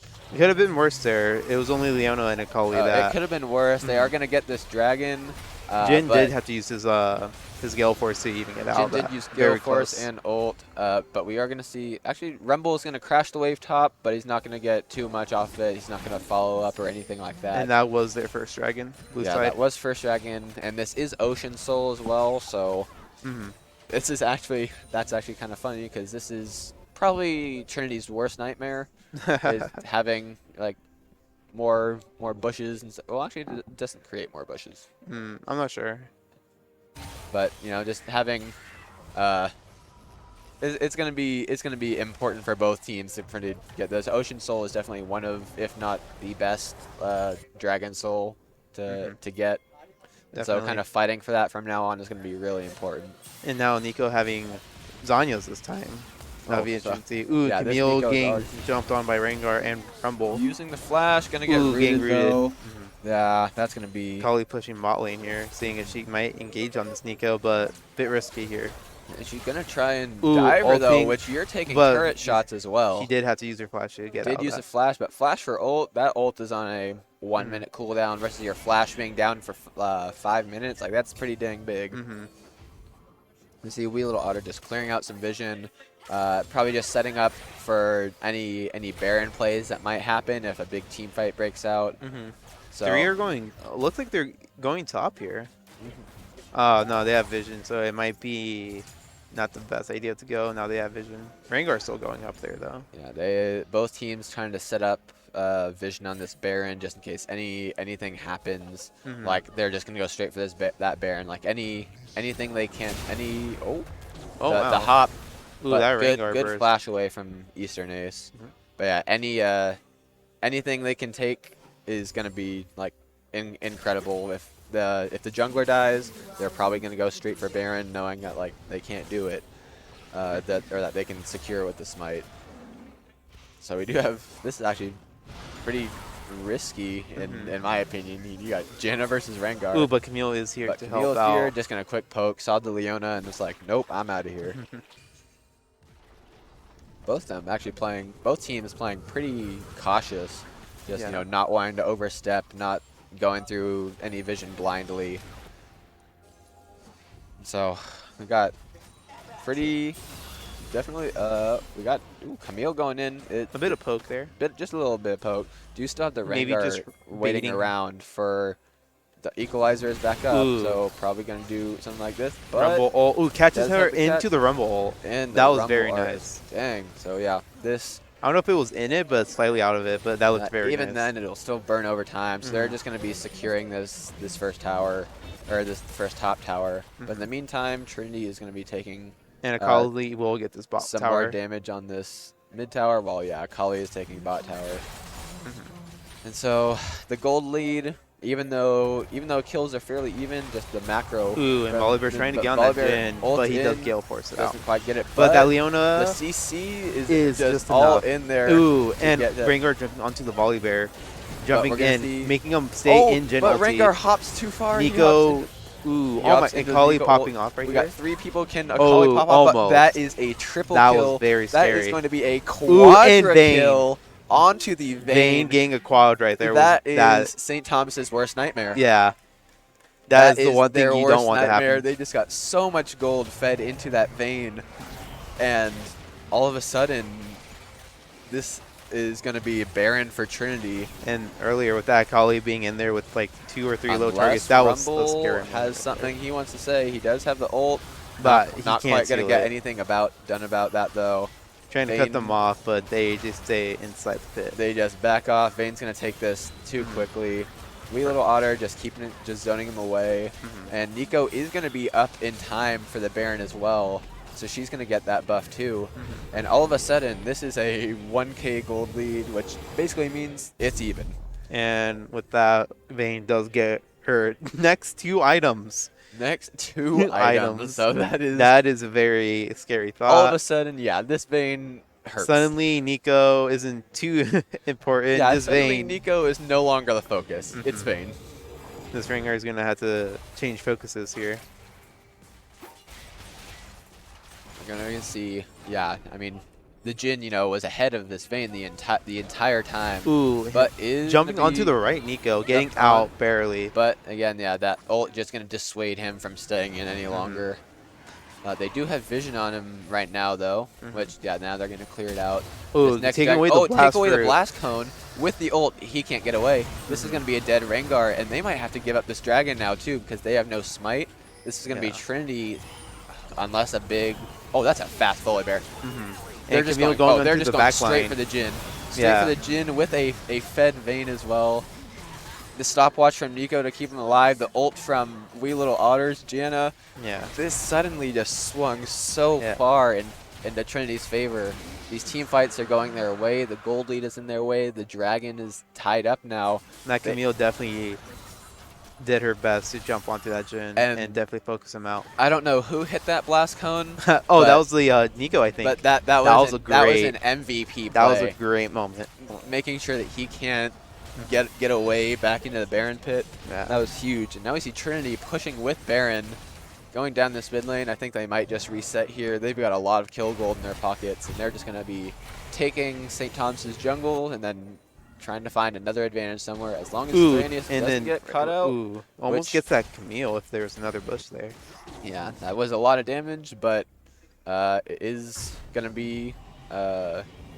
He survived, and he actually got the Rengar ult out, which it's already a quarter way back up, so it's not like it's anything huge. But Trinity's going to be backing fairly soon. We do have the fully complete, or we are going to see the Nico going for a full-on death cap third item here. Very. So once Neko Gecko gets that, that's going to be like, if she already wasn't one-shotting, he's going to be one-shotting. Yeah.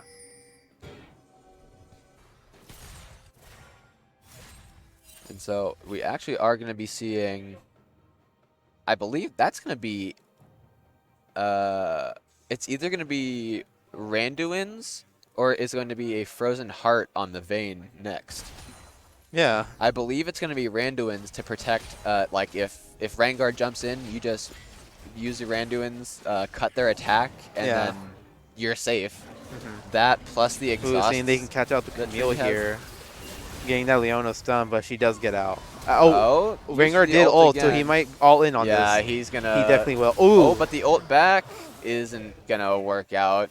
Does very close. But Vayne and Janna are rotating along with Volibear. Leona is still there, so this is scary. Ooh, that Rumble ult did. This Janna. Ooh, and does Volibear coming force in. Vayne to use a heal.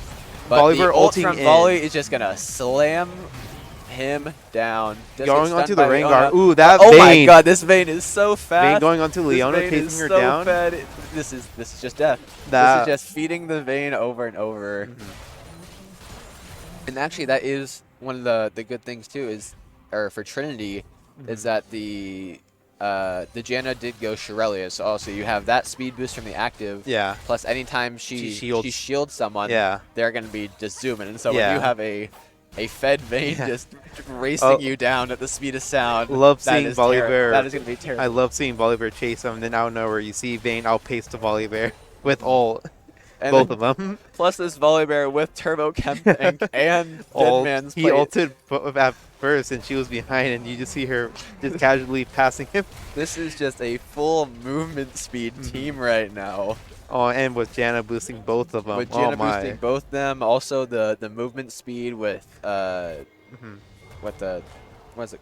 Phantom Dancer as well. Oh on yeah. Vayne. This is just gonna be, this is crazy. There's so much that you have to consider now. Like you have to try and get onto this Vayne. Ooh, and Akali. But Akali goes in 1v3. Oh wait, but Rengar. Oh, that was a huge Akali and Jhin ulting onto the Volibear there. That was insane execution by St. Thomas. That was a pretty big cleanup, and that brings the gold lead back to almost even. Trinity would have had like pretty big. I'd say that. Oh, that's going to be a big chunk to the. Definitely. I was going to say Trinity would have had a big back. They had a lot of gold, I'm sure, but now they can't really work it. Ooh. Does connect with the Shuriken, but not gonna go in. Not under tower. Especially when you have Nico with ult and Ooh, Rengar jumping onto the Camille. Ooh, the planting onto the wall, jumping onto him, using Q. He's gonna get the ult. Oh, this is a big fight, but she's very not close. quite gonna win it. And so we're just getting right. This is going to be big. Like whoever kind of wins this next team fight is going to have probably Baron and really big push as well. Obviously, Trinity already has kind of that turret, mid turret exposed in the with mid lane. Ocean Drake spawning in less than 40 seconds. Yeah, it'll be so interesting to everyone's see. just going to reset, try and set up vision for that, and just get this objective, or maybe even just try and sneak a Baron. UST does have the vision there and the Scuttle Crab as well, so they're going to spot it out. It's actually funny. This the Akali has farmed so well and has kind of gotten herself back into the game. Yeah. She is a shutdown now. Wow. She is a 250 gold shutdown. 2-6 Akali catching up with CS, actually beating Nico in CS at this point, and now has the We do shutdown. see Rengar our ult popped, so we are going to see if he tries to go for anyone, but I think they might just try and burst down this dragon, which they're going to do fairly quickly. Yeah, with Very Rengar fast. And Jin. Rengar and Jin and Smite, that's just going to be bursted down real quick. Jin having his 4-shot prepped. So we're just going to see Trinity grouping around, trying to just prevent this mid wave from shoving in. Neither team really wants to give up this priority in mid lane for this Baron. But we are going to see Trinity kind of getting a quick little lead. They got better wave clearance. They're going to be just setting up vision. Maybe even trying to get a pick here onto the Rumble. That was just an absolute destruction. Yeah. Janna getting a bit too close to the Jin. Janna used the redemption. Not sure if that was I think that might have been a misinput, probably just trying to place a ward. Or maybe trying to predict that they try to save the Rumble and just having a burst of heal there. And now we do have everyone just zooming in again at the speed of sound with Shirelias. Rengar ulting onto the Camille. Does get caught out with the Camille. Doesn't ult, but it's kind of just not going to do anything. Now we're just going to have big old... Might just slow the volley bear, though. That's literally tickling him. Ooh, Akali going in. Akali is there. We're going to see... Onto the Nico. Akali ults onto but the definitely Nico, gets out. Faking her out. He followed the wrong one. Ooh, and now Nico this hitting fight, the big root right there. Nico hit a big root, and she does still have ult if she wants to go in and stopwatch. Nico this going is gonna be into huge. that big ult. This is a Gang huge 2, ult by Neko banging. Gecko, and the stopwatch to keep him alive. Akali too. trying to get And out, the but they Vayne might catch falling up. Going for the Nico. Yogo Oh, up, but the Vayne's Vayne- just going to flash over, and no matter where you go, you're going to get autoed and die. Yeah. That is a fed Vayne. And that was an incredible team fight from Trinity. That Amazing ult fight. from Neko Gecko was absolutely changing. And they still have another 30 seconds on the St. Thomas jungler. They might just try and solo this Baron. Because They with definitely Vayne, can. it's going to Yeah, be that bursting Vayne down. definitely can. They And do with that have Janna. Rumble, but we're going to see what he can do. Ooh, he's gonna ult. splitting off the Janna and the Vayne a bit here. Splitting him off, but the knockup Ooh, and playing the on redemption is back up. Saving Vayne. Saving him, and Vayne now has red buff. She's just going to be healing up so much. This is looking Definitely worth the try, though. definitely worth a try. You had to do something, or else that was just a free Baron. And he actually almost got it done. If it wasn't for the redemption from Wee Little Otter, that would have definitely Very gone good redemption on My Little support. Pony's way. But now we have a 2K gold lead for Trinity.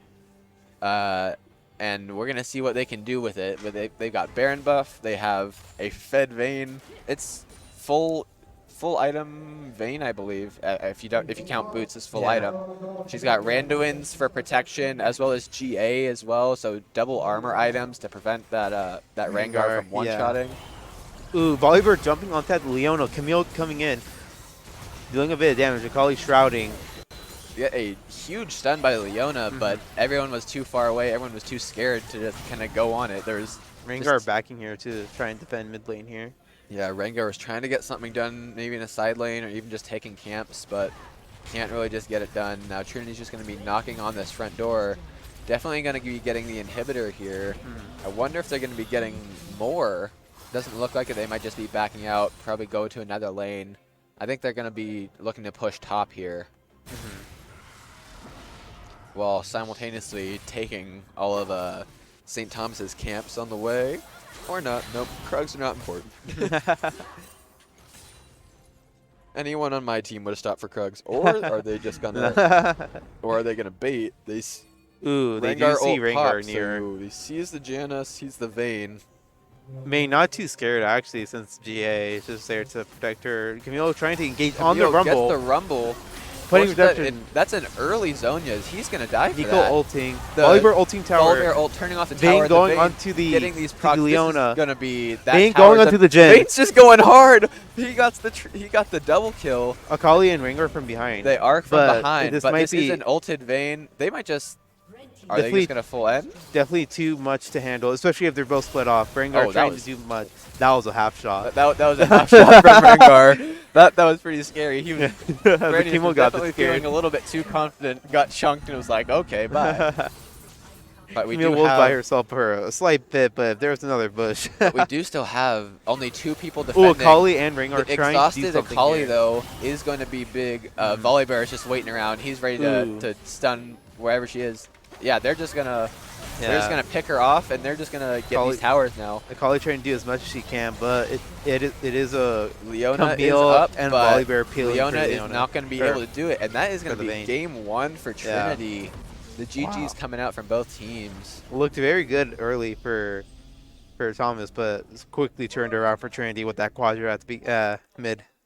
Yeah. Definitely something you don't like to see, but happens way too often. But once that Vayne gets, like I said, once that Vayne gets a few kills into her pocket, she got that first shutdown on Jin when Jin had that 500 gold shutdown. And she was like 1-5. She got that, and then got and the then quad. all of a sudden, she gets the first item, she gets a quadra kill, and gets and a then, double item after that and then quadra. now you're just unstoppable. And now you have to worry about not only about a fed Vayne, but a Volibear going in and a Camille going in. Yeah. Especially as a Jin. That's very scary. Yeah, as a Jin, and they were just picking that Rumble apart. Like his positioning just definitely wasn't where I guess it needed to be for optimal team fights. And Leona landing a lot of good ults. It's just there's not too much they could do to follow up. Yeah, because then you're just putting yourself in the middle of this Vayne, this Volibear that can point and click stun you, and ult on top of that as well. There's just so much. I think like Trinity, I think they drafted that well. That they drafted that on purpose. It was definitely a protect the Vayne type game. Yeah. They executed well to get her the kills, and then they executed in the sense of like just closing it out. Yeah. Definitely one of those games where there's one core problem, but then you have these other issues surrounding it. It's just not much you can do. Like, you could engage, but then if it doesn't go right, try to get out against a Volibear, Camille, and a Janna, boosting them all up. Yeah, there was, like, St. Thomas definitely had options, but they had to play that perfectly. It seemed like Trinity had everything accounted for. If you get onto the Fed Vayne or the Fed Nico, like there's going to be an exhaust there. There's going to be a Janna shield, a Janna ult. A Vayne had a Randuin's and Guardian Angel. Like at that point, like what can you do? You just gotta hope, double exhaust actually. You gotta hope that Trinity that Trinity messes up. Yeah, and they didn't. So that's gonna be 1-0. And we're gonna be. I don't know if they're jumping back into or if they're jumping right in or taking a quick break. I think they're taking a minute or two to like talk about strategy here. Give it a minute, okay. All right. So, yeah, I think they're gonna be getting right back into it real quick. They definitely need like a little group up to talk about what they could have done better and what things they should get rid of that can make that comp not as effective. Yeah. So we're gonna get back into it. We're gonna see what St. Thomas chooses to do to change. Whether they're gonna, like I said, I'm pretty sure they have more than just these 2 challengers. So I don't know if they're here physically, but they might try and sub it out. Say like, okay, we're getting serious now. Or if Trinity is just gonna continue to play this kind of scaling and very passive, but then all of a sudden aggressive gameplay. Well, I think we're going to be getting into draft soon. Yeah, be interesting to see what comps you're going to try to run to either counter that or just be just a bit better than that. Yeah. Something that's more cheesy. That can somehow just, in the end game, just win them the game if they can. Yeah. So, yeah, I think they're setting up lobby right now. Or the website to like do picks and oh yeah, that too. Yeah. Because they could do it in game, but it's just like, Oh yeah, so I think they use website. They use a website. They use either Draft Pro or LOL, whatever it is. Yeah. But because not everyone owns all of the champions except Eastern Ace 481 does. He's my roommate and he has spent so much blue essence getting all of the champions to be that teammate. Like, hey, everyone want to switch? Like I can pick it for you. Honestly, I'm almost that. At this point, I'm just making it my goal to get everyone's champion charts of every league. character, and I just have so much blue essence to back it up. I've started it now. I mean, I say I've started, and I wanna say I'm close, but I still have like 40 more champions to unlock, and obviously that's hundreds of thousands of blue essence. Yeah. So. I definitely have a good amount of blue essence backed up to the point where, with any new champions release, I can be like, ooh, I can try him out and can pay the full 7,200 blue essence. Yeah, and I know with the new update, actually, just they updated the mythic like shop. the skins and Oh, like, yeah. the mythic shop and stuff like that. I have enough mythic essence to get the new like Ashen Knight Pike skin. Well, if you've heard like the old sound effect Yeah, for it, yeah. that's and the that's best why I thing. want to get it. Like it's not like I play Pike a lot. But Me like, neither, but like, yeah, it'd be nice to have it. It's so cool. Like It's I have like the Sand Wraith Pike skin. I also have that. And I'm like, yeah, this is cool, but why do that when I can have a choir singing and like a pentakill? Like, okay. It's just something new that they've done, and I can't wait to see what else they Yeah. do with the skin line, or that thematic in general. I mean, that's basically how I like choose champions to play. Is I'm like, okay, I unlocked a skin for this. Time to learn them. That's Kind basically- of same here. That's how I kind of started playing more. I played Leona before, but then I got like the Eclipse, the Solar Eclipse skin. I was like, more of a motivation to play. And now I'm like, hey, she's fun, and now I have a cool skin. I got like an Irelia skin, and I was like, okay, I'll learn Irelia. And I wanted to play Fiora, got a Fiora skin. Yeah, it's never you get you like a champion, never and you then like you it. yeah, and then you get a skin for him. It's never that. You usually just buy them. You're like, I'll get it. Ugh. But for a mythic shop, I'm more interested in just saving for like a past skins, like the what's it called, the prestige skins. Yeah, the Prestige, and yeah, because they're reworking or they're doing like a different Yeah, version. if you have the Prestige. original, you get an updated Prestige. one. Yeah. Which that's nice. Because that would be a kind of a real jerk move of, oh, you have this Prestige skin and now I have it because I bought it. Instead of you worked hard for the event. I bought it. No, but yeah, it gives them a better idea because like one complaint they had was like, oh, it just looks like a chroma, like just a chroma. It's just a yellow chroma. Yeah, like some chromos look better than these prestige skins, but now they're changing it to make you feel better about actually getting this, the skin that's supposed to be like something you worked hard for.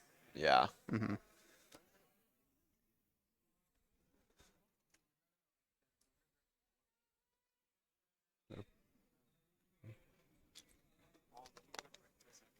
All right. All right. I think we're gonna go to a quick break right now. We are? Yeah. And then I think we'll be back with draft pretty soon. All right.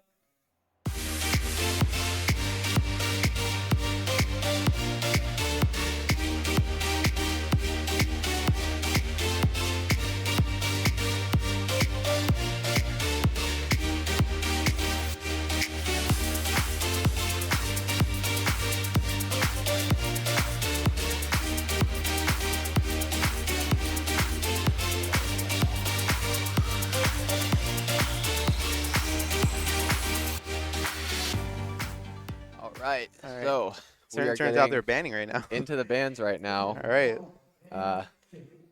I know I heard that they had banned Nico. I heard Nico. I heard Nico After seeing banned. that, yeah, I'd heard- ban Nico. I heard Zed banned as well. But I think okay, now There we're we gonna go. do it. We have a Karma, Nico, and Volibear banned from UST, and from Trinity we have Jinx, Zed, Vigar.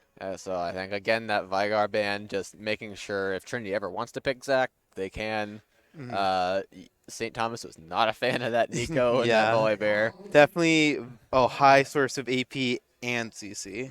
I'm very surprised that Nico. I mean, she was very fed in ahead. That going Everfrost would have been. Meh.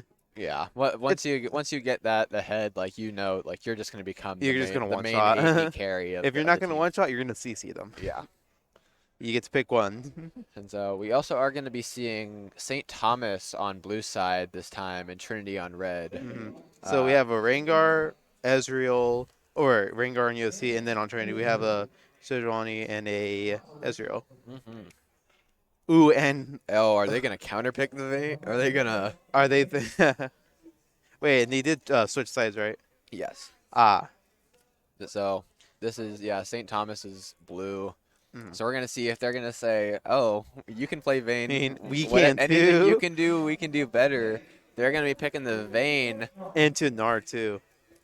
Yeah, so we're going to see, and the Gnar. With that Gnar stun for Vayne, ooh boy.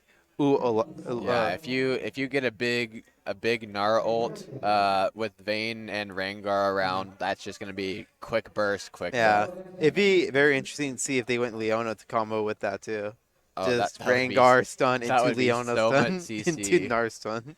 They are gonna counterpick the Irelia into it as well. Mm-hmm. I think it's fairly, even if not a good matchup for Irelia, just kind of bullies him Mhm. when he's in mega form. Obviously, when he's Ooh. when he's not mega, he's range and it hurts a bit. So they banned Lulu and they're looking for another support ban. Yeah, I think Trinity's just gonna be banning out these enchanters. Ooh, Just Zillion. making sure like obviously they did Vayne with Janna last time, just kind Yeah. of banning out these enchanters that can protect Vayne, scale her up, and make her a Definitely. big threat. And then the Zillion is also kind of just gonna be the same thing. He's technically an enchanter. Ooh, Soraka ban here. And the Soraka, yeah. So both teams are just like, okay, we got good ADCs.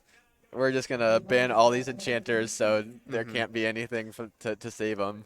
Mhm. But they did leave the Janna open. They did. Which we'll see if they do that or if they go for something more engaged-like. Also wondering if Ezreal is either mid or ADC. I'm pretty sure. And my answer is question. I mean, my question has been answered there. However, Ari support. No. this could be. This is a Trinity special. So they're gonna see if they want this Ari to be either in the mid lane or in support. Oh. Because they played Ari support versus, I believe, not Hendrix, I think Austin College, and it worked out. So this is the famous Ari support player I've heard about. Because Wee Little Otter, is a diamond mid laner that we have as support right now. That's awesome. And so if they get him on the Ari support, that's good. But so we got to just see. And obviously Ezreal kind of has his own self-peel a little bit with like that E safety. Definitely. That E flash. Yeah, but will it protect him from a not? Ooh, what is going on? Really a mid lane? It's an Ari support.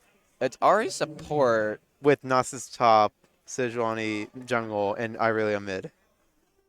Interesting. I'm excited to see this Ari as support. someone who's from Trinity, I have no clue what is going on right now. I am very excited to see this. Wow.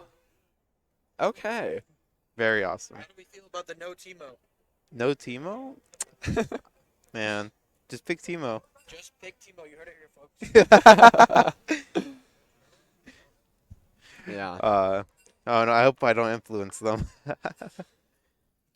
So yeah, just kind of be getting back into this. So yeah, I'm curious. Okay, there is also.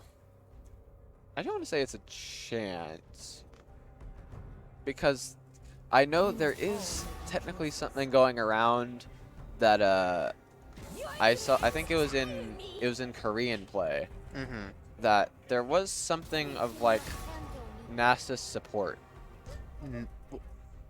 I've actually heard about that, and against the Vayne would actually be very interesting. Even with Nautilus Peel, that slow is going to be very devastating. You kind of just walk up, you just point and click wither them. The only thing I would say is like, I feel like that would work with most ADCs, but I don't know if Ezreal would have been the better option. But that, I guess, hitting Qs and forcing them to flash, like, block or like to dodge all that damage. So and it's kind of just another situation of if you let this so it's gonna be Irelia top. Oh really? I believe it might be Nasus mid too.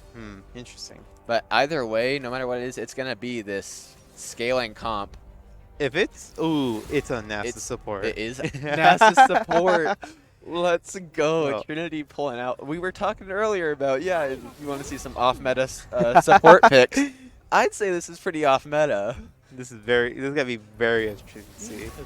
Can't wait. Now obviously the real question though is it going to work? I hope it does. Because anything on paper, anything is good. I want to be here to witness an amazing NASA support. That'd be awesome to see, I especially would if it love to see. counters a Vayne. If it did that, that'd be interesting to see. Wow. So, this is. Oh my God, it's NASA support. This is gonna be so. Okay, so I know that was one thing that I think teams were doing, like at least Korean teams I had heard they'd done to like counter Zeri, because obviously you kind of can just walk up, and if you get like a wither slow, plus the E or W, whatever, like the big circle, Yeah. also like shreds armor. It shreds armor, yeah. And so if you That have a could be- slow plus armor shred, plus like an Ezreal that'll burst you, Yeah. like that's gonna do That's so gonna much be scary damage. even for the Nautilus. And you just can't walk away. Yeah. It's gonna be an interesting fight bot lane, that's for sure. I mean, like, and what's gonna happen here? I mean, you do have obviously Vayne true damage into kind of Sejuani and Nasus helps, like, but you're also gonna be having, a Nasus that can slow you. Granted, yeah, it's definitely going to be a utility Nasus. Yeah. Because you're not getting stacks from Q, like on minions. It's gonna be. It's Unless not going to be super goes like that one support item that lets you farm and also let them get the farm as well. But at the same time, that's not that much. Unless, unless they do like, fasting Ezreal. Yeah. But I've never seen that one, but it's a possibility. We'll see. I don't know. And then like, it'd be interesting. I'm just very interested to see this Nasus I'm bot so- lane. I'm so interested to see. It's gonna be interesting to see because that armor shred's gonna be very effective if definitely against like that Nautilus. Yeah.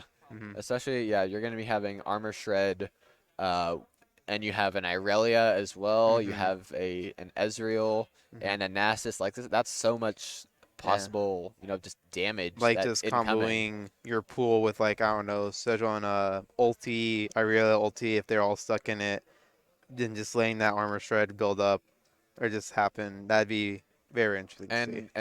And even in the spot lane, it's potentially scary if this Nautilus hooks in this Nasus. Yeah. You're just pulling him closer to your Vayne to slow. And that's scary. So. And that's what's gonna be so brutal to the point where if Ezreal does land his W and is about to hit his Q, does Vayne flash or does she just? I mean, she can roll, I guess. Yeah, you can tumble, but like, but there's only so much. There's not that much it's where to a roll. scary situation to be in for He's sure. gonna bait out the roll, and so you're gonna have to either waste flash or take that damage. Yeah. So, interesting draft coming out from Trinity. We're gonna see if they can execute it. Yeah, and especially if like Ezreal plays safe and goes like Crown. Yeah, but again, this is something definitely all down to execution. Because if not, if this Nasus kind of gets behind, it's gonna be hard to come back from that. It's gonna be pretty hard to come back from that. Yeah. Like someone like a Janna, you can always, just fire tornadoes if you're down, and if it hits, it hits. But something like a Nasus where you kind of need to go in, you need to kind of have tank stats, and if you don't have those, you're just gonna pop. Maybe might take a Krug. Oh, maybe that is, yeah. Yeah. Especially gonna be on. They're on blue side. Oh, so, are they? So it'll have to be Damn. That would be a smart thing actually. Yeah. Picking Nasus support on blue side. Yeah. And then just letting Nasus like farm the Krugs with Q. There's a coaching job at Trinity. Nah, I'm here for sure. Yeah. Yeah, this is my senior year, so this is my last time getting to like view these guys play. It's definitely been a ride. So we're gonna see how they do in the finals. And then definitely excited to see though. And it looks like we're gonna be switching over to the main match soon. I think we're about to be starting this game 2. Trinity is up 1-0. I wonder what the game plan is here. Ooh, all skins except All for skins. Victor. No Victor skin. Therefore, we've got. Okay, so we do have cleanse on the Victor and cleanse on the Vayne. Ooh, so they're ready for that Nasus. Yeah, and it is going to be. Oh, I think this is probably just the best overall rune to go on Nasus support. Like you're just gonna be poking with the big ol' E. Yeah. Just kind of getting them through there. Welcome to Summer's Rift. So it doesn't look like we're gonna be seeing any level 1 invades or anything like that. Until minions spawn.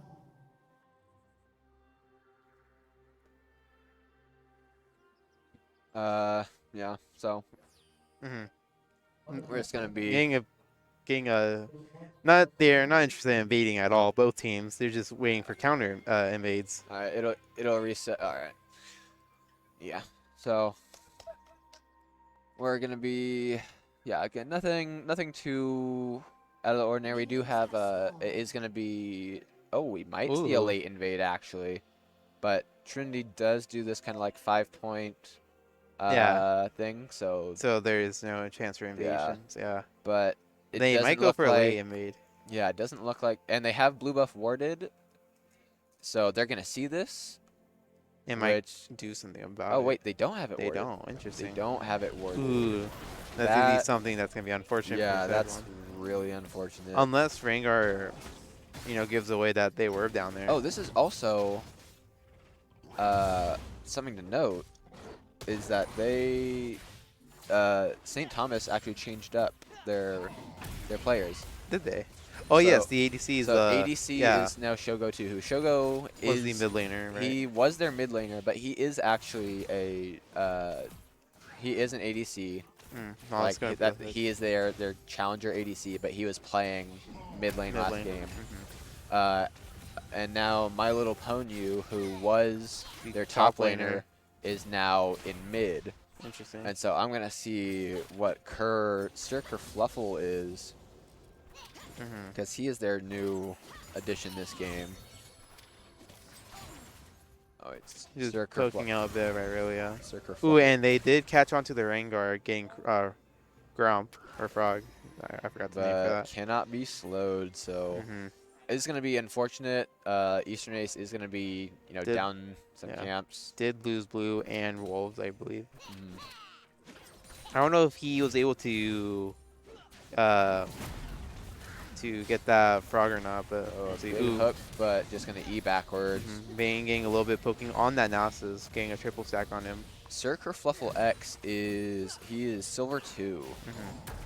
So yeah, they're poking out that Nasus anytime he's trying to walk up to E, giving him a good poke. Just give him a little poke.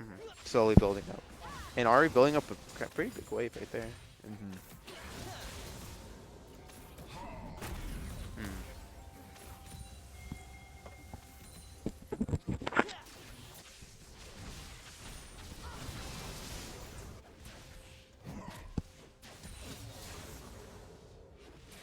Just slowly farming out, trying not to get caught out here, the Vayne. Just slowly farming and just waiting for, honestly. There we go.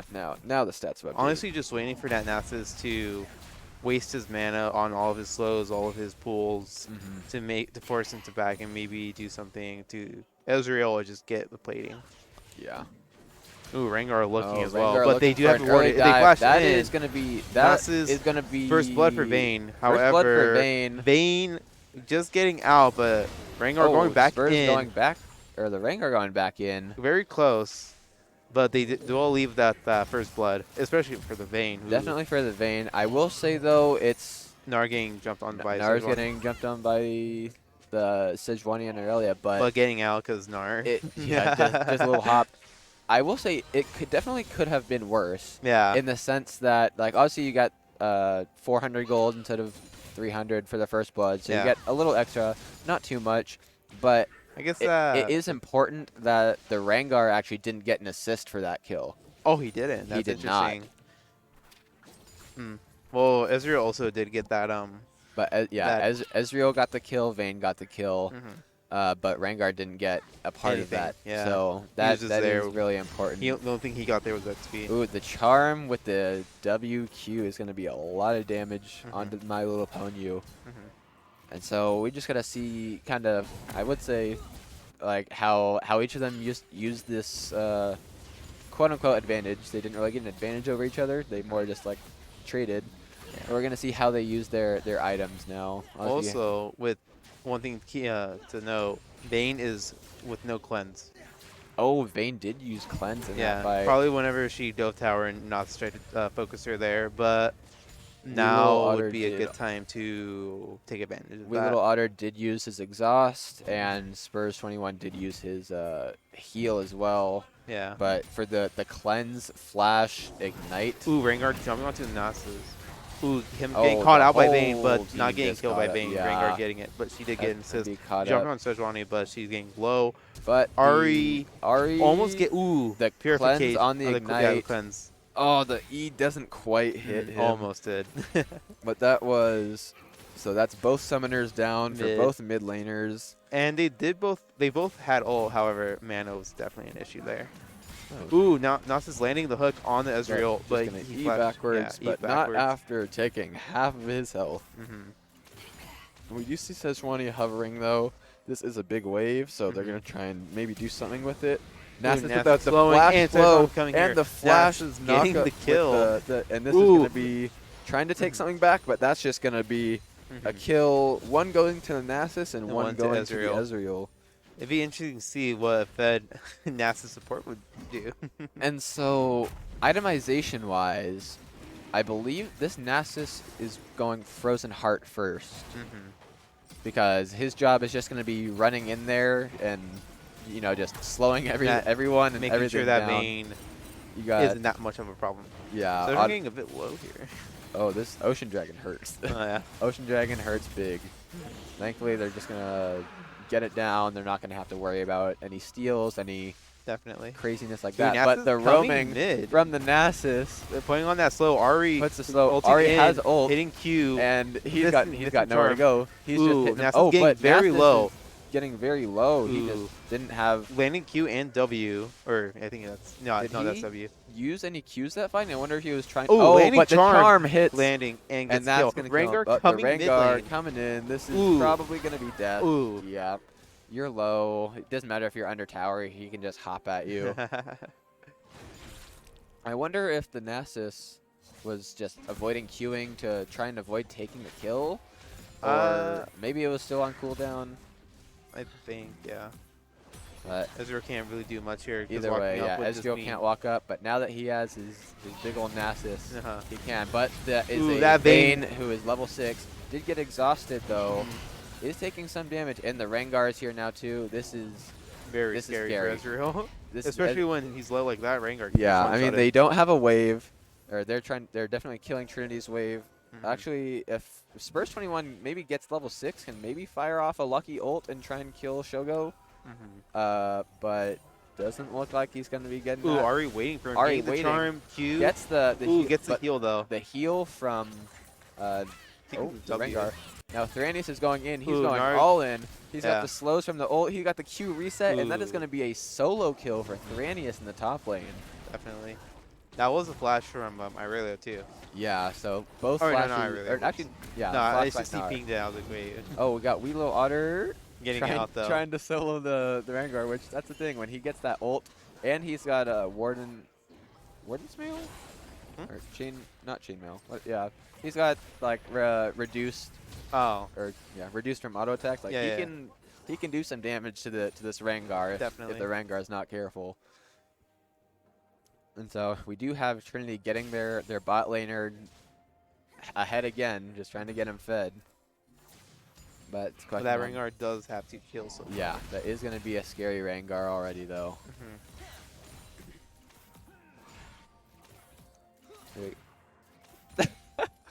So we're going to wait for 12:30 to see if something happens.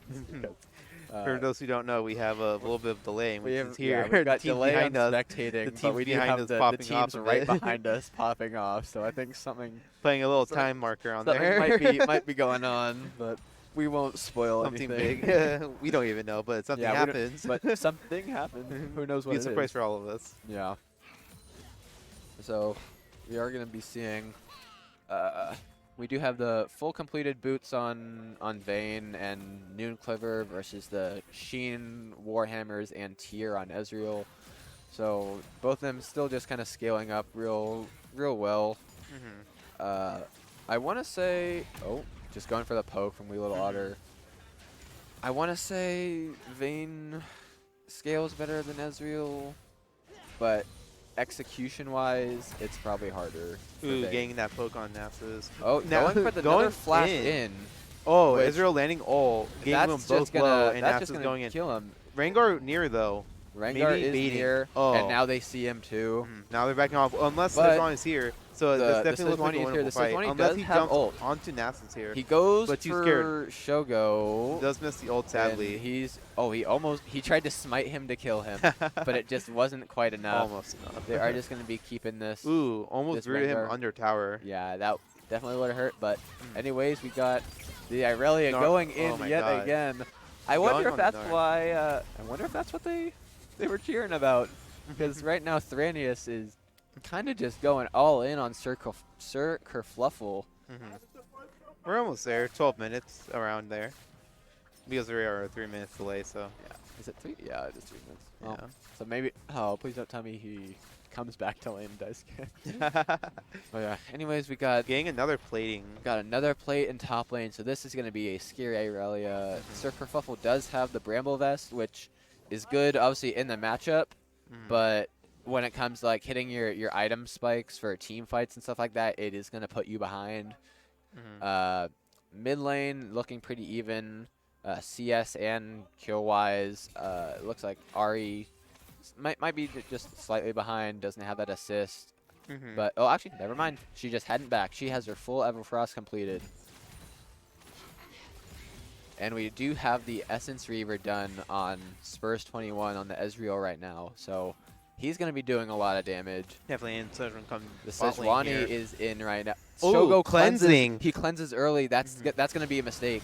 That Might cost him. Might have been, actually. But without cleansing there, Sejuani was just caught up, so that was kind of smart, but not knowing if she had ult was also very scary. yeah, it was definitely. Oh, Ooh, I really this was is- jumping up to the victor here. This is where Oh. we see A roaming Irelia here. Yeah, the roaming Irelia. Ooh. And that's going to be a 3-0 Irelia. Already has Bork. And this with is Ari being able to push, or no, do Dragon here, actually. Yeah, this is looking pretty scary for St. Thomas. Nasus They do. looking for. Oh, he's going to take a tower Ooh. shot. Does get ignited. Ults for the damage Ooh. reduction. And that is going to be Spurs 21 just hitting that Q point blank. And But all of a Nasus sudden, did get that kill, though. Oh, he did. Yeah, sadly. Oh, did he hit him with a... I think it was. What summon is it? I don't know. I don't know. It said he got. He doesn't have Ignite. Unless Maybe it was... I might have maybe imagined it was it. Scorch or something. Yeah, might imagine it. It'd been funny if it was Arcade Comment. Yeah, Ari's just kind of free to Ari's push just- his lane for a just bit free until pushing, victory. getting a plate.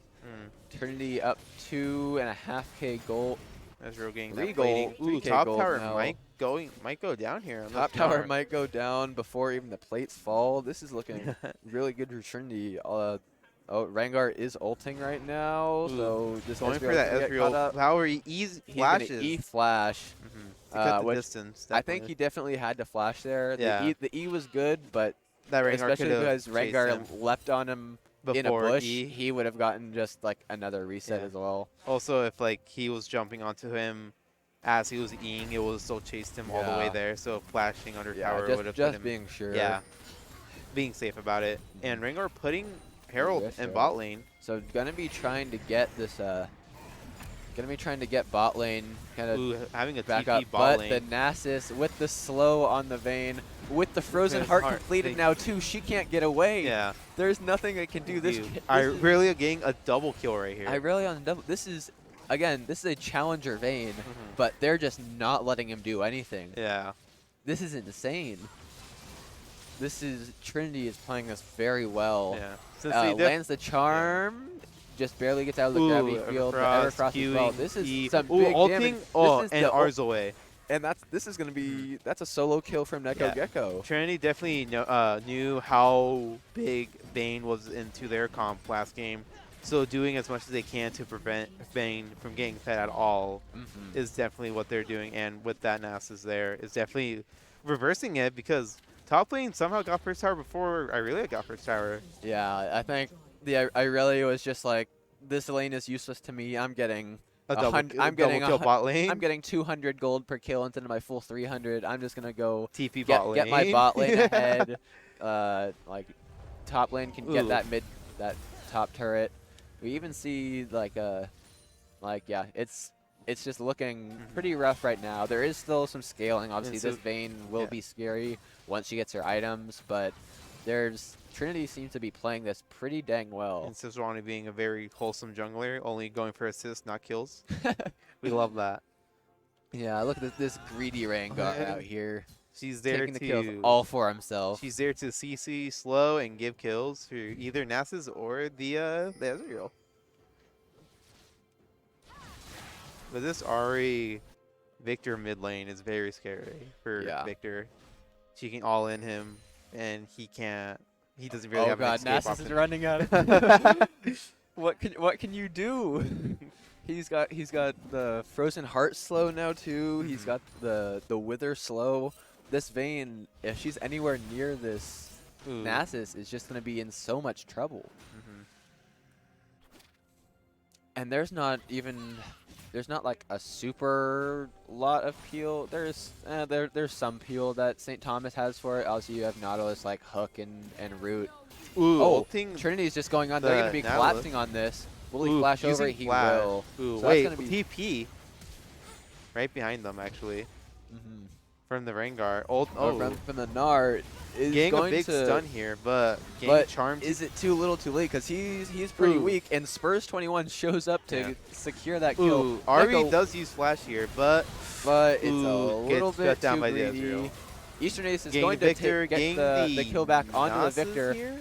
The Ooh, just one. He's gonna get there's- one there Q, we and that's go. gonna be that kill. So Trinity up 15 kills to 5 at 17 minutes. This is gonna be interesting. This is definitely a lot bloodier of a game than it was last game. Last game we saw them kind of being patient, and so we're just gonna see they are up by about a little over 5K gold, or 4K. 4K. My math is wrong. Nah, that's fine. But we see, this Ezreal on 1.5 items, whereas this Vayne still hasn't even completed her first. Yeah, the only thing she has completed is just her boots. And the thing too is that she's going to be getting it now, but she's not even going the full offensive build. She's not going to be getting Kraken Slayer. She's going for Immortal Shield Bow. And so it's going to be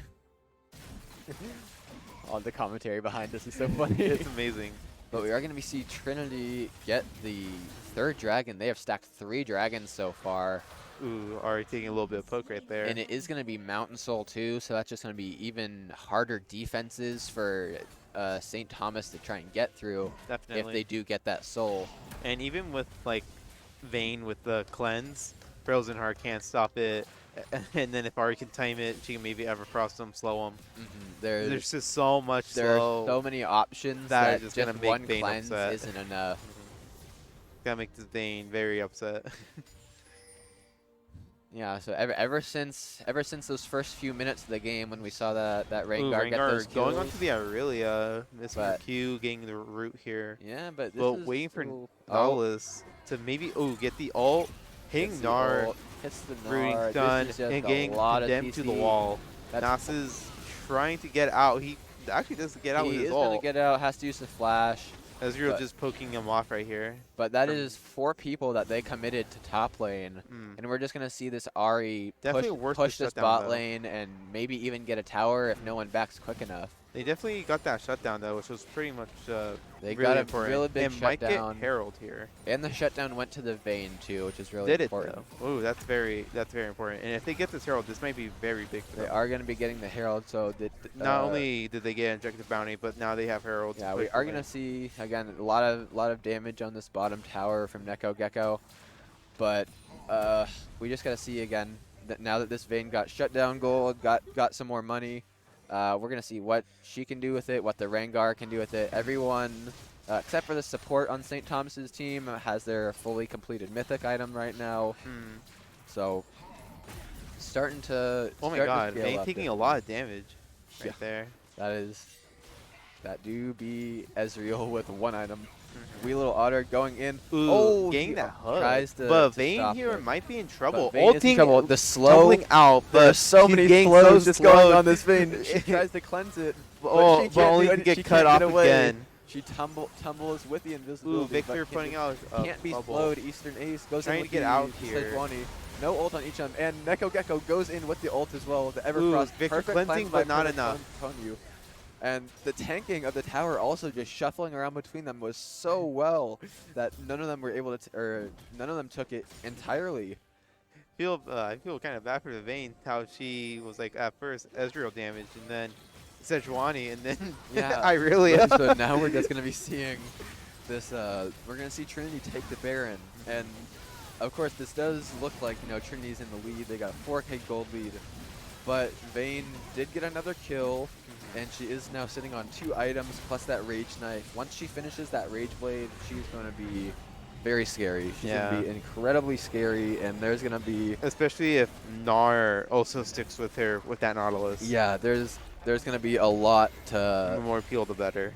Yeah, there's going to be so much that they're going to have to worry Also, NASA's about. going Battle Song. That's going to be very interesting to see him. I think it... Yeah, so basically their strategy is pretty much with the Frozen Heart, with... The Nasus Wither is basically just chase Vayne down. Yeah.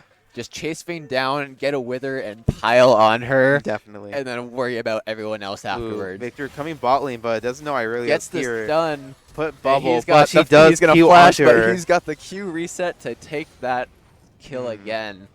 And so we see a 7-1 Irelia. Everyone on Trinity except for the Ahri actually has a shutdown right now. So any kills that St. Thomas gets is going to be, just extra money in their pockets. Definitely worth it. And with objective bounties, if they could perhaps get a kill and a bounty at the same time, that might be worth it. Especially if they give all that to the Vayne. Yeah, if Vayne gets shutdowns and objective bounties, this is gonna be this. But the reactive ult and the exhaust and the Wither forcing him to flash. Ulting the Ezreal, and but the still getting the Ezreal kill is with going the ult. to get that kill. Nala's trying to get out here, but he's getting too but slowed. he's still slowed. This is it. Getting And the stun, ulted, and flashing, but flashing still away. getting That was queued. 2 flashes from St. Thomas, the Rengar, and the Nautilus, and they just can't escape. Trinity just that's a big stun with the ult. Oh my god, this is Irelia still going in with the Bloodthirster. Oh my god, getting the kill, and is that going to be an ace? That's going to be an ace. That's an ace. That is an ace. And they have from Baron buff, Trinity. and so they are going to probably get this inhib. I think they're going to get this inhib, and then probably. Looks like Irelia might come split push bot lane, or either split push bot lane, or I think they're going to be. He's going to start dragon. Yeah, probably. Soul is going to be up soon. Oh, that is their soul. That is going to be Soul. Mountain Soul. Yeah, she's doing it right now, and so we see. Yeah, Thrannius is starting up the Mountain Drake. That's going to be. That's going to give bonus armor to Sejuani. Bonus armor. That's going to be make shield. The tankier and the bruisers That tankier. that is the last thing that St. Thomas wanted when they're already having trouble killing is to have to wait to kill even more. Definitely going to make it harder for that Rengar to one-shot anyone at this point. Oh, absolutely. Even the Ezreal. I wouldn't be surprised again if we see, like another Randuin's or something on either the carry as like a 4th item or on the Sejuani. Just something that, if you're on top of Vayne or Rengar's on top of you, just press it and negate that. I mean, we got to see what they can do with this lead because they have a huge lead now, basically 6K gold lead, 8K gold lead. Oh my god. Coming towards bot lane, probably coming to get that next tower and maybe gaining another inhib. Yeah, just going to be using the Baron buff altogether.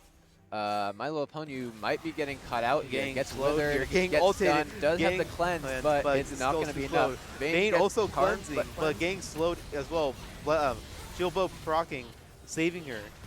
However, maybe getting the Sejuani kill here might be big for her. Does get the shutdown on her.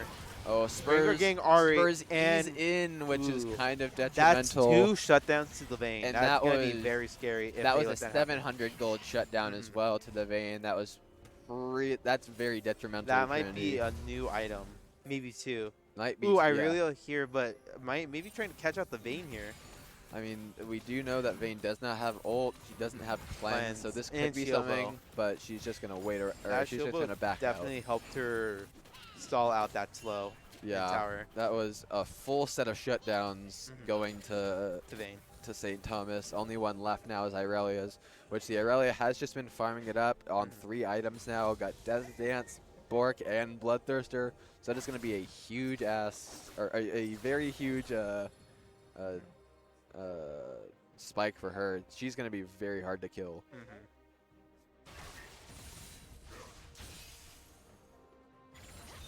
So we see, yeah, this Irelia is scary. This Sejuani is scary. This Ari is scary. Everyone on this team is scary. Even this support that's nasty. Pretty scary. He just runs at you at the speed of sound with the Shirelia. Because you know that he's only slowing you to help his he team. He slows your auto attack speed. He slows you. You stretch your armor. This is incredible play that we're seeing from Trinity. He's not slowing you to kill you himself. He has other teams He's behind got other him teammates somewhere. to do that. Somewhere you don't know, just ready to chase you And they're down just gonna even more. they're just gonna wait here. They're gonna use trying to get a pick. They're Maybe gonna on the use Victor here. Spurs as bait.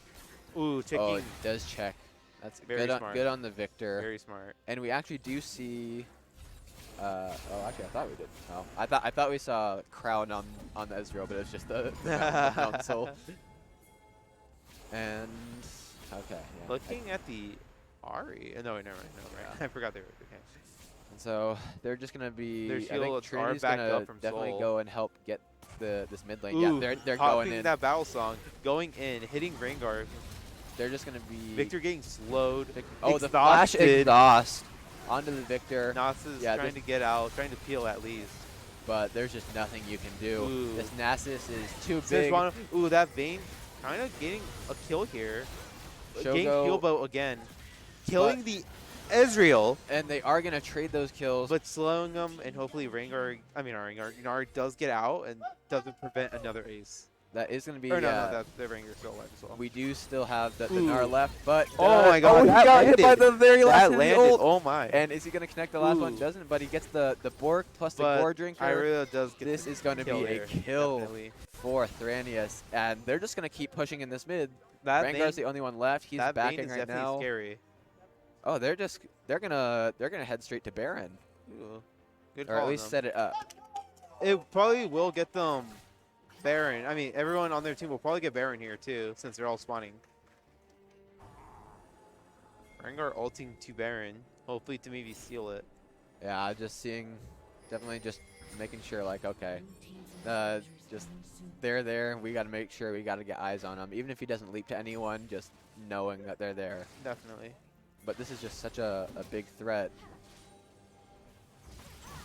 And so we just got to see what can St. Thomas do. Anytime they go in, they're just getting like anti-dove. Anytime Trinity goes in, they're just getting run down. So it seems like Trinity just has St. Thomas's number. Does get hooked. He is gonna ult out and he withers the Vayne. Ooh, Nasus getting very low. Missing ult. Vayne trying to get out, but trades. Yet again, trades from both Spurs 21 and Shogo. Going in. Irelia going quite in. A lot. Hops over the wall, goes Gnar, but there's 3 alive on Trinity, only mid. 2. They're ignoring him and going straight to mid. Yeah, they're just going to ignore him, push this wave in with Baron. This might be the end of the game. You have a Rengar who can maybe solo out one person, but you have a Sejuani to help heal for that. Plus your Mountain Soul is up, you got a big shield. And then you got a Gnar who, I don't want to say he's useless, but compared to the Irelia, the Ari, like, that Gnar is not doing much unless you land a perfect stun. They're just gonna get the inhibitor and back out for now. Yeah. Seems I don't know if the Elder is coming up yet. Elder is gonna be spawning soon. That is right. So they might be backing here or just preparing to just do it. And we actually do see the Vayne. So the Vayne now on 4 items does have Bloodthirster, and also did pick up a Quicksilver Sash. So essentially has 2 cleanses.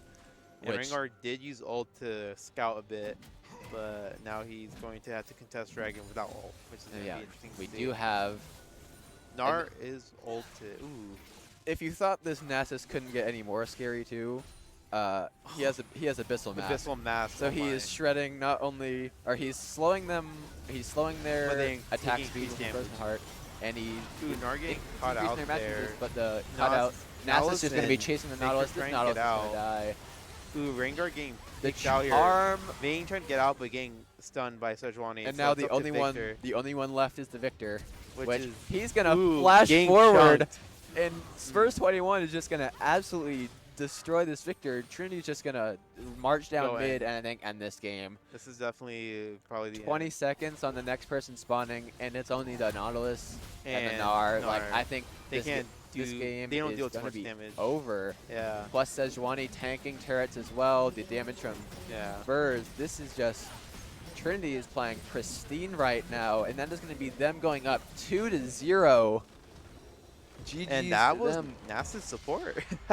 And that is it. We Yeah. have NASA support They in definitely- SCAC with a 100% win rate. They definitely knew that after seeing that Vayne pick, they knew that they're probably going for what we tried last game, but we need to counter that. How can we counter that? But even if it's off meta, like Nasus with Frozen Heart and Abyssal Mask, wow. They had this scouted out. They must have known, okay, yeah. if their carry goes on Vayne or Zeri, anything that is, this hyper mobile or Yeah. super mobile hyper carry, Mhm. we got to get something to shut this down, and that's Nasus Yeah. with Frozen Heart, and it worked. It's so exciting to see something like that work. Yeah.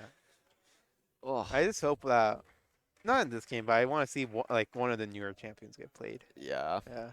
I know I know they're off kind of like not the best. Spurs 21 does play Zeri. Zeri's pretty fun. So Zeri is so fun to watch. And then when you ramp up your ult and you're just moving so You're just fast. moving so fast, It's just great. attacking I everywhere. remember running it from the enemy's inhib to my inhibitor, and I was getting autos all the way down because they were trying to chase me, and then I just chased them back. Yeah, It it's was, such a. and then I know champ. Renata isn't that great, so Renata. like she needs her ult to be boosted. Conceptually, she is so much fun. Like, Yeah. okay, if you get that's the strat with Renata. Yeah. Is you int on purpose so that they're stronger, And so then that, so that your ult is better. But then, like, it also depends because if you ult, like a Zeri, she's not gonna auto. She's just gonna use her, her it's definitely Q. situational. If they have if they have a Vayne Yi, Yeah. like Irelia, like boom, Renata is perfect. Yeah, with- or Jim with force shot. Ooh. like anything like that. It's just her ult, it lasts for like a second. Yeah, it's literally like a second and a quarter. And They I'm like, usually like spend like 0.5 seconds walking to the target. yeah, so like that's a second and a quarter of being berserk. Like yeah, they get attack speed, but and then it's also very slow. Yeah. For like any ADC like a Vayne that you're trying to hit, you'll just tumble off. So we gotta see if Trinity is gonna keep up their momentum, or if St. Thomas Has is gonna something up their sleeves that has something up their sleeve that Yeah. they can make a change. Because right now it looks like Trinity has their number. Oh, yeah. Trinity's been performing extremely well. And we're just gonna see. Yeah, I wonder if we're gonna see any other special picks. If we're gonna see, the Ari. That definitely could have been Ari support, but they decided to go mid and just get the NASA support instead. They would have to rely too much on her charm though. Yeah, we got some, especially with Nautilus there. Some crazy picks. I'm hoping to see more. Yeah. So it's looking good. Yeah. For Trinity, St. Thomas can definitely still bring us back. Reverse 3-0s can happen. Definitely. This is exciting. Yeah. This is so exciting. Oh yeah. It's just I don't know what would beat out their comps that they have so far. Like I Yeah. guess like a heavy CC, like I don't know, like maybe a Syndra.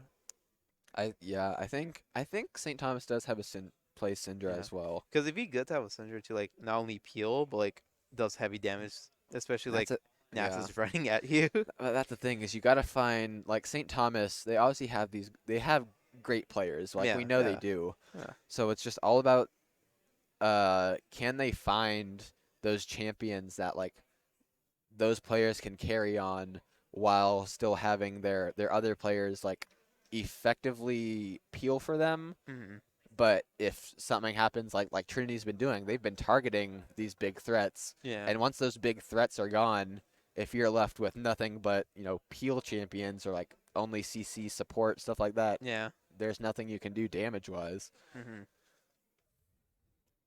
That Vayne almost did.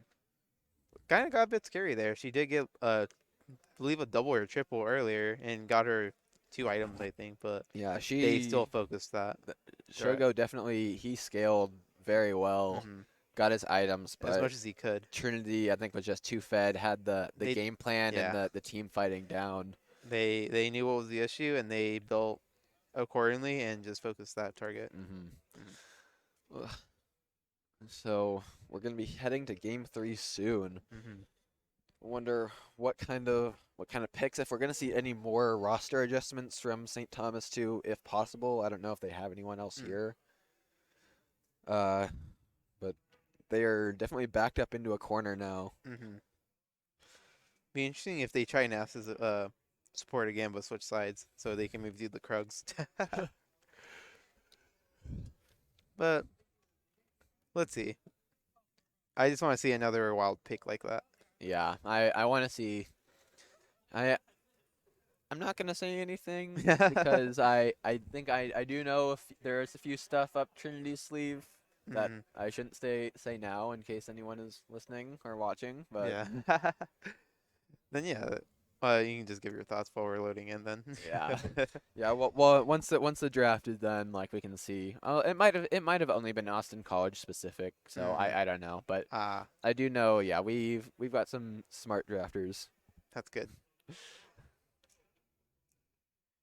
So let's see. I think. Okay, yeah, I think they'll be getting in the draft soon enough. They're probably just setting up the lobby. But yeah, just bot lane's just a place where it's either just normal stuff or a place to experiment with really random comps that just for some reason work really well. Like I remember my friend got stomped by a Casio Teemo bot lane. There are some things that it's just double it's poison.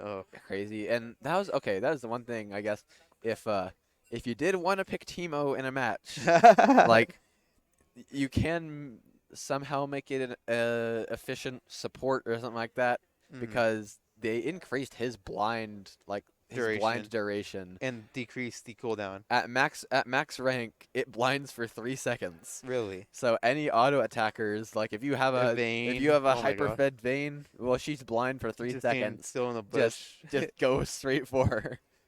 Like just standing still in the bush that they're trying to stay in before a fight and just blind the Vayne before everyone goes in. She can't do anything. Only thing she can do is just condemn.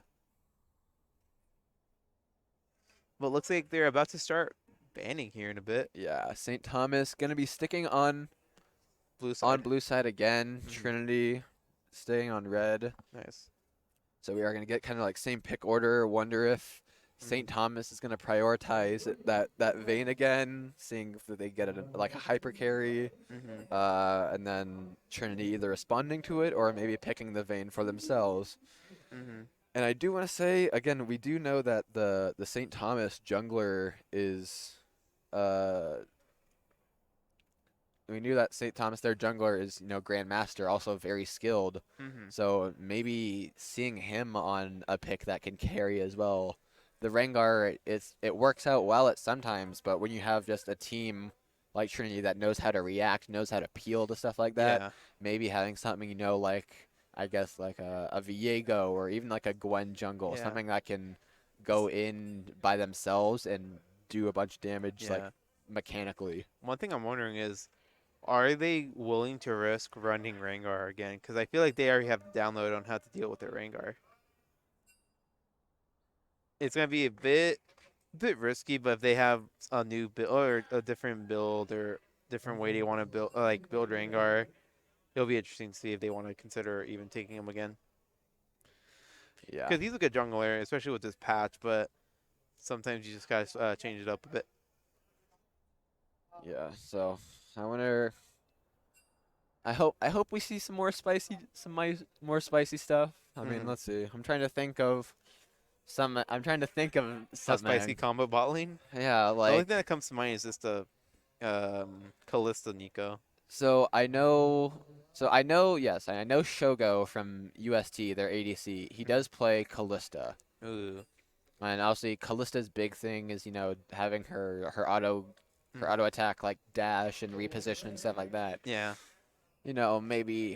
Maybe see like a Cassiopeia support from Trinity and just lay down the miasma and just ground the Yeah. Callista, just prevent something like that from happening. There's Was- so much that you can do, especially with the champ pool that Trinity has. Again, having like a mid laner as support. Like you got both the support champions, like that he can play Wee Little Otter, but he can also be playing mid laners as well. Yeah. The only thing I do have against like Callista ADC is that the other team can just counterpick with Vex support because every time she dashes, that's just a free auto. Which like that increased is auto. one thing. Yeah. Yeah. But that was more of when Shogo was playing mid, like in the first game, is like because he in the like seeding games. when we Ooh. played, Okay. So we they played got close to a Vex. Karma Nico, possibly Irelia ban for UST, And then Trinity. Trinity has just been Zed perma-banning the Veigar. Veigar Zed. Yeah. Which again, just avoiding Yeah. that scaling, that super assassin. Yeah. Earlier in the game today, no Zeds were banned or picked, which I was like, huh. I guess he's not that great, but Yeah, so we're gonna see St. Thomas has this first pick right now. But yeah, getting rid of that Rhea. And Ooh, getting a I shouldn't have Viego. said anything. I don't know if they're listening, but yeah, you're No, gonna be but- having Viego, that hyper carry type, jungler that that challenger is gonna be on. Definitely.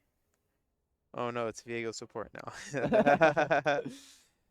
I've always said if you have CC, you're can be a support. Ooh, And going they with the Vayne. They're are sticking with the big Vayne. enough. Yep, they're gonna first pick Vayne. Ooh. Wow.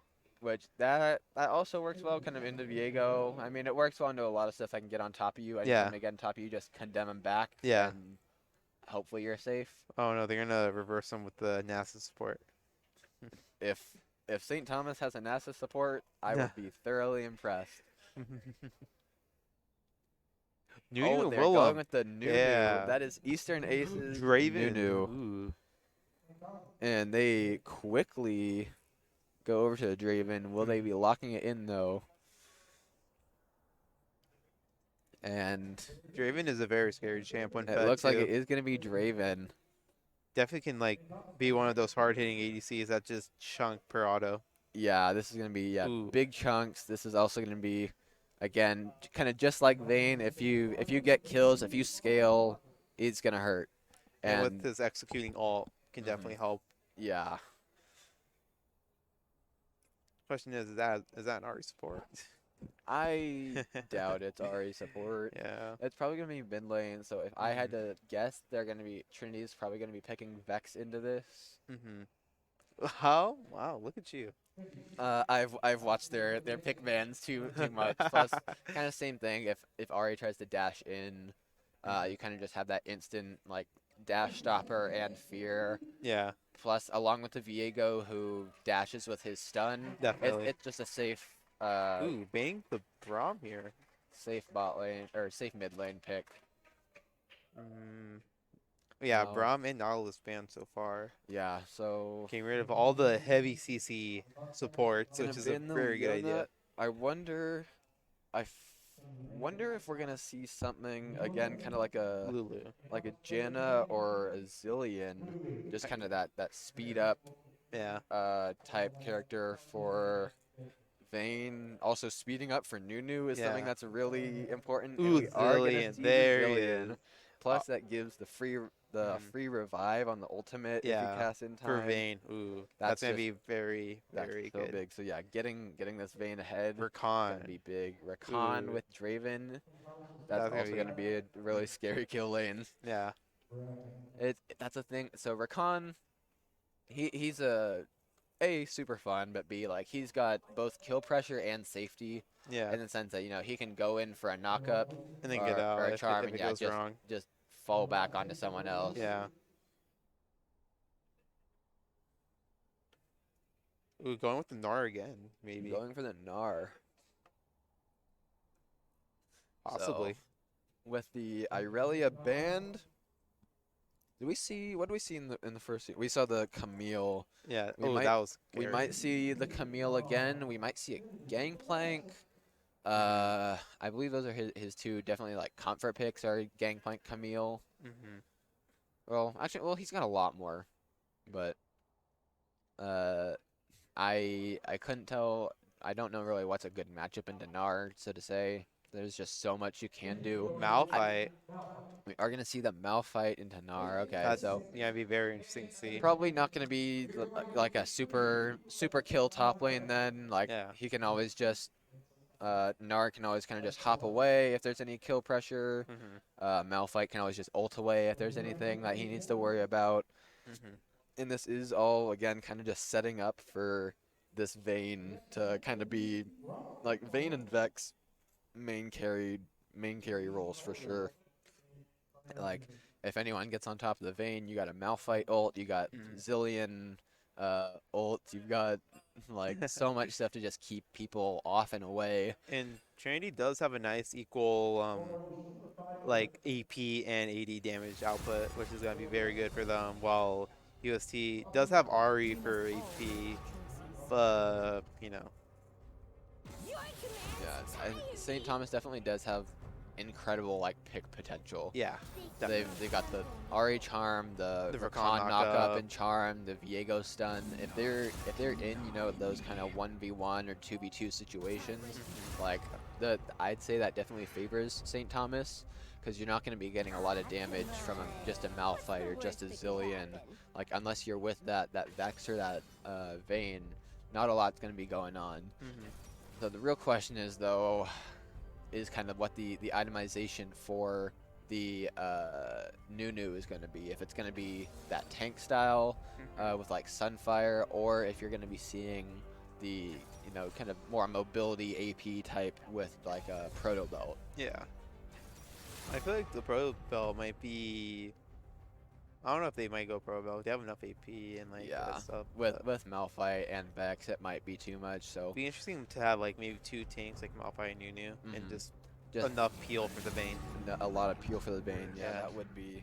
Slowing with Snowball or just ulting to just slow their movement in general. Having to force their like onto Nunu and at that point.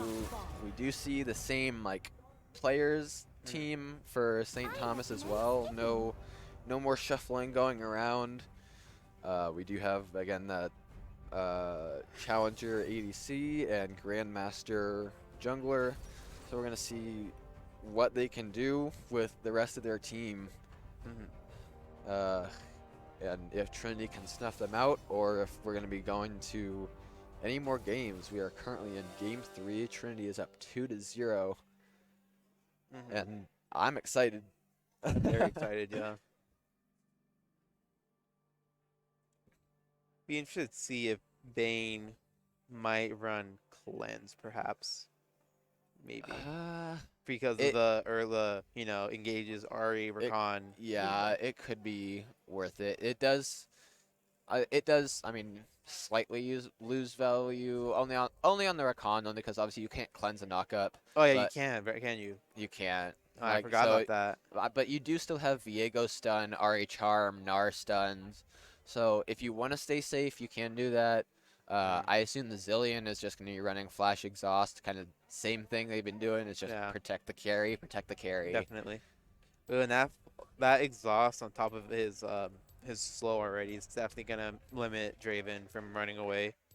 Because, run away, auto uses ability, catch the thing, auto, run away, catch the thing. That's one of his best things. One of the annoying things I hate about Draven. Yeah. But earlier you did say something about the Trinity having picks. What do you mean by those? I'm not gonna. Well, this might go to a game 4 or game 5. So we'll see. All right.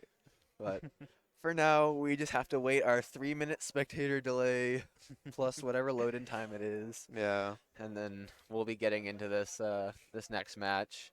Yeah. Wonder. But I guess I did get my get what I want. We're seeing Vex now. We are seeing Vex. Unfortunately, no no super like Recent. random support. Ah. But we got our one game of it. Us supports, we got our fill. Yeah. NASA support. NASA support, gonna go home and try it in ranked later. Won't regret it. My teammates will. Oh. Yeah. So it's gonna be. Oh, yeah. So we're gonna see if St. Thomas can bring this back into Game 4 and Game 5, or Trinity can close it out. Mhm. So far, who would you say like the MVP of like, well, yeah, On both teams. for both teams, yeah. So from last game, I would say that NASA's definitely was on top of things. Like Battle Song NASA's with Frozen Heart is such a good idea. Yeah. Oh my god. I think, yeah, I think I'm probably giving it to, yeah, actually I'm giving my MVP also to support for Trinity so far. It's obviously only been 2 games, but like game 1, like the Janna just like helping out the Vayne, like getting her scaled, keeping the team protected whenever Rengar jumped in or anything like that. And then last game with the NASA support, you know, that just worked wonders. Like there's so much that team can do on its own, but when you have that NASA support, that's really like that glue bringing it all together. That makes it work so well. And then on St. Thomas's side, game 1 was when Shogo was mid, which went a little rough. Kali. I think so far their MVP has probably been their jungler. Definitely, the Rengar has shown kind of like he's got the skills to burst people down and get those kills when needed. It's just if his team is there and able to follow up and capitalize on them. Yeah, and from the first game, I would say that Nico was probably MVP there too. Definitely got a lead there, and definitely did as much as he could with it. And well, it worked out. He was able to just go straight EP and be very, very like much of a big nuisance. burst, yeah. Yeah. Especially in team fights or like trying to bait people out, ulting with stopwatch. And or ever just since those roots. and ever since then, it's been banned. Banned, yeah. Because they are scared of the Neko Gecko Nico. So actually, yeah, it's just Janna was also pretty good too. Let's Just see, skin. boosting everyone's skin. Uh, Malphite, you're no lacking. Malphite or Viego skin. Oh, that or is- Ari. I wonder if he. Okay, it has the potential, but that's first strike. First strike Viego, yeah. I just which that is not typical. Normally, I guess he's trying to go for that burst. Normally, you go for Conqueror. Conqueror is because it's But passive. I want to say that he forgot to change his runes. Did he? Because I'm pretty sure that's the same primary and secondary. Yeah, I think they're paused right now. Oh no! Oh my God, they're going. Oh my God! But nothing's gonna happen. Oh, they were looking for someone to walk They were up looking mid. for someone running down mid lane. Oh, but only if But they now, knew but what was they're happening. invading. They're doing a But 4-man invade. Was Bobby? Who was Bobby last game? Who's what? Who was Bobby? Because you said of first strike. He was Rengar last game.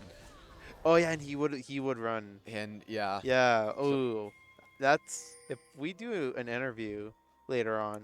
I definitely want to know if that was intentional or not. Yeah. Because that's definitely. Yeah, that's definitely detrimental. Yeah, because it just counteracts his passive.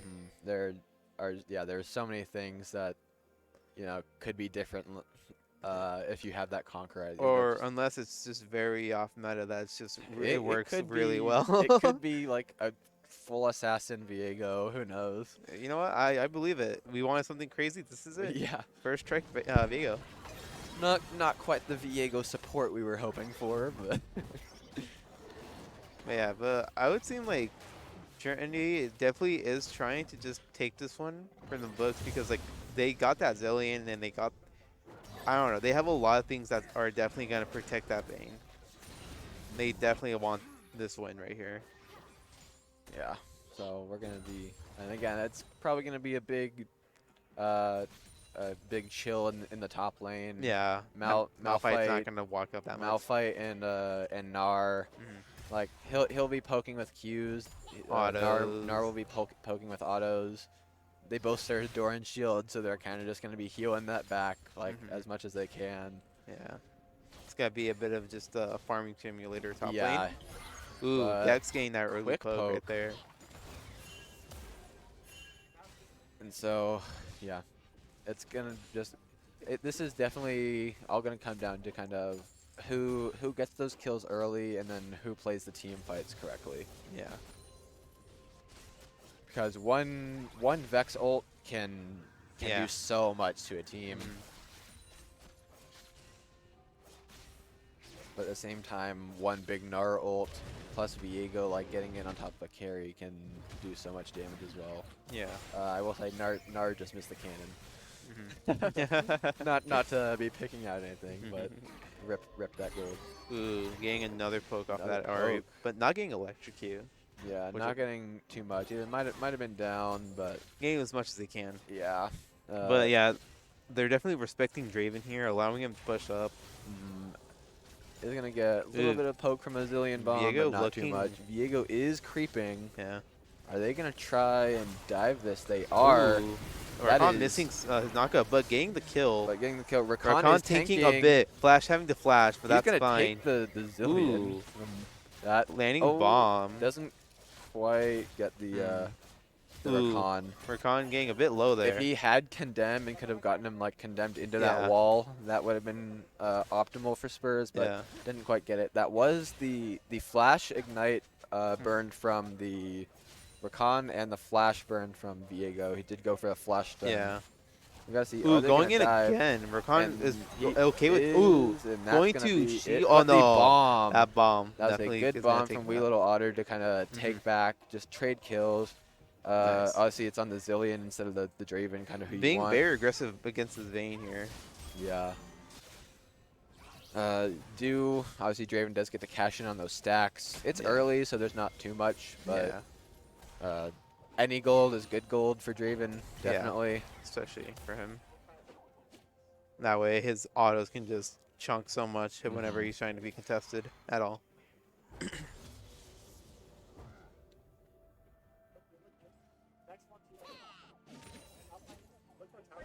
Just slowly poking out the Malphite with his autos and Qs there. Yeah. You don't see much going on. Mid lane.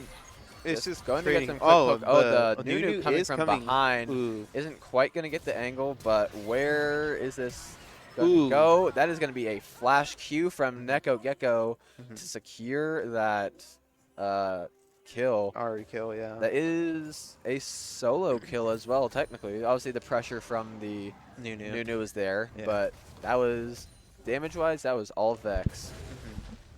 So, good stuff from Trinity that, obviously, the Nunu coming from behind kind of made retreating impossible.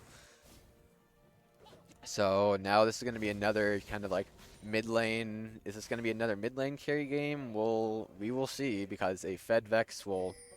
If a Fed Vex get an R on Draven, that could be pretty dang detrimental to him. And I will say this is actually almost identical to kind of how the first game started, where bot lane for St. Thomas got like some kills while the Vayne was down. Mid lane was going the way of Trinity. Draven walking up and getting a double auto off that the Vayne. Chunking her for about half her health, but I think she's popping potions right now. Or, Viego is attempting to dragon. Viego is securing taking dragon. Looking pretty good so far. Yeah, off to a small, about 1k lead for St. Thomas so far. Ooh, setting up the... Trying to go in, doesn't have flash, so can't really close that gap as much as he wants to. Definitely want to know if he meant that first strike. I'm still wondering. I don't know if he does, but for that gank where he got the flash stun, that was definitely worth it. Sidestep from Wee Little Otter. Yeah. And now Nunu is here with the with Vex Viego. ult. Oh, Vex ult going flashes and off. cleanses. Draven just getting out. But Vex Spurs flashing is just in. gonna follow it, but Rakan now he's following chased her. by Rakan. We do have gonna I go think he's just execute. gonna Yeah, just try let and it- do that. Minion. It's Ooh, an that was an execute. execute. It's an execute that wasn't Ooh. even a kill to anyone, not even to their con. That was really That was big very worth. because essentially that's just a quicker back for Vayne. Mhm. An 8-second death timer Yeah. for a kill. That's entirely worth it for her. Mhm. And Draven did cleanse. However, we do see a bit of a CS difference in this bot lane right now. Ooh, has about double. We do see them kind of freezing this underneath St. Thomas's tower. Yeah. Plus, kind of being behind. Draven already has his Dirk and has a Sheen. Going to be going for the Essence Fever first. Yeah, this Malphite and Nara really don't get to have that much action. Yeah, it's no, like bot lane. they're going to see if they can catch Viego's up. about to This get Viego, caught out you here, can't- ulting oh, out he just in ults out. time. He buffers it very Yeah. nicely. He ulted. If he didn't get that, he would have flashed it. died. Yeah, very good ult from Viego.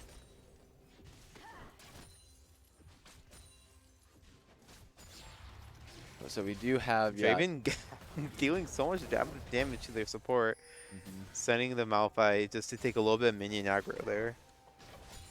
So this is gonna be, though we do have, let's see, Eastern Ace, the Nunu is gonna have that ult up for, while as the St. Thomas jungler won't have it.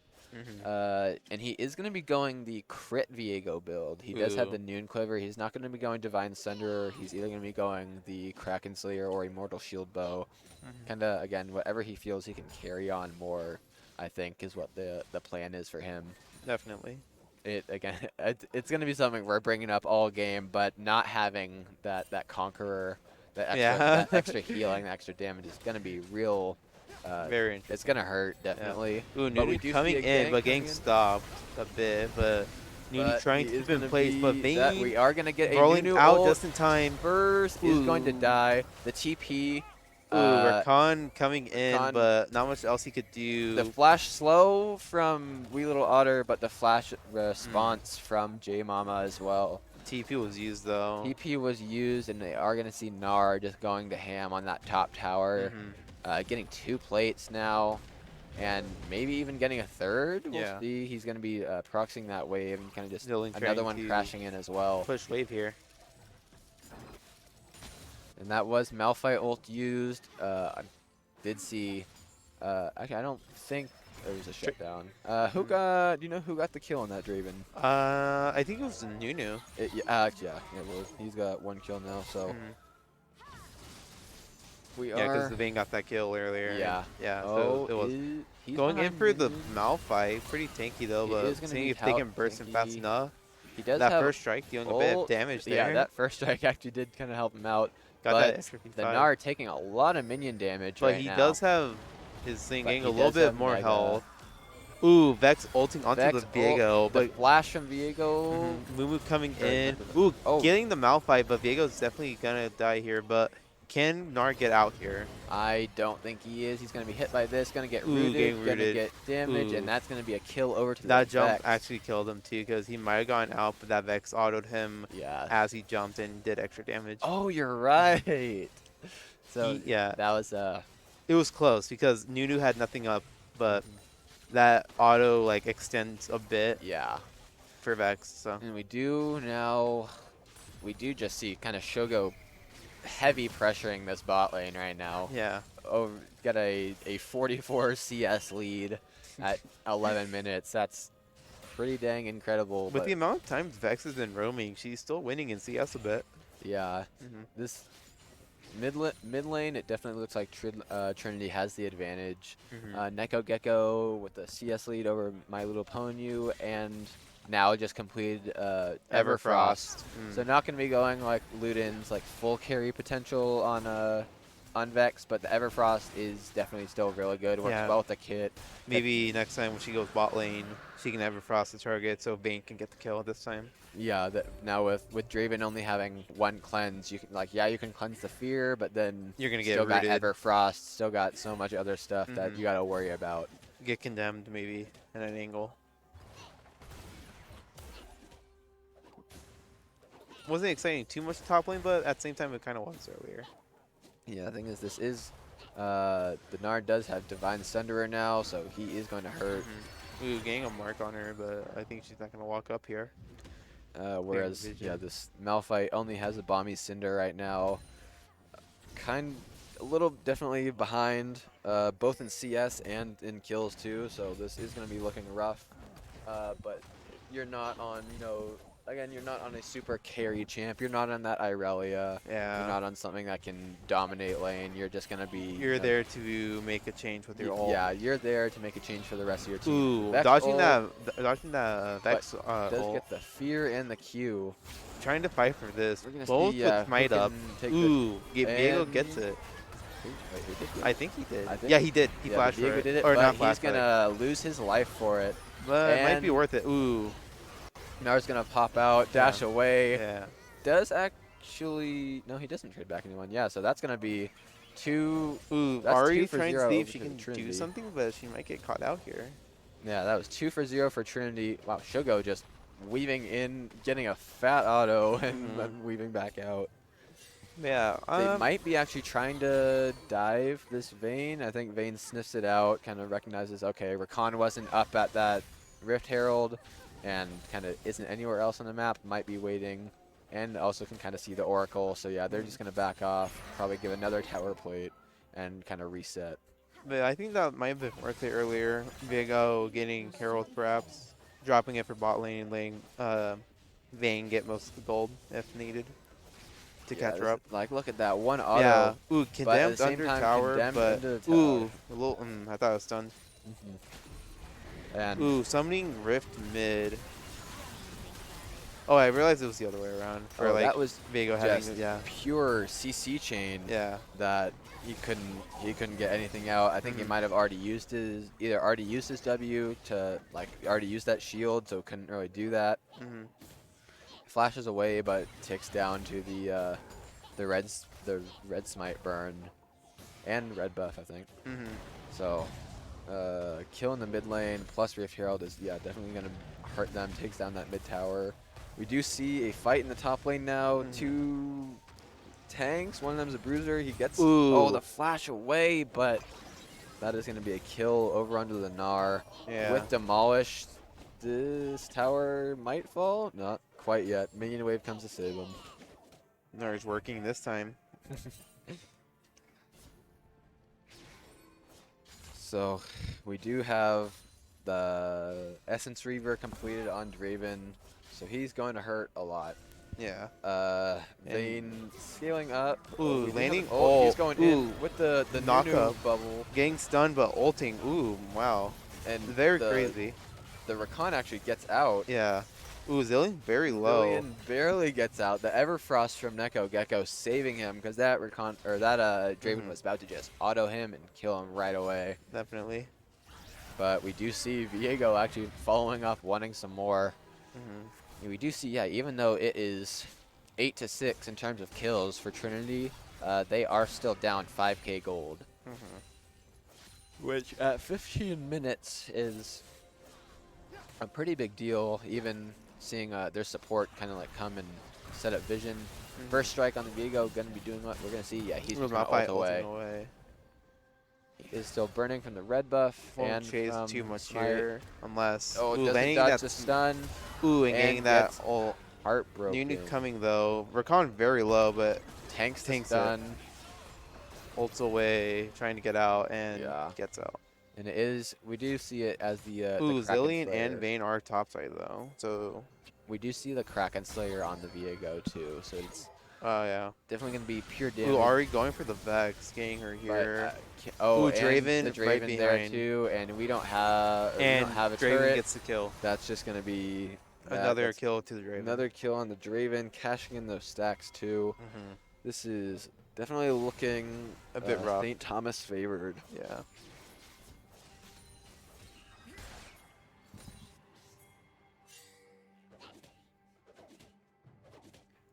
So yeah, we see just it's looked pretty rough. Next dragon is up right now, so St. Thomas is going to be unless there's no miracle seal happening here. St. Thomas is going to be going up 3-0 on dragons. Vayne does have her Kraken, but she still has to play safe here. Yeah. And so and it is Cloud Soul, so it is not the most impactful thing. And actually, I want to note, it's pretty interesting. Ari went Banshee's Veil first. You probably see hope that like whenever she dashes, she doesn't get that much. I guess are they gonna let Vayne get the kill? Nice. Yes, they are. Again, just trying to get that Vayne super fed. We have Turtle spawning in a minute.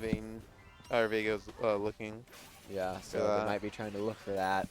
Just trying to open the map a little bit more with that Rift Herald. Gotta see if Eastern Ace can do anything about that. Obviously, the big thing about this Nunu is, you have a big team fight engage with your snowball, but outside of that, like, and you kind of your ult and maybe your root, like, you don't got much. Like you're a big ganker like this. You coming behind Vex landing all.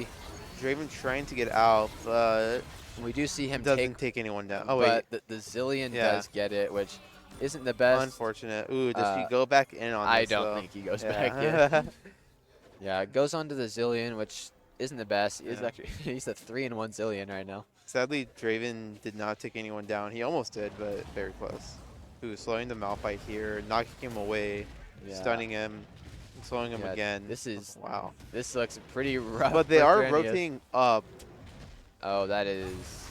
Ooh, yeah. Hopefully, He just got completely surrounded there. Yeah. Plus, the kill goes over to the Viego too, which is definitely not what you want. First strike Viego.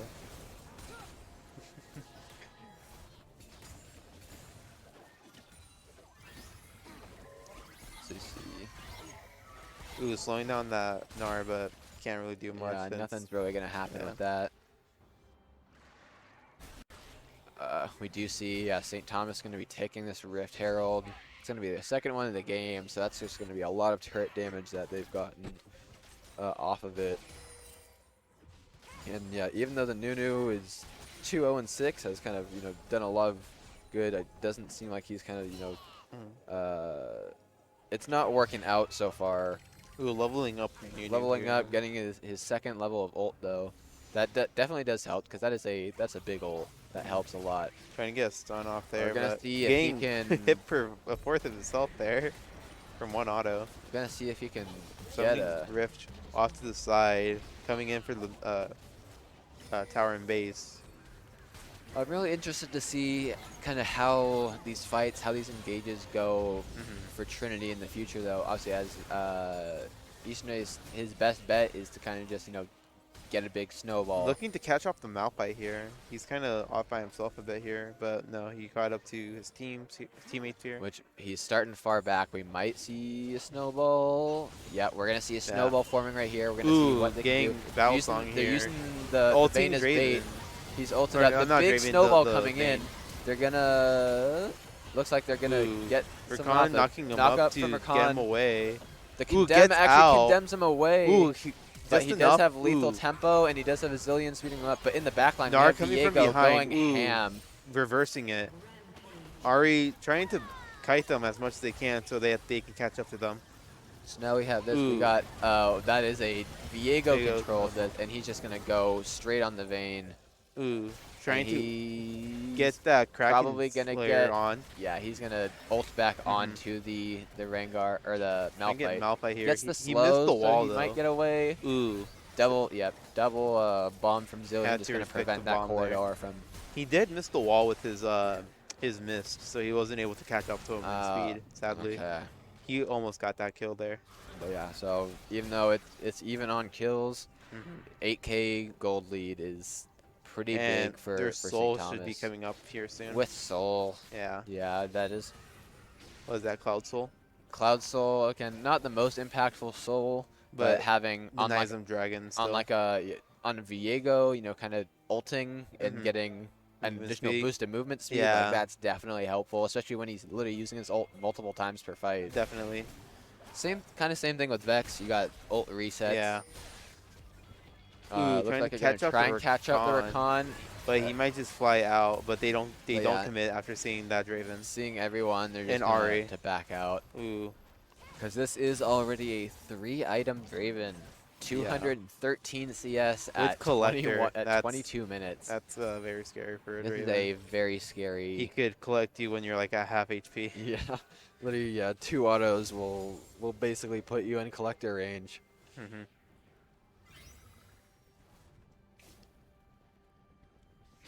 Not sure if Dragon spawned yet. Dragon has spawned, so I think that's what St. Thomas's goal is gonna be. Is they're just pushing up this mid lane and going straight to drag. It's gonna see if Trinity wants to fight it, or maybe they trade Baron. I think they might just try and fight it. But it is going down way too quickly. Oh my god, trying to catch out the Malphite here. If Ari can get the charm. Ooh, trying to use Blast Cone. Ulting away. Ari ulting after him. Gets the charm. It has Zillion ult is going to prevent him from doing that. Gets the cleanse from Draven to prevent the Zillion stun from doing anything else. Knowing that Trinity was going to be around, but the Ari stun. Ooh, Ari stun. Ari charm again and 1 auto. Zillion, ooh, catches him with his I don't know, this is WE. Looking pretty rough for Trinity. St. Thomas. Nard just tanking as they take tower. Nari's just big old tank now. Oh, wow. God, visual. That's fine. Hopefully that'll come up again. But yeah, this is looking a bit rough here. They might be able to get the Vex here. They knock her up again. Going to get Got her. Vex. Might use her fear here. Yeah, they're just gonna get this tower, get this inhib, and with 3 of Trinity down, but 2 of them coming back up, they're just gonna back out. That maybe was they're gonna go into mid. a double tower and inhib. Yeah, that was huge for St. Thomas. Leveling up the Veins, only 2 items still, but like but just like any other games, if she gets like a triple or quad. In the right fight, like it could be huge, but you also have this Draven that is huge, this Viego that is huge. Definitely. Ooh, Zillion almost got caught out there. Yeah. Mumu almost got. I'm not Mumu. The Nunu almost got cut out. Yeah, that's the real thing is you like honestly as Trinity you want that Malphite to be your engage. Like you want that big ult to be your engage. They really can't engage. Oh, he slowed him. Slowed him, but it didn't do anything. You want that Malphite ult to be your engage, but you can't really. Ooh, they're trying to do Baron. Oh, they're trying to do. They have Rage Blade. Ooh, and Viego Kraken, is still there, cracking first strike. But this is. Oh Ooh, my Draven god, that chunking. Draven ult. Oh my god, causing And Zillion to immediately ult the Vayne. That Vayne coming is- back but immediately going down. And quick that ace is an ace. From St. Thomas. And St. Thomas was I don't like, think they need to even I do think Baron they can kind here. of just push through this mid. Push the win, I think, here. Maybe even. Wow, yeah, that was. That Draven that was quick. definitely, yeah, that Draven ult definitely chunked 3 people to half HP. Yeah, that was Forcing insane. Zillion to ult Vayne, but then just causing everyone to get ready to just get her as soon as she Trinity spawned. was doing the. They were doing the Baron fairly fast, but just St. Thomas came quick enough to stop it. So they said, "Oh, you're up 2-0. Let me show you. Let me show you what a real carry does." And then continues. And perfect 100 CS above difference in the bot lane. Yeah, you don't really get to have you don't really get to pick or choose. It's either you get an ADC that can triple tap you or an ADC that can double tap you. it's up to you. That's basically what all these ADCs are going to be like in in this game, the next game. Like everyone's just okay. We got to burst them down. We got to burst them down. You got to protect this ADC.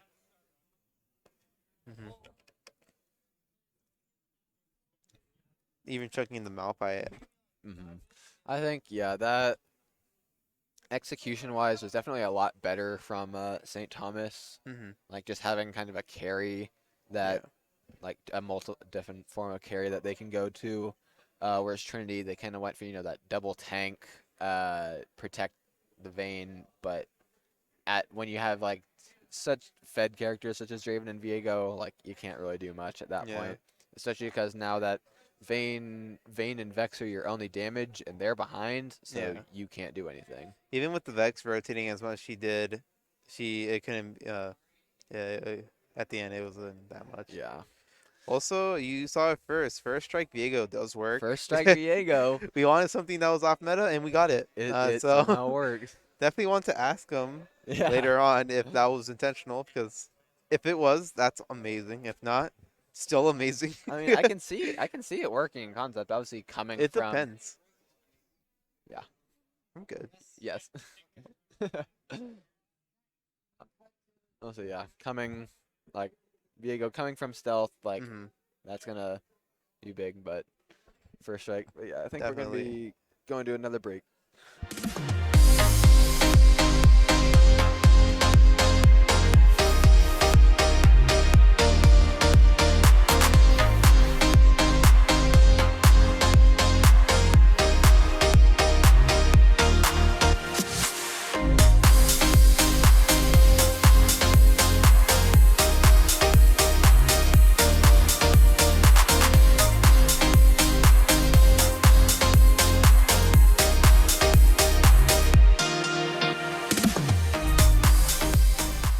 Banning Vigar.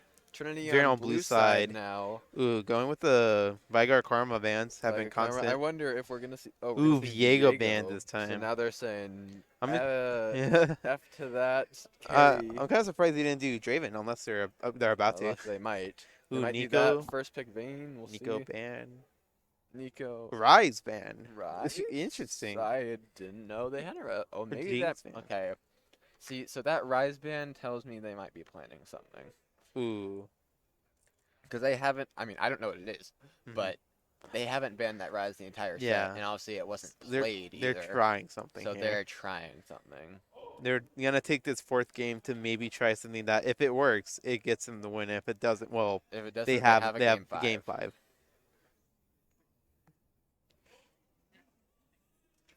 Taking a bit to pick here, Volibear. Ooh. We're gonna see the Volibear just like game 1. Lee Sin.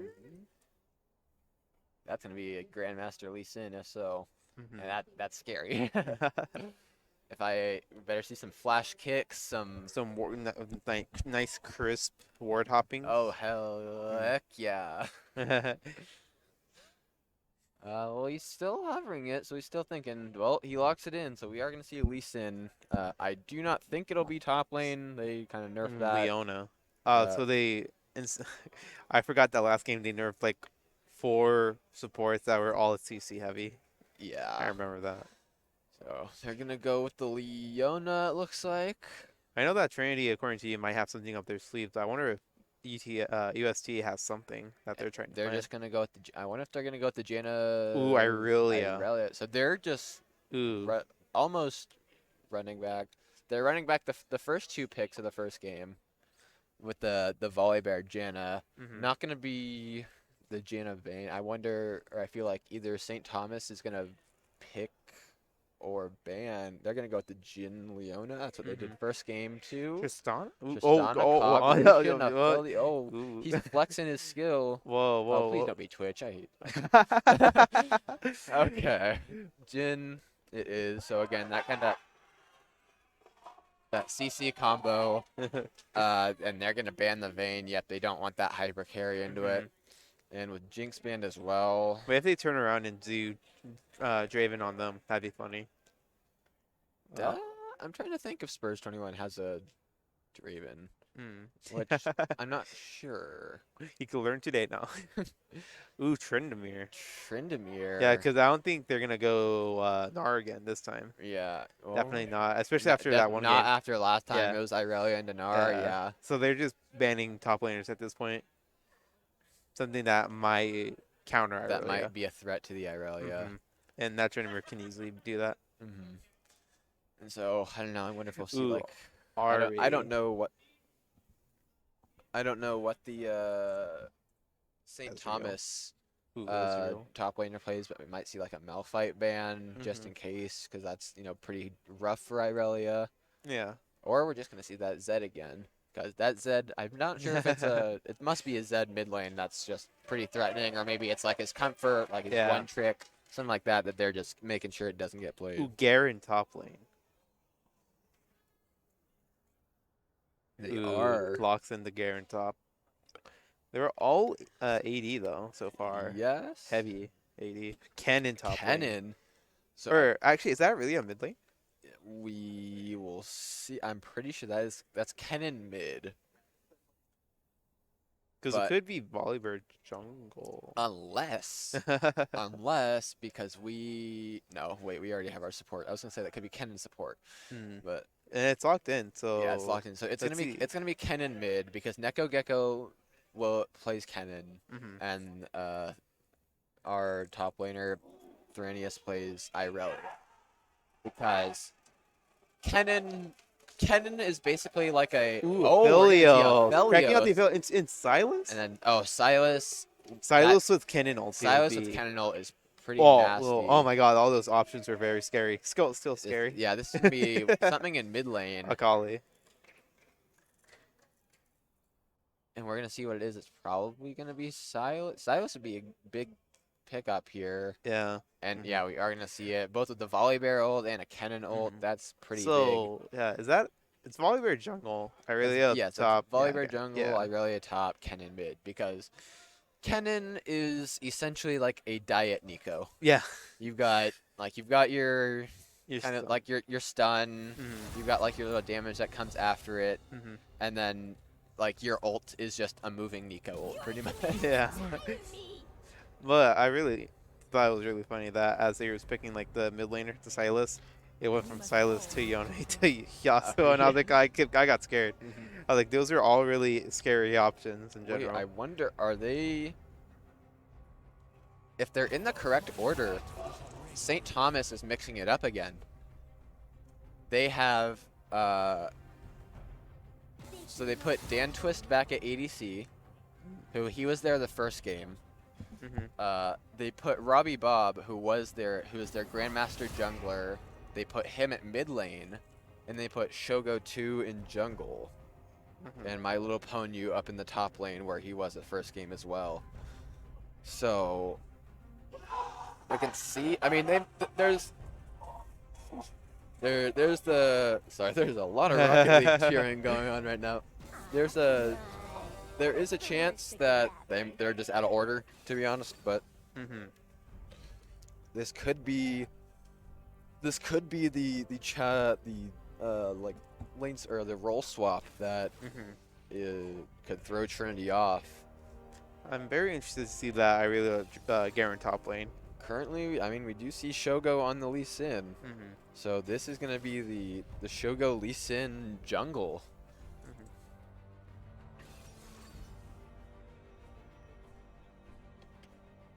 But you kind of gotta wonder how this role swap, kind of affects their team, their synergy, stuff like that. Because we saw in the first game, obviously Shogo 2 as an ADC, when first game as Akali, he got kind of destroyed by Neko Gecko. And so Robbie Bob now kind of going into the mid lane, and Shogo going into the jungle. You gotta wonder, these might not be, their main roles. Or maybe Robbie Bob was playing off-role jungle this entire time. And so kind of seeing how, they're going to adapt to this and what they're going to do differently.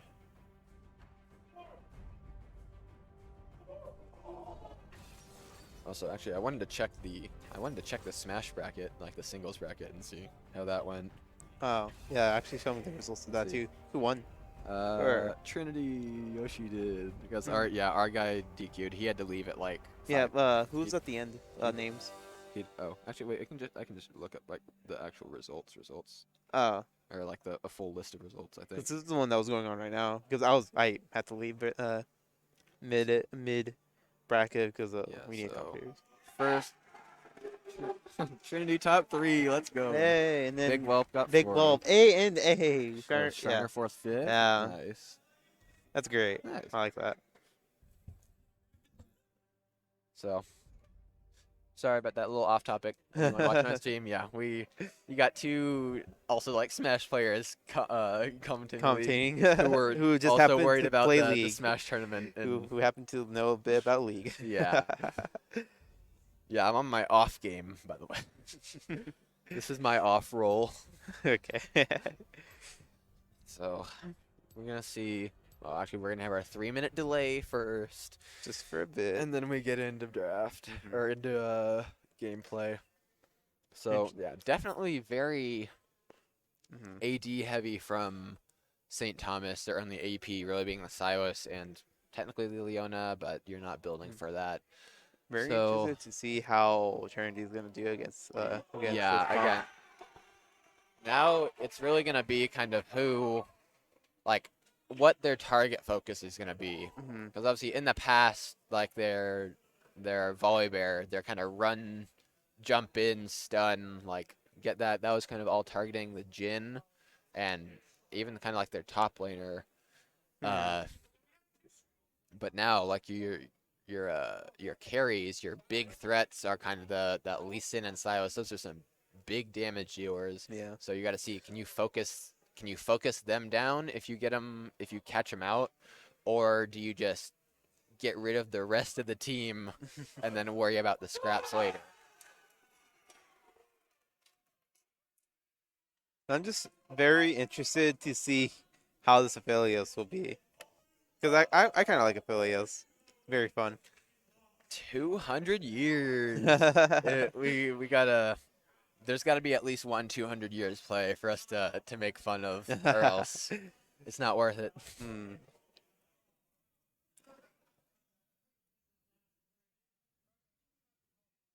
I feel like even with Silas being like melee, he still can be very aggressive level 1. Oh, definitely. Yeah.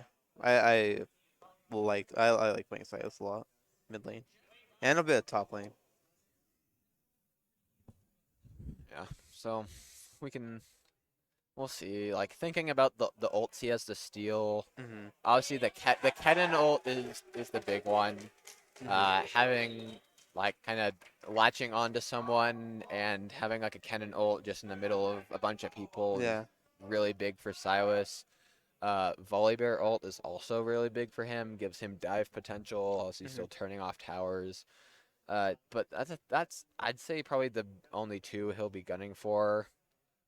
Having Jhin ult could be good in kind of like a pinch, like a supportive kind of role. That can actually be kind of big if Cannon were to go in and then Janna ults him away.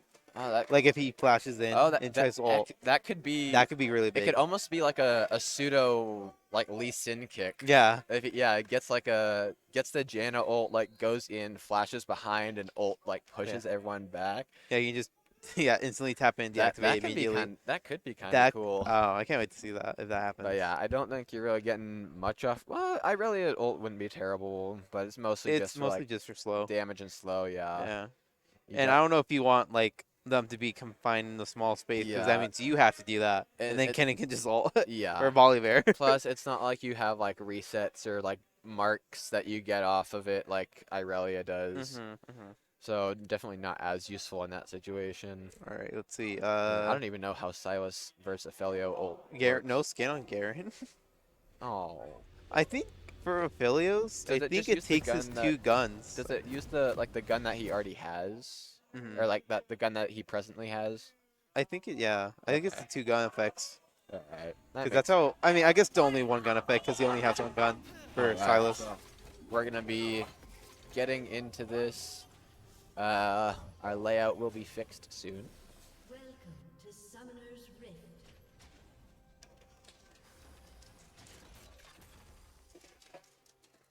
But we are seeing. Let's see, anything abnormal? No, both just longsword 3 potions for both ADCs. You do see the Doran's ring for Silas, Doran blade for Kennen.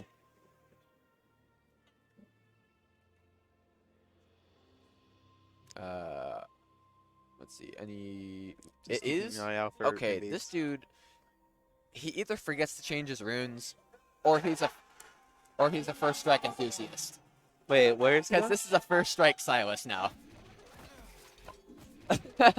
First strike Silas. That's what we like to see. This is a first strike Silas now. Again, same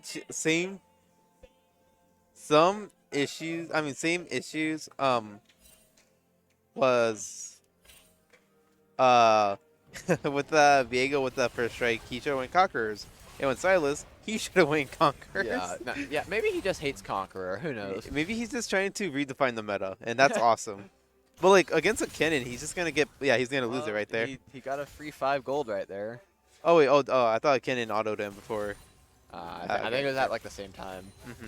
Interesting. But actually, yeah, that is one thing. Yeah, if Kennen can kind of just like keep the keep first strike hitting on him, cooldown, you won't be getting much off of it. I feel like he can easily do that.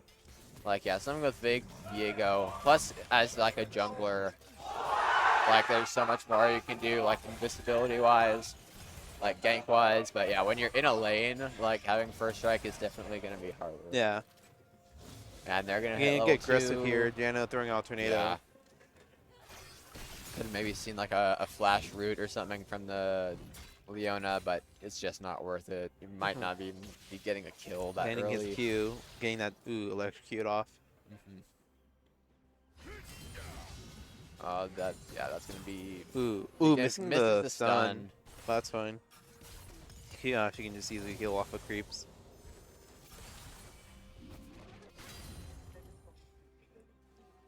So this is a fairly rough matchup for Irelia. Just because anytime she wants to go in, he kind of just starts spinning. Yeah. Oh, the healing though. Thing in. Going for the healing minions. off of the minions. Gets the silence. Getting silence. Auto, and he's gonna get that first blood. And bot lane, bot lane Volleybird is also going to get Gates their kill on the second Jin. blood. Leona flashing over wall. Flashing just to save herself. That was heal used from the Jin as well. Yeah. So that's 2 kills over to Trinity early. Bot lane completely.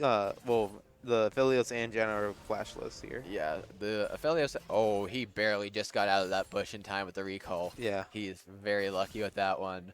Good gank from Volleybird though. The Aphelios didn't get an assist, so he didn't really get any extra gold or anything off of that one. Yeah. But having that money in the back of the pocket of Volleybird is still good. At least didn't go to the support. Yeah. Poking the Jin a bit here. Yeah, just poking him down. Because having that kill, that's just the more gold he has, the quicker he gets to turbo chem tank, and then the more ganks and lane presence like he can have overall. So yeah, poking Jin again. And Aphelios. It's not too much, but it's just enough to like hurt him and slow him, kind of keep him away. Maybe consider using pots a bit too. Yeah. That first strike is good. Oh my god. Oh, and knock up with with the augment. Infernum gun. This first strike with the Silas, I don't really think it's really working out. He's kind of just anytime it's up, Kennen just walks up. Landing the Q on the Aurelia, getting stun off the Lisa, but getting out. Just gonna zone him out, back him up from his wave a little bit. We do see a little bit of a CS gap in the mid lane right now. I was about to point that out. Like, Kennen's getting poked out more. Or something's happening there where he's getting denied that many creeps. This is a scary situation. Especially with mid coming. But he's definitely going for a play. I think this is what you wanted, the 200 years. Yeah, that was a great outplay from Thranius. That was 1v3. And got a kill from that. And got a kill. And he's going to be up in 3 seconds. He can TP back to this too, so he won't but he miss still gets too much. playing though. Yeah. But make very sure good play. He doesn't get repeat ganked though is the big thing. Yeah. Getting Dragon though. I think that might just be a good trade. That big indicator for Trinity is seeing the jungler top lane and just being like, okay, the Dragon is ours. Procking Guardian from the Bone Blader. Yeah. Yeah, this Jana just kind of doing Jana stuff. slowly but steady, getting that poke work in. We do see Lee Sin taking Volleybirds kind of like west side jungle though, and then backing, gonna be getting out just in the nick of time. So Volleybirds gonna be getting there to empty. His blue buff will be spawning soon, but other than that, he's got nothing except blue buff. Poking that Jin out, Glacial Augment. Getting Flamethrower in the root on there. Taking a bit too much damage there. Jin slightly ahead. Ooh, landing the Oh, Q this on is the a big stunning. gank coming in from Trinity. Gets the tenacity Ooh, comes in, ulting but and the going ult all and in. Q follow up. Yeah, the Garen tried to play that really well. When you use your W, when you get that small shield, you do Yeah. get a little bit of tenacity as Yeah. well. So it helped kind of shorten that stun, Yeah. but it just wasn't enough to. And also Irelia putting her blade all the way far back, queuing to a minion very far away, and then queuing again. I think Yeah. that's another example of 200 years. I think. Okay. Or Silas, just good Silas play. was- It's good play, honestly. Silas was trying to come, maybe even steal the volley bear ult. Definitely, yeah. But right now we just see bot Ooh, lane, going for a hex flash. Ooh. Oh, ooh. I think they might have caught him out in that. I think they might have seen it. Lee Sin looking bot lane though. Yeah, Lee Sin's looking bot. They're trying to get something. Ooh, Silas doing a little bit of poke here, getting poked himself. Oh, he's going in. Ooh, getting the root on the Lee Sin. Oh, but he took a tower shot too. Ooh, and gets out. But yeah, nothing. Playing out Nothing they turret. can use so far. They can. Ooh, they he doesn't definitely- have root. He already used it. If he was level if he 6. goes in, he does have kick. Level 6 for Philios could be Dude, this big. is Volibear coming bot Volibear lane. is coming in. Jana getting Gets the knockup. that Jin gets the getting stun. rooted, stun. But flash and heal is not going to be enough No. to save him. That Volibear is eating some Jin tonight. Especially as just in time for Philios to get his best combo, which is Red, white, Yeah. don't fight. Yeah. Well, unless you're the Aphelios. Yeah, Like this just in is- time. Like as soon as he rooted the Silas, he switched immediately to those.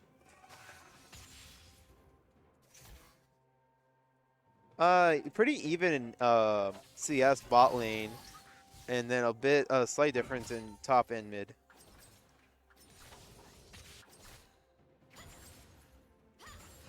Especially since I really can just keep minions when they're Yeah, pretty that- low. Q minions. She has Doran's shield as well. That's the thing, yeah. And she has lifesteal too. She got the with the Vampiric Scepter. Yeah.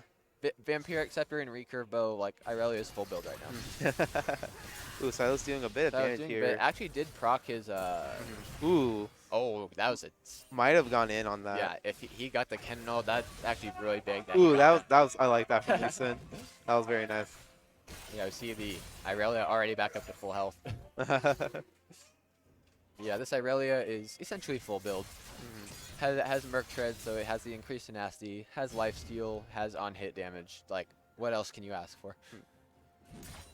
Irelia and Volibear are getting very fed here, and that can be very We scary. do for see team a fights. Lee Sin coming top. The wave, it does look like... With is gonna- Silas a bit.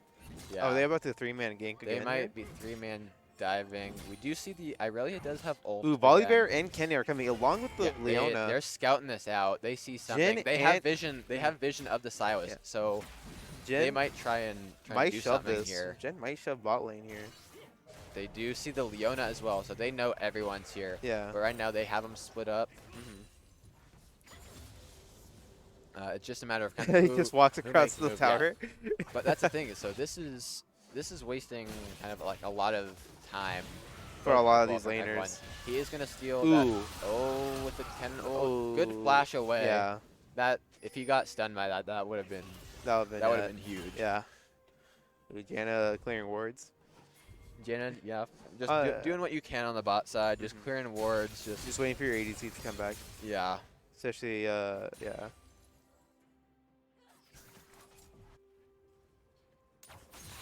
Lee Sin looking topside here, or actually going back to his jungle.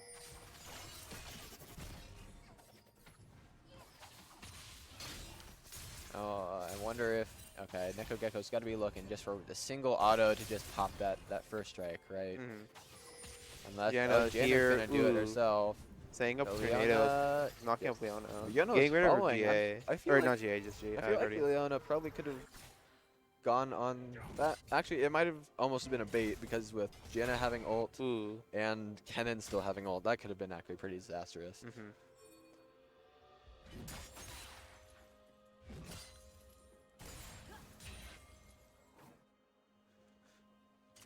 So we do see, again, 5-1 in kills, but still only like a 1k gold lead for Trinity.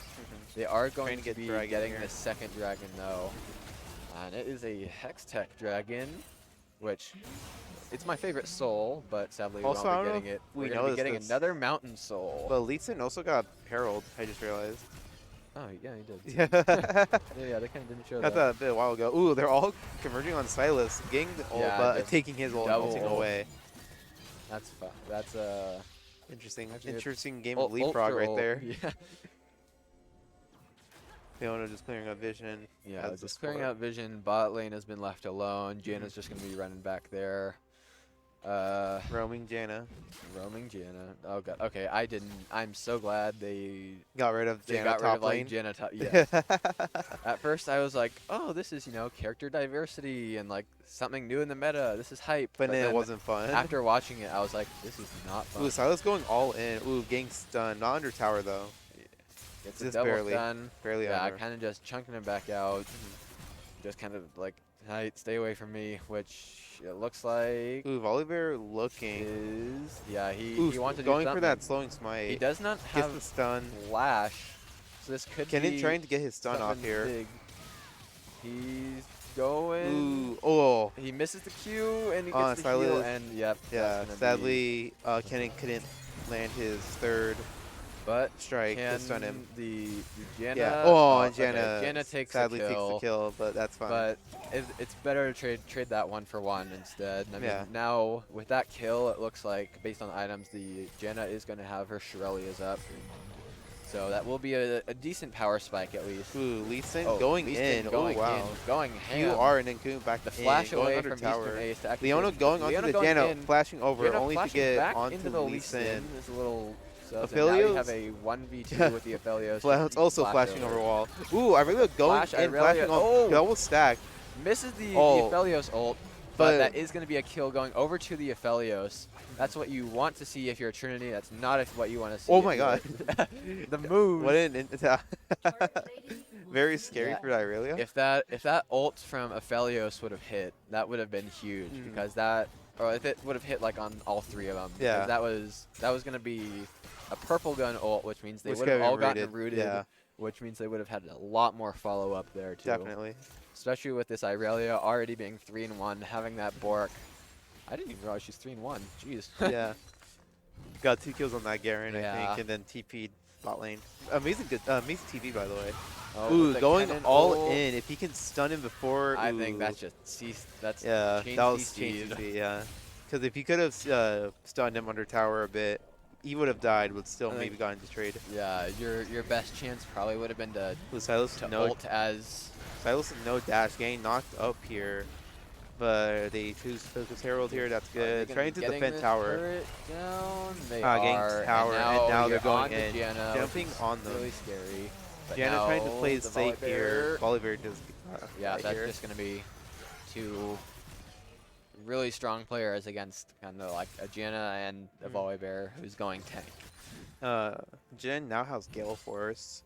Jin has the Gale Force, Aphelios. Hasn't back yet to get his item, I think. He's farming Raptors right now, so he's probably got a back soon. Yeah. Ooh, landing that stun on him. Oh, Ooh. he almost died to the blue buff. No, he was fine. He had a E up with passive strikes. Yeah. Ooh, looking to steal it. Steal Frog. Ooh, Silas looking to back here if they can catch him out, but resets the Grump. Yeah, so it's currently Trinity's plan is definitely going to be playing through this Irelia and playing through this Aphelios with the setup coming from the Volibear, but the main task is just can you get it all done through this Silas and this Lee Sin, or are you just going to be targeting this Silas and this Lee Sin? But right now they got to worry about this tower that's about to go down, or not. Oh, took 2 turret shots, but gonna live it. Irelia trying to fight this Garen, getting a bit low here, but as long as he has But minions, this she won't is- get low enough for the XQ. Landing Q on him again. Yeah, that's getting the gonna reset be and a getting it kill. Lee Sin just too late to But save her, that's kicking gonna- her under tower, I think. Yeah. Did he ult? No, he it didn't was- have ult. It was not. Yeah, he just did have- was able to do it before without ult. All right. I mean, luckily, He got the luckily shutdown enough, though. Did I he have think. shutdown? Did I feel like after? It would have said. Oh no, I guess not. So I Interesting. think if it would have waited a few seconds after like that kill, he probably would have had a shutdown. Yeah. Ooh, But- Silas taking Volibear ult, getting him Neverfrost. chasing him down a Oh, bit. but now the Jin whole squad ulting is away. here. Ooh, Kennen ult, but Silas is pretty tanky since The Volibear heal from ulti. Janna is going to keep him Ooh, alive. Leona's stun big.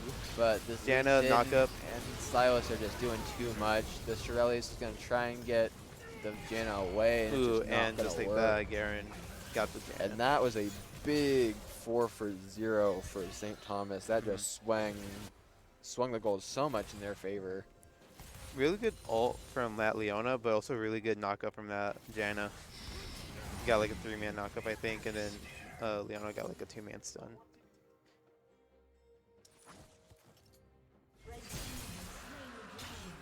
Shoving bot lane here, Silas, and now we're backing. I guess first strike just works. First strike, yeah. It seems like it's working. He's literally, yeah, he's just a first strike fiend. After this, I'm gonna have to like look it up if it's a thing.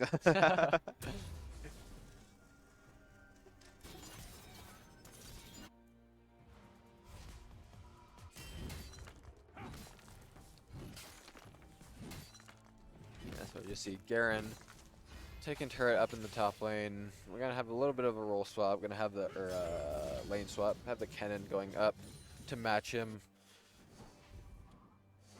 with the now completed Stride Breaker on the Garen and the Gore for the Lee Sin and a Everfrost Gale for the Force. Silas. And actually, I just realized this is an extremely scary Silas because he has a 13 stack Medjais. Yeah. That is going to hurt. And if they don't have any anti-heal, I think Trinity needs to get some anti-heal right away. Yeah. Because with Lee Sin plus Gore Drinker plus Silas, like That's a lot. You're gonna need something, yeah. The Silas is just hovering bot lane, maybe trying to look for a pick on Irelia, but I don't know if that's a 1v1 that he would want to take. Setting him under tower, but a bit too tanky to really take that much damage. Ulting on Leona. Forces the flash out from the Jhin and the Gale Force, but ultimately not Silas getting a kill. missing Everfrost, but still just going wave here. This is probably the most like exciting matchup in the game, I guess. Ooh. Oh, the minion blocks the Q. Winions. Winions, indeed. Yeah, the most exciting matchup is probably going to be that. That was the 200 years. That Silas versus Irelia. Philius is trying to clear, and ooh, looks like Silas might try and take. Oh, he's just trying to farm. Ooh, and they're not letting him. Oh he my. misses. Oh, he still gets the red buff. Yeah. And they both walk in different directions. I think, yeah, they kind of just knew something was up, something was coming. Which. Silas is honestly just baiting him away from noticing Herald. I mean, they don't have vision, but like just keep eyes off, I guess. Yeah, before getting that that red buff, the Volibear was actually 3 levels down on the Lee Sin. Currently down 5k. He's currently down 2 levels, which still isn't that great. So this is all just about, being down 6k and kind of seeing what you can do with it.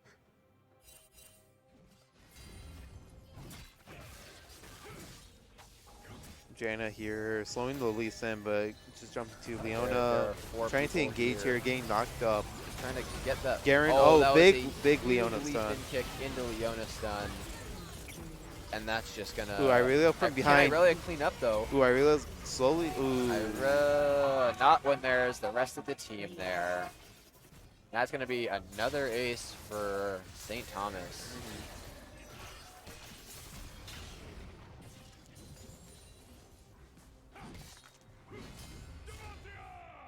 And so they're gonna be starting up Baron. And so with that, it looks like St. Thomas gonna be taking a much bigger lead.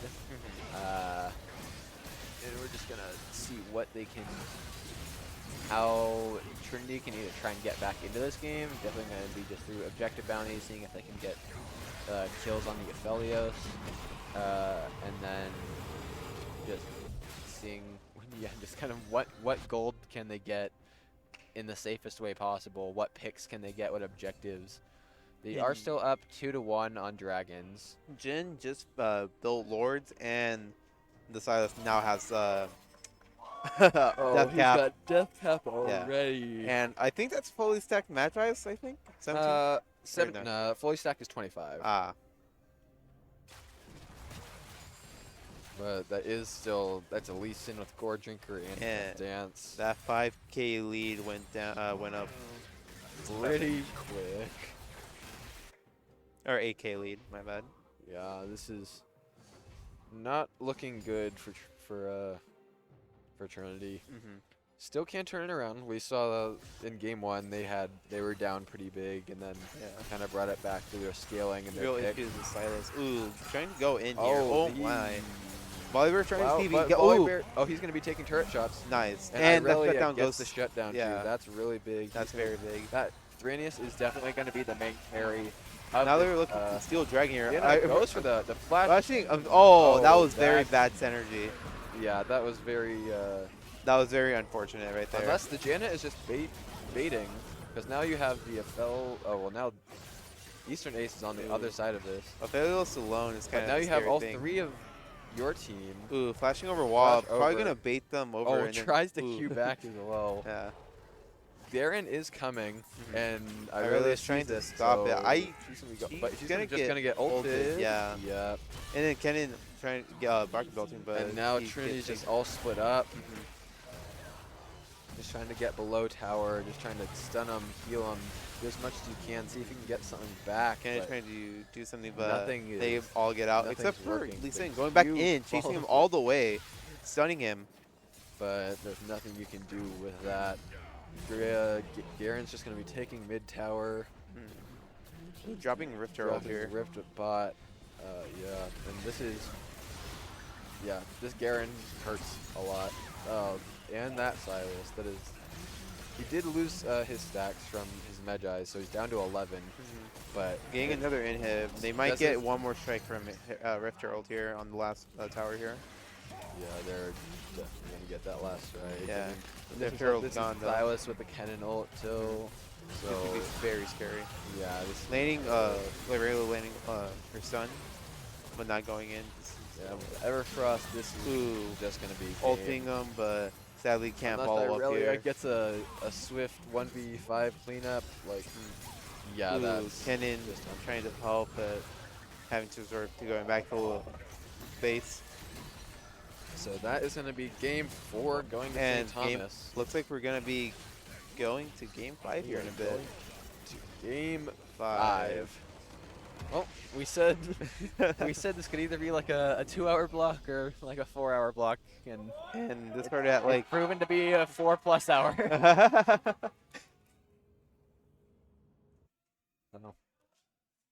They did have their advantage early, but they did lose it pretty quick with the because that Irelia was very scary early, but that Silas slowly crept up and was able to just that Lee Sin and Silas, they got their carry picks, their carry potential. Yeah. And even like 1 or 2 kills on them with the caliber of player that they are, that's just enough to kind of like skyrocket them to something that Trinity has to pose as a threat. Yeah.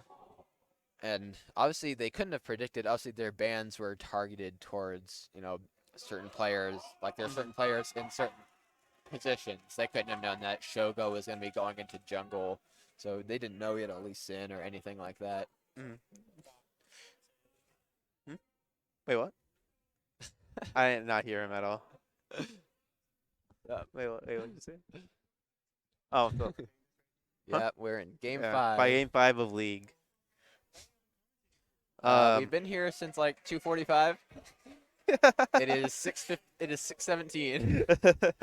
So, but it's gonna be an interesting final game. Yeah. Especially for something like the grand finals. If it was like this is the most exciting thing for like grand finals. Like, I mean, kind of what you want as an event, but not for the teams. Yeah.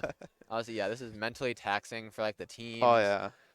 Like knowing what they're doing right, what they're doing wrong, and kind of like what they're trying to fix along the way. Obviously, Trinity being up 2-0, they're like, God, we're so close, and now it being brought back to even to just this last game. They got to remain headstrong, not tilt, and St. Thomas just has to say like, okay, we've got this momentum, we've won 2 in a row, we know what we're doing, and try and close it out. And once again, true. I mean, the first strike is working again. I don't know how. I can't wait to see the next first strike champion. Very interested. I don't know if that actually helps with Silas though. I mean, I guess the way he I guess, goes all in, yeah, it when kind of he helps. was playing, or I guess the way he was playing, he was definitely playing pretty like pick oriented. So doing something from Bush, trying to start with like an Everfrost into something. Yeah. Oh like, yeah. So he's the one striking first. Yeah. Instead of obviously in lane, it's kind of gonna be that it's not gonna be that useful. Maybe just hitting like an A ability Q, or two yeah. for some gold, but it's not all that. But when it came to like big team fights or like picking someone off and 100 to zeroing them, He definitely like, got a good amount of money from that. yeah. I think I'm good. I think we're good. Yeah. I mean, unless you I'm don't want to talk for another 5 minutes straight. Nah, I'm fine. Yeah, I think we're fine. Ugh. I'm just very excited to see if for the last game if there's gonna be any off meta picks, Yeah, any what the first strike champs, anything. Let's see. What first strike? What's an unorthodox first strike or something we don't see? Let's see. First strike. Let's see. Like a first strike. For a mid laner, I guess, right? Or like, Yeah. because it was mid lane or jungle. Yeah. Well, he did it in jungle and then he did it to mid lane as well. So I guess those champs in general. So we'll see. First strike SCAC. No. Oh, God, no. Maybe we'll see like a. I don't know, like I could see like a first strike Syndra or something like that. That could working probably out fine. First strike Kha'Zix. Oh God. Oh, is that normal? I feel like that's already normal. That's That's normal. but that's also normally terrifying too. Yeah, never mind. Let's see. Yeah, like if they leave it up like a first strike Rise. First strike Katarina. Oh, that could. Yeah. I remember when First Strike first came out, people were like, "Oh, if you have Katarina and like you ult in a team fight, you'll get like 1,000 gold because you hit everyone." Yeah, but I was like, that's- "Who's gonna run First Strike on Katarina?" I remember, yeah, when First Strike first came out, I was, just like everyone, I was so enthralled like with that rune. It was like such a cool concept. Like, oh Yeah. yeah, you hit them first, you get gold, you do extra damage. So I was doing stuff like, not in ranked obviously, but I was doing like Ash top. Just like, Okay. haha, I'm ranged, I'm proccing my first strike and getting money, and you can't do anything about it. And I can chase you down, but you But can't at do the that. end of the day, when you look at the stats, you're like, okay, I got like an because it's not like you're bursting Yeah. anyone in lane as Ash, you're just proccing it. Yeah. So at the end of the day, it's like, okay, yeah, I gained like an extra 5 gold. 75 gold from my entire laning phase. Oh, Is that worth it? Yeah.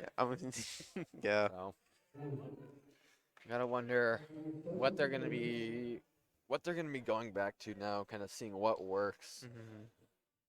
I mean, I feel like they really didn't need to show like their Nico because that was really good. I mean, yeah, But it just worked so well with their comp that's like just unfortunate that now, they kind of showed how well it works, and now it's just been permabanned since. Yeah.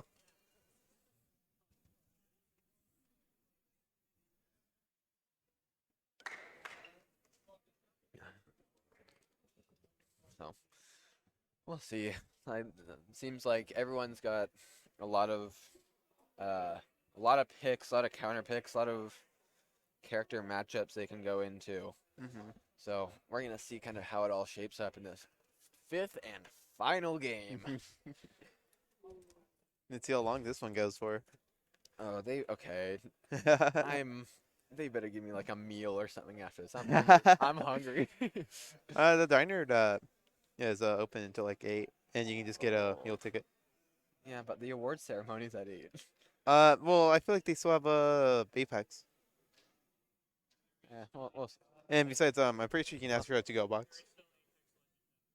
Wait, really? Oh. Oh, well, there's still Apex after this. Hey, so- okay. Actually, yeah, maybe I'll probably go to the dining hall. And or get something anyways, before that. you can get like a to-go box. Oh, that works too. So you can just eat a little there and then like on the way back. Oh, okay.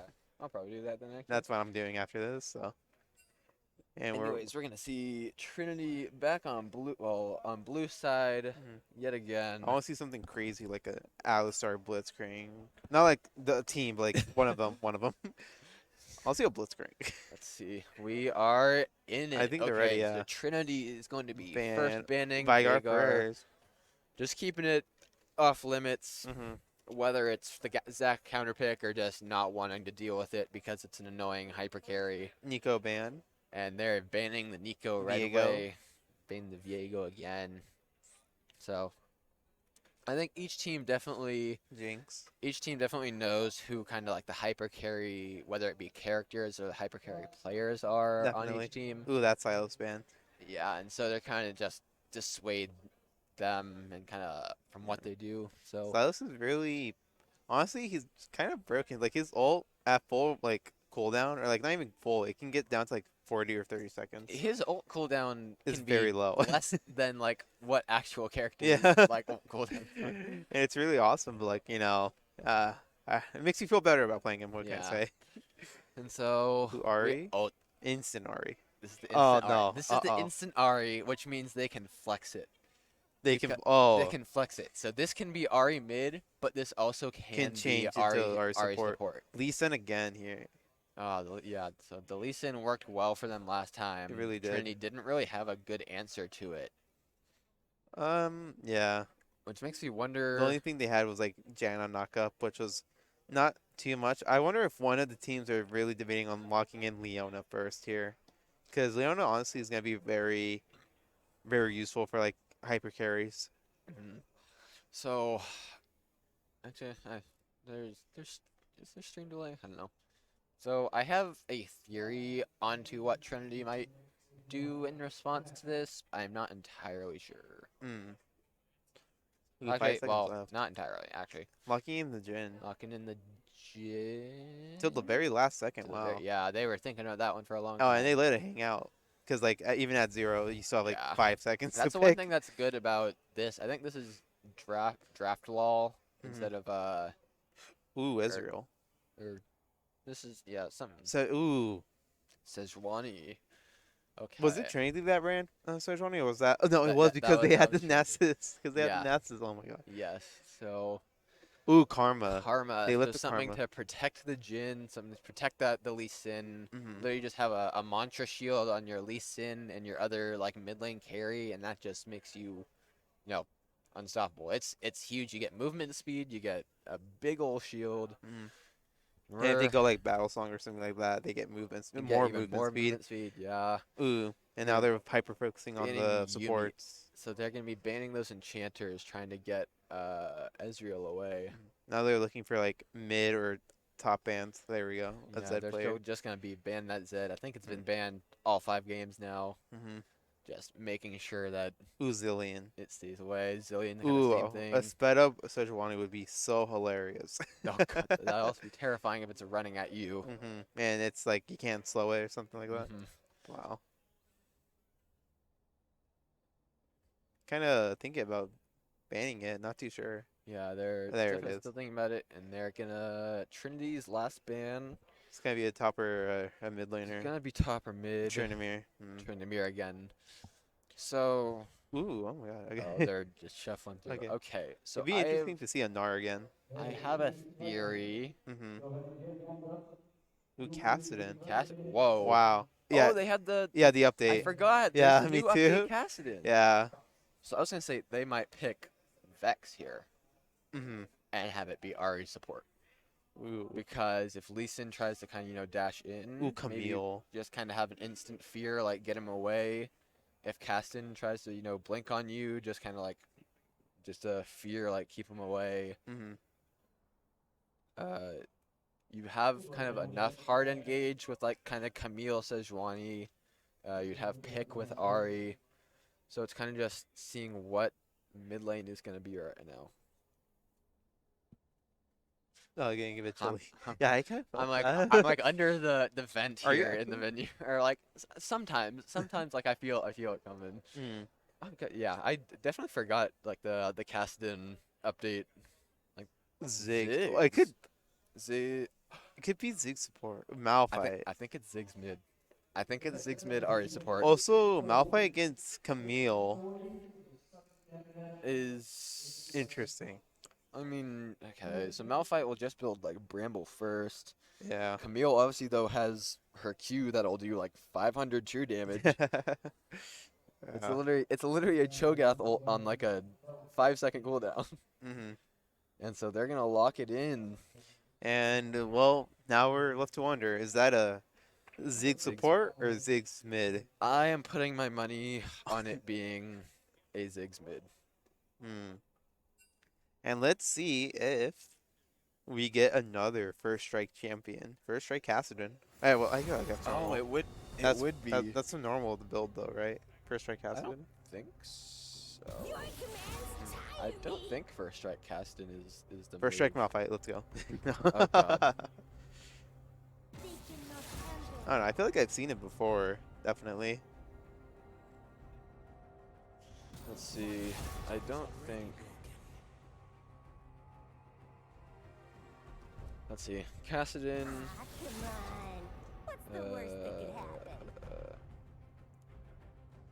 Kassadin. Oh, actually, First Strike is. Huh. Yeah. True. Because he could just like, I don't know, he's really safe. Yeah. Which is going to be very interesting. I don't know, I feel like for a matchup, Ari or Ziggs, it'd probably be better if Ziggs with mid. Yeah, maybe they can probably flex those two around depending on who's more Definitely. comfortable. So we're gonna see. Yeah. I don't know, it's just, I guess Ziggs can proc it, like he gets, Kassadin gets that shield. He can proc that with like his little thing that like makes a field of nades. Or Ari can proc it with actually, like... yeah, it is gonna be Ziggs mid. Yeah. I'm gonna be right back. Alright. Alright, no problem. But yeah, my money is on Ziggs mid because he just has more opportunities to just get that Kassadin shield off compared to Ari. She could auto or just use her, her W to proc it, but she has to get too close to that. While Ziggs, he can just hit him with like the tip of like the field of that, so it's just safer overall. But then I don't know if like Ziggs or Ari would be better against this this Karma that they have. So it'd be interesting to see here.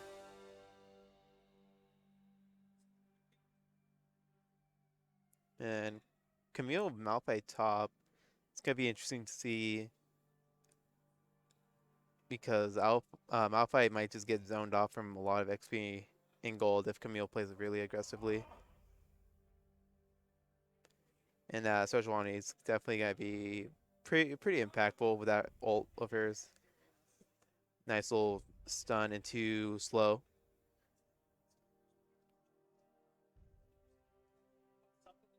And Israel can just play safe with his E flash. And Jin's gonna be very he's gonna be very interesting to see him trying to play against this comp, because if he gets caught out here, that could be very scary. The only thing he will really have that will defend him is just Karma Shield, which can be bursted down, but depends on how much he could tank. And the other commentator, Cheddar, went to the bathroom, so he'll be back in just a bit. But both really good games. Last 4 games have been amazing. Like both teams did amazing in their own ways. Like the first 2 obviously went to Trinity, but then the last 2 games they turned it around. It's reversal. Now it's a game 5 of the finals, and we're gonna see, well, who's gonna win and all that.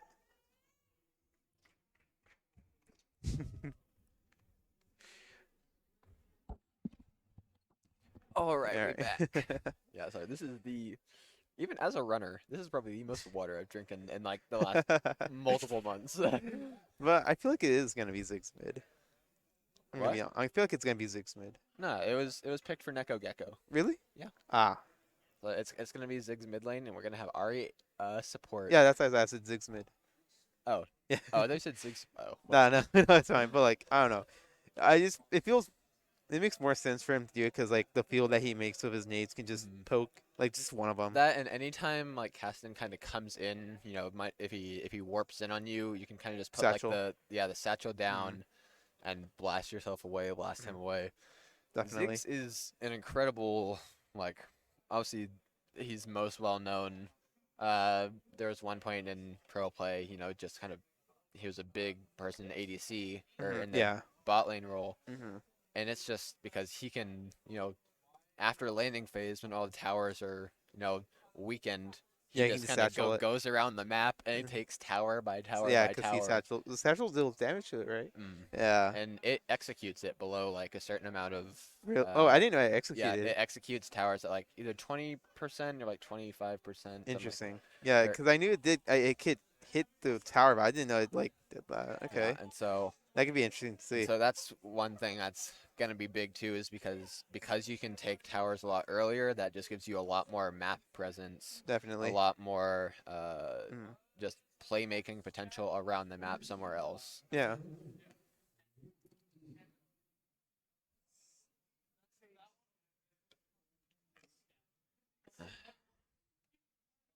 I wonder how this Ari is gonna do against Karma though. Yeah.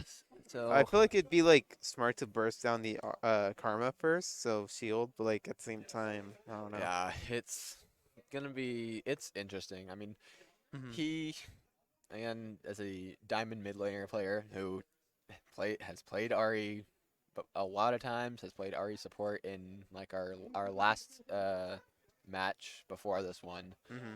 So he knows kind of the machinations of kind of how it works, like when to go for charm, when to kind of just poke, and like what the engages and stuff will look like. Did he play our support before the rework? Or did he play it This most recent one? because of like they changed the ult stuff about change? her ult and her like her W, the targeting system about her W? I mean, he played her before. Before? yes, Okay. But I don't know if he played Ari support before. Oh, okay. I don't know, because I feel like that's kind of a change there. Yeah. Because the way her W targets now is different compared to like before. So, just wondering. Yeah, it's so. Oh, actually, I didn't see who has skins or not. I know Trinity has all skins. Wait, before we keep going. First strike? No. First strike. He went. Okay, now he goes Conqueror? That's where you went wrong. No. So he goes. No skin for Malphite. I mean, yeah, well, do you go Conqueror on? I think you do, right? Or do you go Fleet? Yeah, you usually go Fleet. It's either Fleet or First Strike on Casted. On Casted. Yeah. So he's going First Strike on the champions that shouldn't be First Strike. But he's going. Conqueror on the champions that should have gone. Yeah, because he went Silas, Viego. Silas and Viego should have had Conqueror, but now Casted should have. Now Silas. Oh my god. You know, it's the meta. He's messing with my head. He's the meta. Oh no. He's messing with me. This is unfair. This guy needs to be banned. But I don't know. I feel like Camille Malphite, if she can just zone him away, like be aggressive and zone him off, and get like an XP and money lead, that'd be very interesting to see. Actually, Ari doesn't have a skin. Sad. And also, well, St. Thomas's top laner doesn't have a skin either. So. Yeah, it looks like she's trying to kind of zone him off here. Oh, I thought she was going to say that. It's cute for him, but that's fine. She did go Doran's Blade too, so, but she does have Grasp. Is it normal for Malphite to go? Oh, that's gonna hurt a lot. Grasp? Not. Whoa. No, crafting potion. Oh, crafting? I guess when you're gonna be poking a lot with the Qs in lane, I guess it's not terrible. But also Jin starts with the boots first. Yeah, he went the boots. Triple potions, or like even 4 potions, right? Which he just used one right now. Yeah. And with Fleet, he's gonna have some pretty big sustain. Ooh, nice little poke from Camille. Ooh. Camille damage. But I wonder how this Ari's gonna do. And I'm very curious. We already see the Malphite down 2 corrupting potions already. And kind of, using them both for mana and for the health, because he's just, that Q takes a lot early, especially when you're just kind of using it to poke early. And so kind of just using the, actually, he's all out now. He's already used his corrupting pot completely by level 2.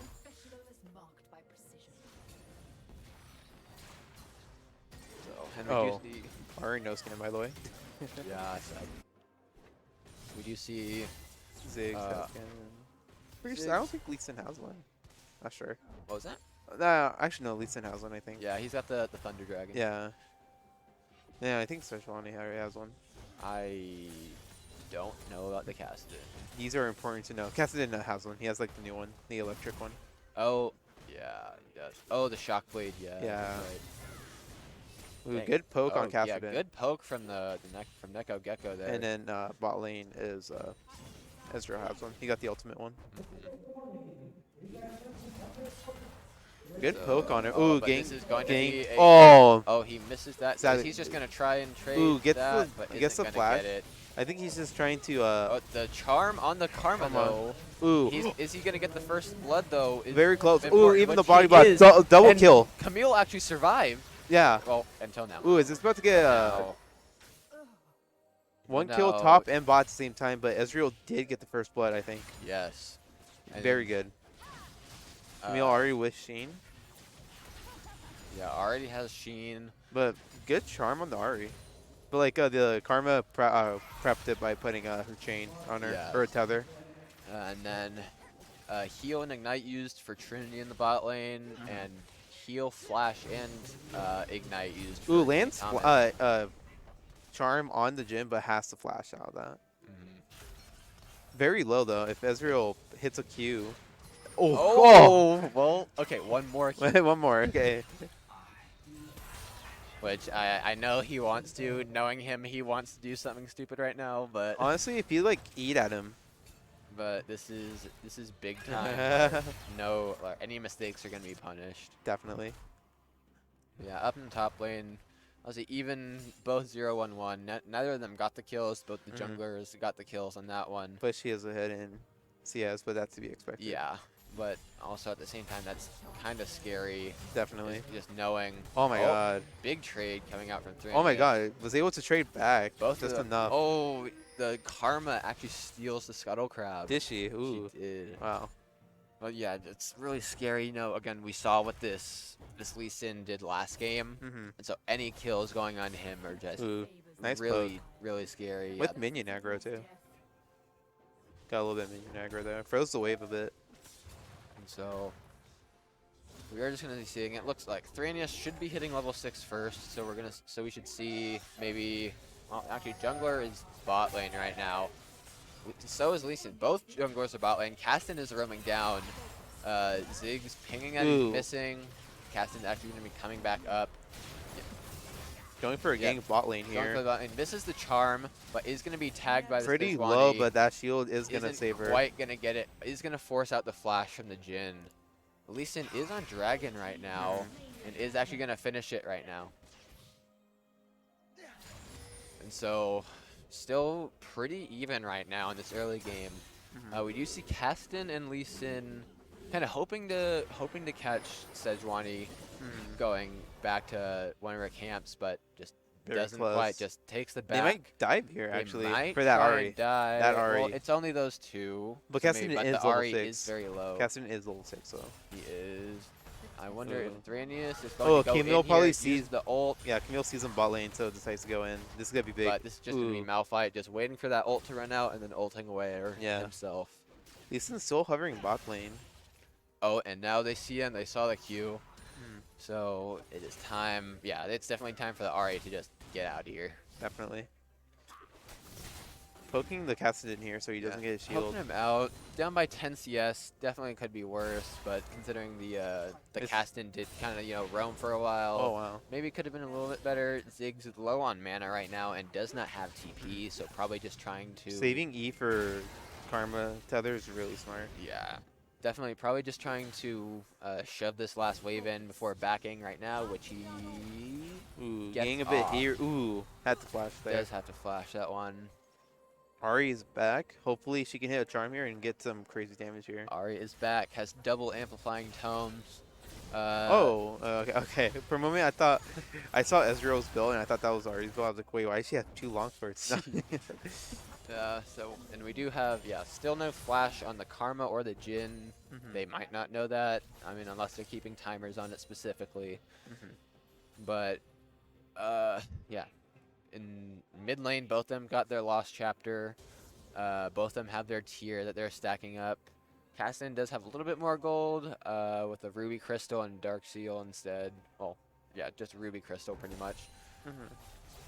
But we're just gonna see what they can get done. If anything, both of those mid laners again are pretty safe. Caston can kind of just warp out whenever things get sticky, or going in a bit, or Ziggs can kind of just satchel back whenever he wants to.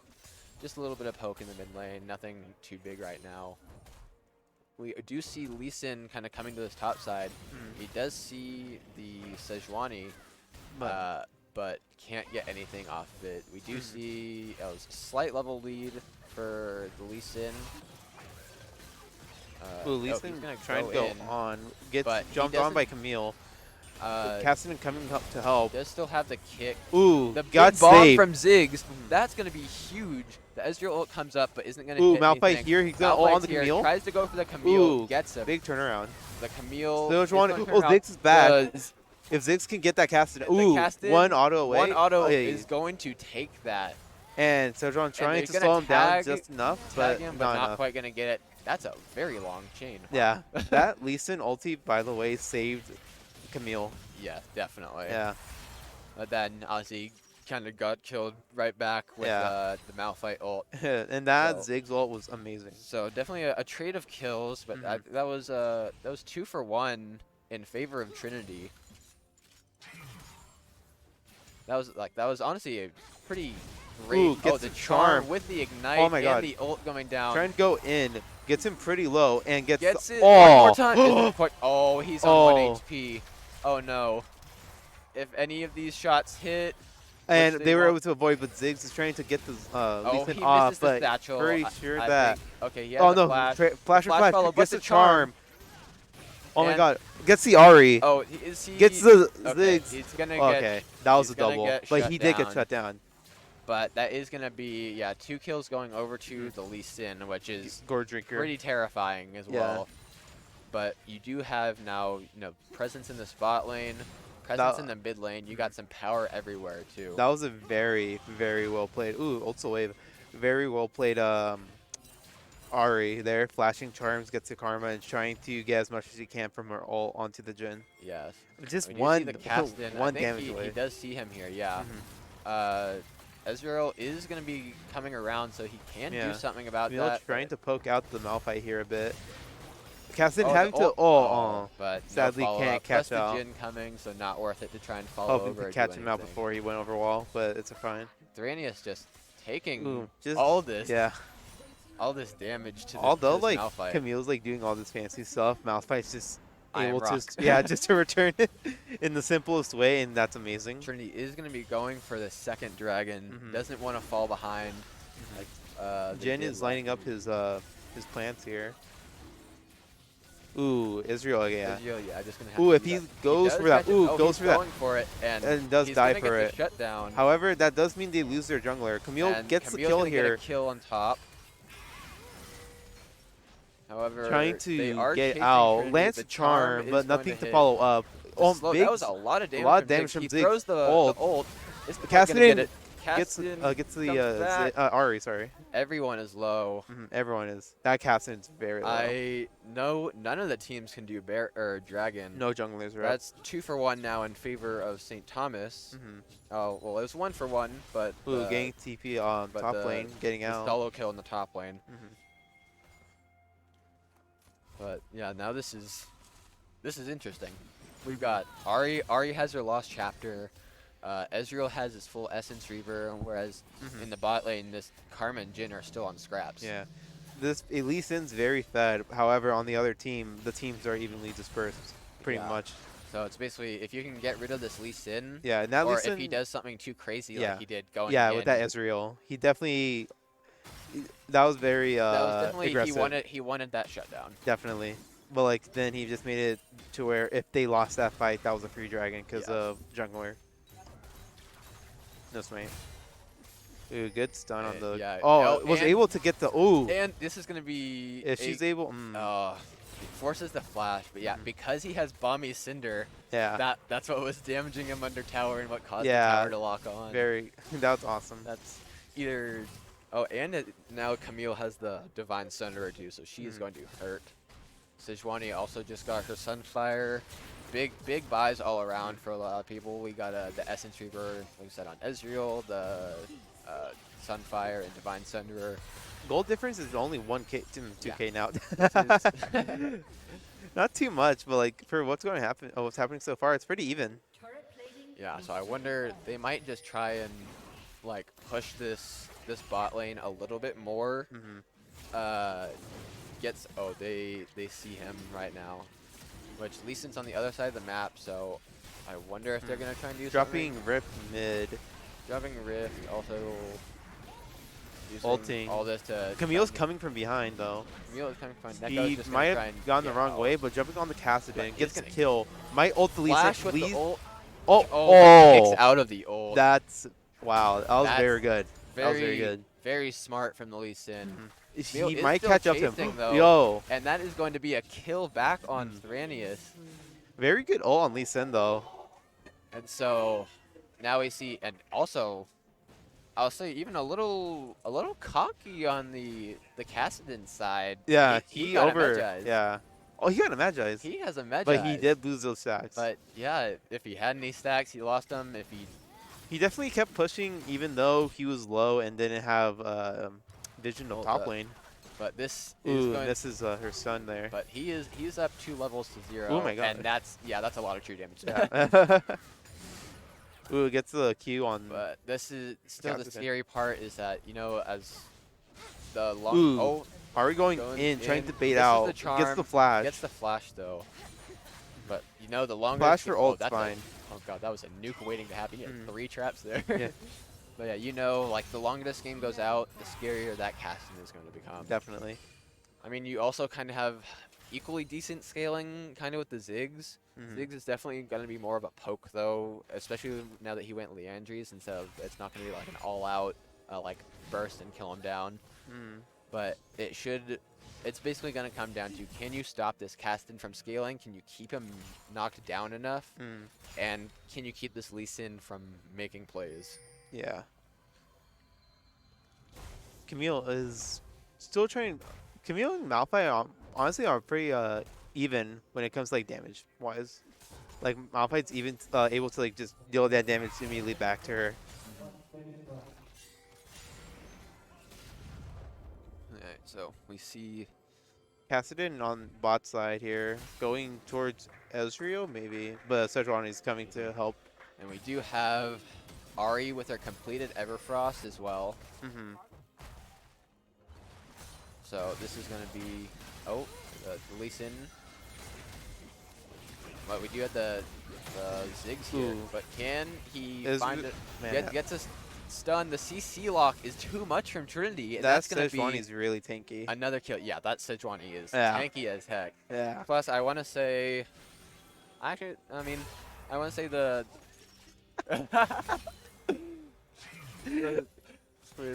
We hear the players behind us just saying, the flash. Oh my god, the Everfrost. Ezreal coming in. Oh wait. She's just going to dash gets away from that chain. Sejuani not going to be able to follow up, doesn't have an ult. Gets rooted But here. Ezreal trying to Q. continue the damage. Very close. Flash Flashes to go. Q. Okay, even though he flashed into a wall, it was just enough distance to hit him to secure that kill. Now we see wee little Otter on, again, this Ahri support. 2, 2, and 3. Getting a lot of picks and helping out Spurs21 scale. Already 3-1-3 on this Ezreal. I think on this next back, probably going to have his Mana Moon. Unless he gets stopped. Which he has E, so he should be fine. But yeah, there's a lot of fed factors for Trinity right now. Up 12-6 kills, 3K gold. You got a Ziggs that's got big items that can poke really well, and also keep himself and his team safe with his satchel. You got the Sejuani, who's just a big frontline tank. You got Camille, who can pick apart this Malphite with her true damage, and then just this Ezreal and Ahri in the bot lane are just a pick duo. They're just killing people left and right. Definitely. This Jin is definitely starving here with no kills but only assists. But if he is able to land a 4-shot Gale Force on one of these squishies, that's going to be pretty big for him. Yes, definitely. Especially if anyone gets low and they're thinking, okay, yeah, I might be safe. Any mid or anyone in bot. He can come out of nowhere and just make their life disappear. Yeah. We do see Camille trying to go in, missing the stun, but does get damage off.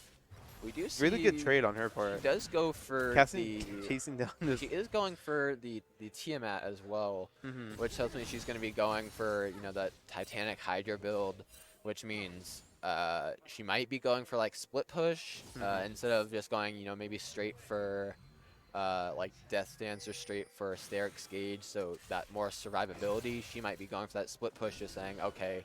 Oh my god, Cassin going on the Cassin's Ari, going in. but doesn't kill the Ari as fast as he thought. Ari getting caught out here, dashing away out. To take it. Gets get hit by Q. Oh, Oh, tries to charm him, but flash away, actually. But get just gonna ward hop to her. Yeah, sadly.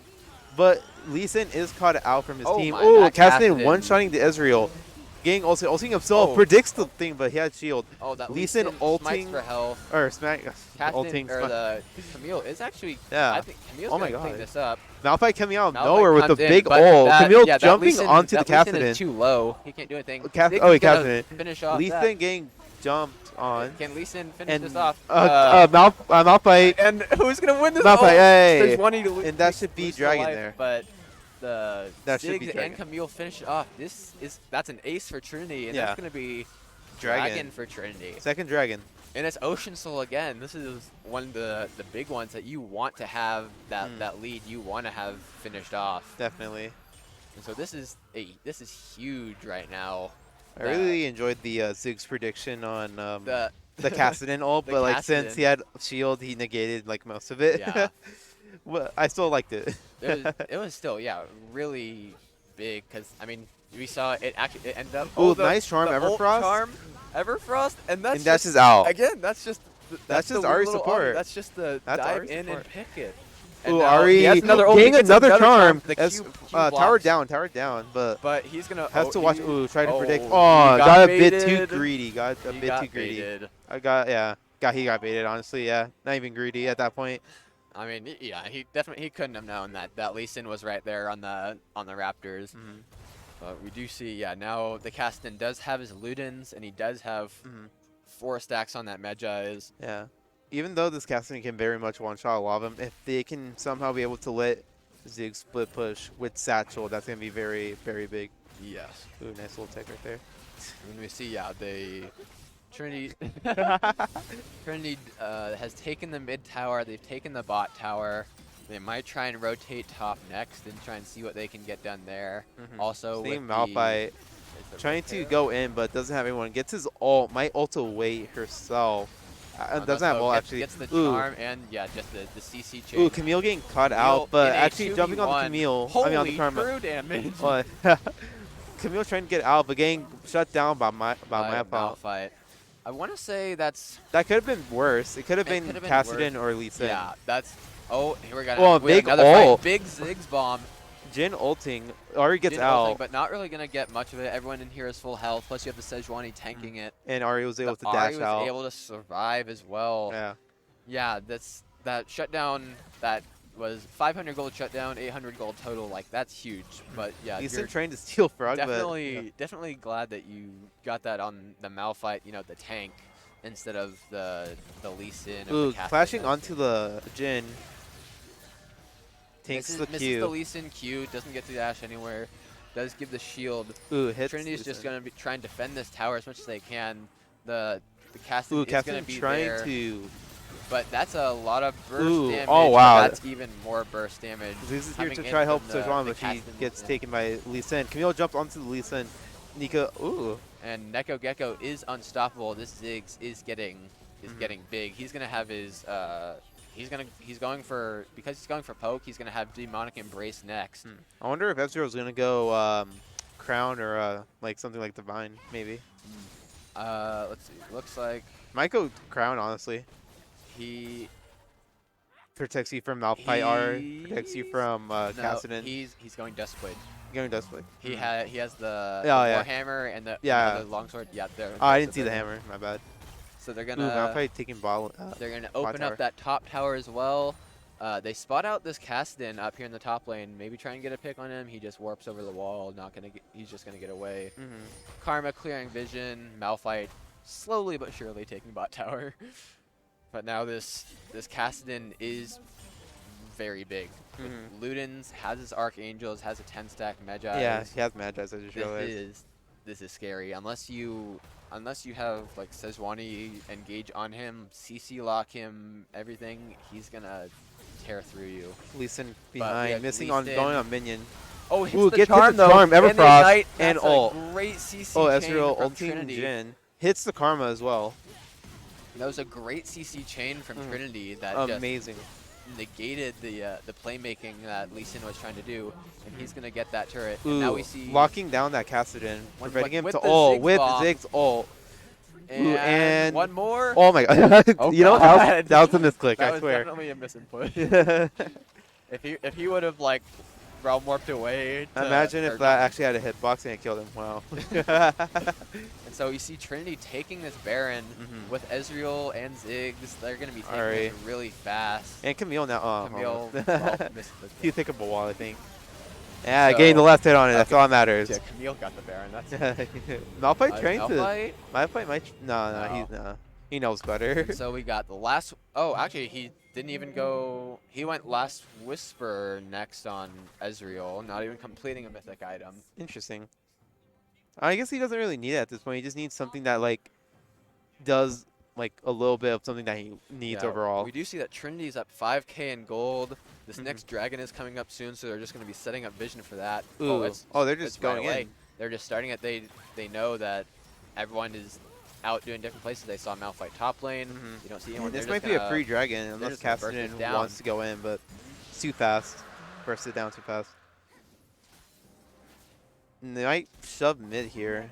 Yeah, now that they have Baron, Kassadin is behind. But as long and as they play with their Sejuani, they'll be fine. Kassadin, I was going to say Kassadin was going to try. Kassadin might try for a flank here. Yeah, they're going to try and flank. Lee Sin collapsing from the river and Kassadin collapsing from the river as well. Got to see if Trinity can get out of this, and if so, like how. Ari's Because- definitely trying to look for a pick here, but like, no, whenever she has one, she can't have anyone to follow up. So that's the thing. Oh, Ziggs get caught out. Actually, he But flashes actually over, gets gets away. hit by Malphite R. Jhin ulting. This is a very messy fight. Ooh, because, Kassadin yeah, clearing now up in this the back line. Kassadin is Camille very fed. getting caught up with the Kassadin. Getting kicked out of her ult again. And there goes 4 of Trinity's Yeah. Baron buff. And all of a sudden, it is an even game again. This Kassadin is definitely very scary at this point with a few more stacks on his Magi's, I think. 14, He was at 10. He was at 10. Yeah. So it's very scary.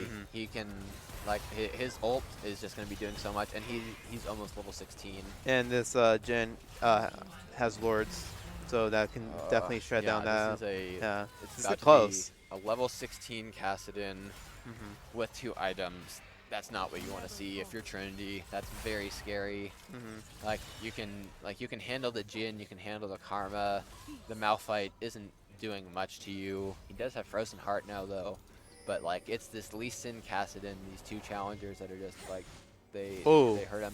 Oh, the Ahri wants the pick, but I think she deals enough damage. Ooh, and she can. missed up the Oh, flash, she but gets out. does She gets have out. the other Unless R. she's baiting. And now kite. the rest of the team, yep, the rest She of can the team definitely is kite here. this. Oh, misses the charm. He But still goes it's a in. bait. Very It greedy. is a bait because Oh, the rest of the oh, team is. Oh did he my flash? God. Oh my Oh god. my god! Please tell me you kill him. Okay. Okay, he flashed into wall, but that was Yeah, fine. He messed up his flash. It was very intense. That's fine. But Very Shogo, the interesting jungler, trade also- though. Gets the support and the jungler. The jungler also flashed though as well, and because Eastern Ace does still have the Baron buff, they are maybe gonna try and push. Oh, they him just in a lost little Baron bit. buff. They just lost it. Oh well, not anymore. Sadly. So yeah, this is oh. Oh. Tech. Okay, so technical pause from the Kassadin. Wait, what happened? They just paused it. I think it's probably either something with like a mouse, something with a keyboard, something. So Yeah. in the meantime, you guys get us. We need a break from that intense game. Yeah, dude, this is actually insane. Oh, it was very in Trinity's favor. Now it's slowly turning around because it's Cassidy. And now with that one play, they're down. Well, they're probably back up now, but they were back able to about trade. even. Yeah, this We're is able to get Lee Sin Splash, but also in the cost of Szechuan Splash, I think. Yeah. Which, I mean, the Ari almost outplayed that as well. She obviously Yeah. the plan was Yeah, definitely she got that second charm. definitely to bait Yeah. like the Lee Sin back in. Yeah. But thought that they could burst him down quick enough, which he got a That gourd fat drinker, gourd drinker that was a for big like gourd another drinker. third of his health, which Yeah. was just too much for them to. But do. that Ari, if she hit that second charm, definitely was gonna be a free kill with her getting out for free. Yeah. A free trade, 2 for nothing. So it's interesting to see what they're doing here. I don't know what the tech pause is. I hope it's nothing serious. Yeah, I mean, he said I saw the all chat said tech pause. Also, I hear the players behind us playing, so it can't. Oh, tech. Sorry, ology. Yeah. RR. I don't know. Yeah, so that means they're ready. All right, so we're back into the game, even though we're frozen. Is that normal? We're frozen. I don't know. Can you? Oh. Okay. I guess we're you're back fixing onto it us. here. I think someone might just need to press the play button. Yeah, it's a bit frozen. Okay. There we're we back go. in There it we now. go. All right. All right. Nothing too much. No one's dead. No one's. Yeah. Okay. We're good. Okay.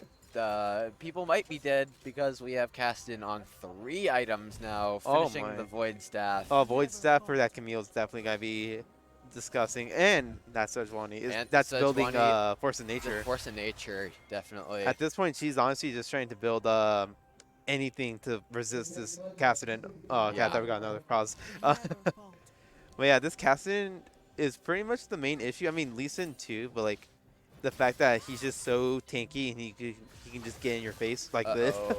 It's kind of crazy. Oh, Ooh, but the crazy turnaround. charm. This Oh, is into good his charm. ult. Oh, that was. Oh my God, Gourd but the Drinker. Gourd Drinker, but he has Morellonomicon, so that heal got cut. Nice. Oh, Ezreal still died to burn though. Oh. Ooh, Ziggs trying not to die here, but Cassidon Cassidon. is just gonna cut that out. Ooh, gang. They're kind of Armor. split off here. Yeah. Bad. Oh, Ooh, it nice hits a charm, but no follow up. this is Sadly, Gary Cassidon. Cassidon's He's trying just- to chase up to he's this just gonna chase Ari. everyone down. Ooh, wasting all of his mana, so I don't think he can get out unless. he just had enough mana for that. Oh, my God. But the shutdown. Oh. And the triumph, I think, actually Ooh. helped save him. Make the tankier with that shutdown. But she's the only one left. Actually, no, Camille Oh, got out. but Camille was alive. Oh my God. Camille is alive. She Oh, she's survived, getting changed though. But getting changed. This might be. Oh my Oh God. my God. No, that's what I call. That true was damage. a lot of true damage. Like, I thought he was fine, and then he was Yeah. like dead. I was like, oh. Yeah, he's a tank, by the way, but Yeah. who cares what tank stats you have when you literally have True a damage. 600 true damage Q. And this is as even of a game as you can get. Looking for Dragon here in a Looks bit. like, yeah, St. Thomas wants to get this Dragon, does not want to let Trinity get Soul. Ocean which- Soul. Ocean Soul, again, would be Yeah. incredibly huge. We do see Ari pick up a stopwatch. The Spurs 21 Ezreal does have, Cyril does. So I think 4th item he's going Crown. Because now he has a Kindle Gem. Now he has Kindle Gem, and I think that should be building into Crown. Yeah. Just definitely wanting to stay safe. This Ziggs.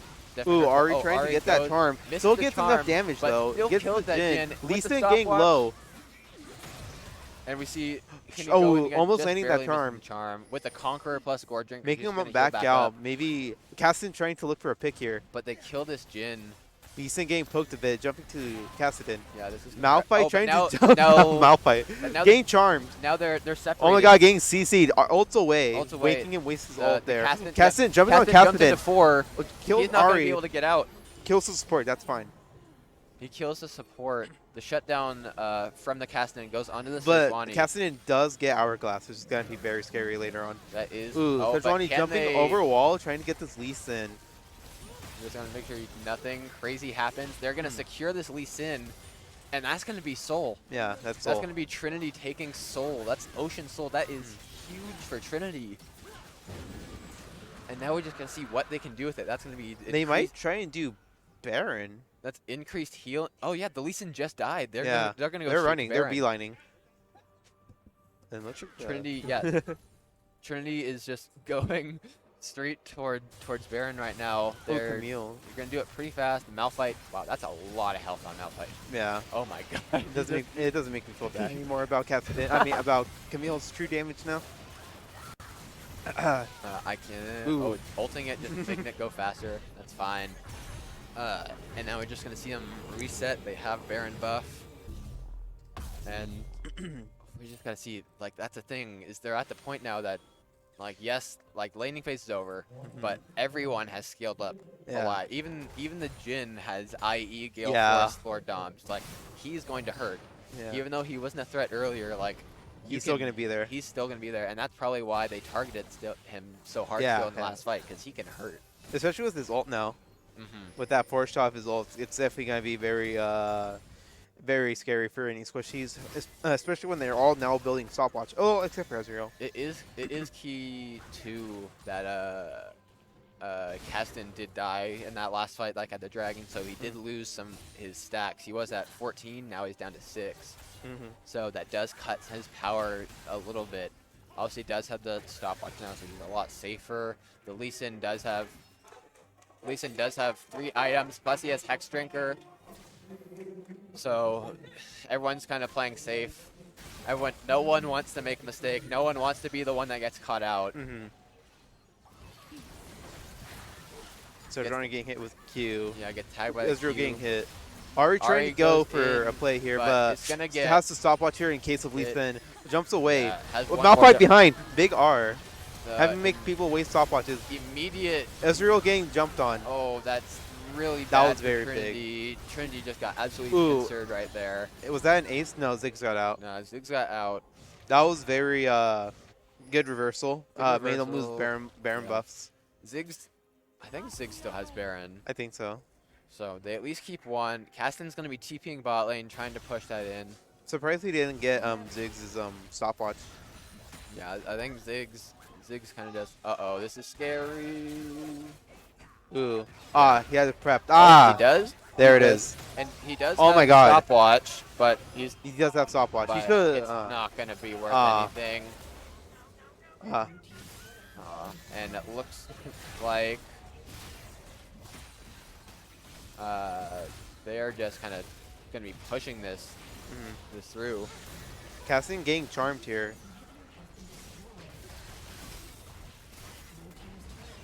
Oh, the Lee Sin going in. This is the charm. This is charm. But doesn't trying to go on the Malphite here. The Malphite not going to get like any damage off Malphite that. going in, getting stunned. Caston is Lee Sin going in. looking to ult. Missing Sejuani's ult. But gonna kill the Caston. Caston does down. Lee Sin getting low. Karma trying to run out, gets caught out by the Camille. Last one left is Jhin. And taking Blast Cone. I think she can go over this wall. No. And Trinity, they want. I know Camille they want going to go over down wall, mid. but can't catch up to this Jhin. TPing to top lane. Top. Just gonna try and push that in while everyone's dead. Which is good. Like trying to get him, trying to get that ace. Just stopping backs too. Good stun. Stun. But now super minions are here. Can he finish trying it off? to get him. I think he can. One more auto. There we go. That's an ace. That's the ace. Reverse. And they're going to be TPing Ziggs up top as well. But St. Thomas is going to be respawning right now. So you got to see Camille what going in. they can do. And Trinity does not have 2 inhibs. Like they do have a partially open base. So if anything bad happens right here, like trying to stall out Trinity here.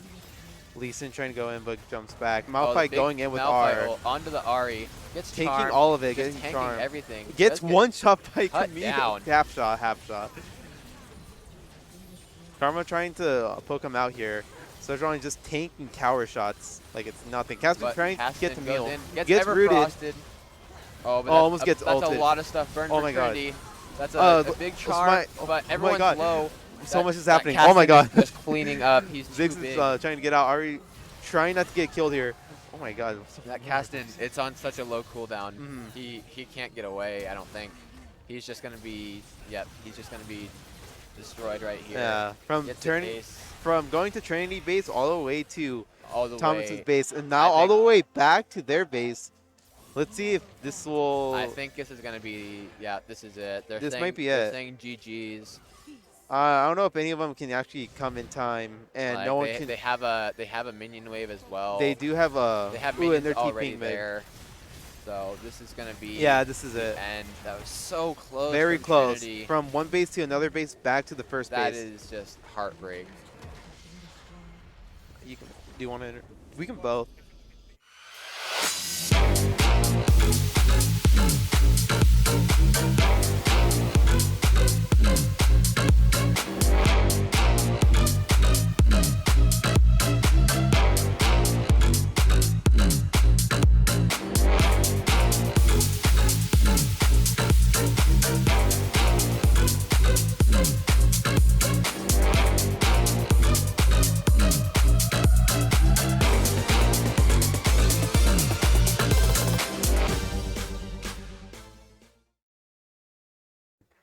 S. Thomas from the Grand Finals from League.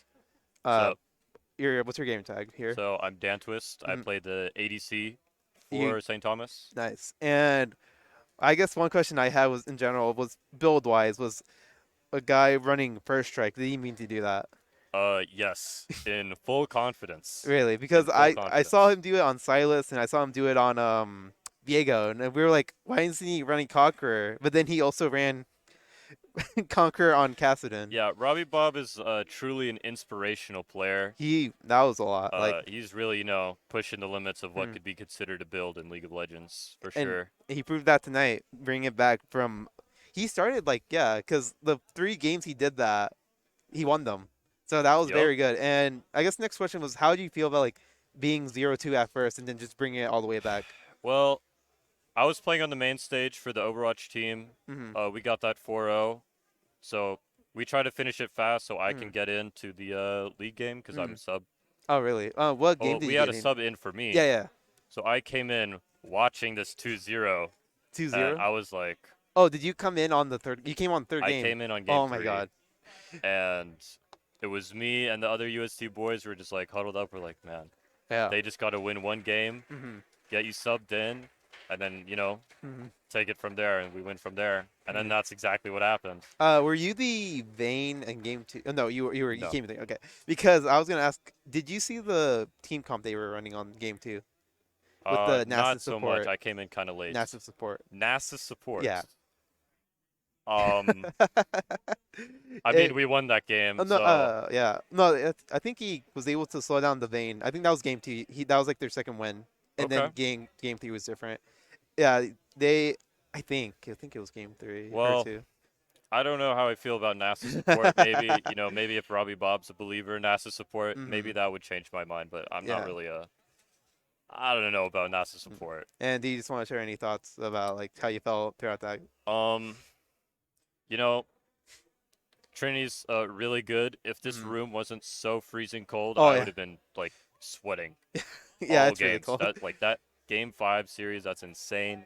I mean, shout out to Trinity for putting up a really good game, honestly. Well, I guess if that's all, I mean, I don't know. I don't really have any more questions here. Do we have to continue this? Do we continue this, or are we good?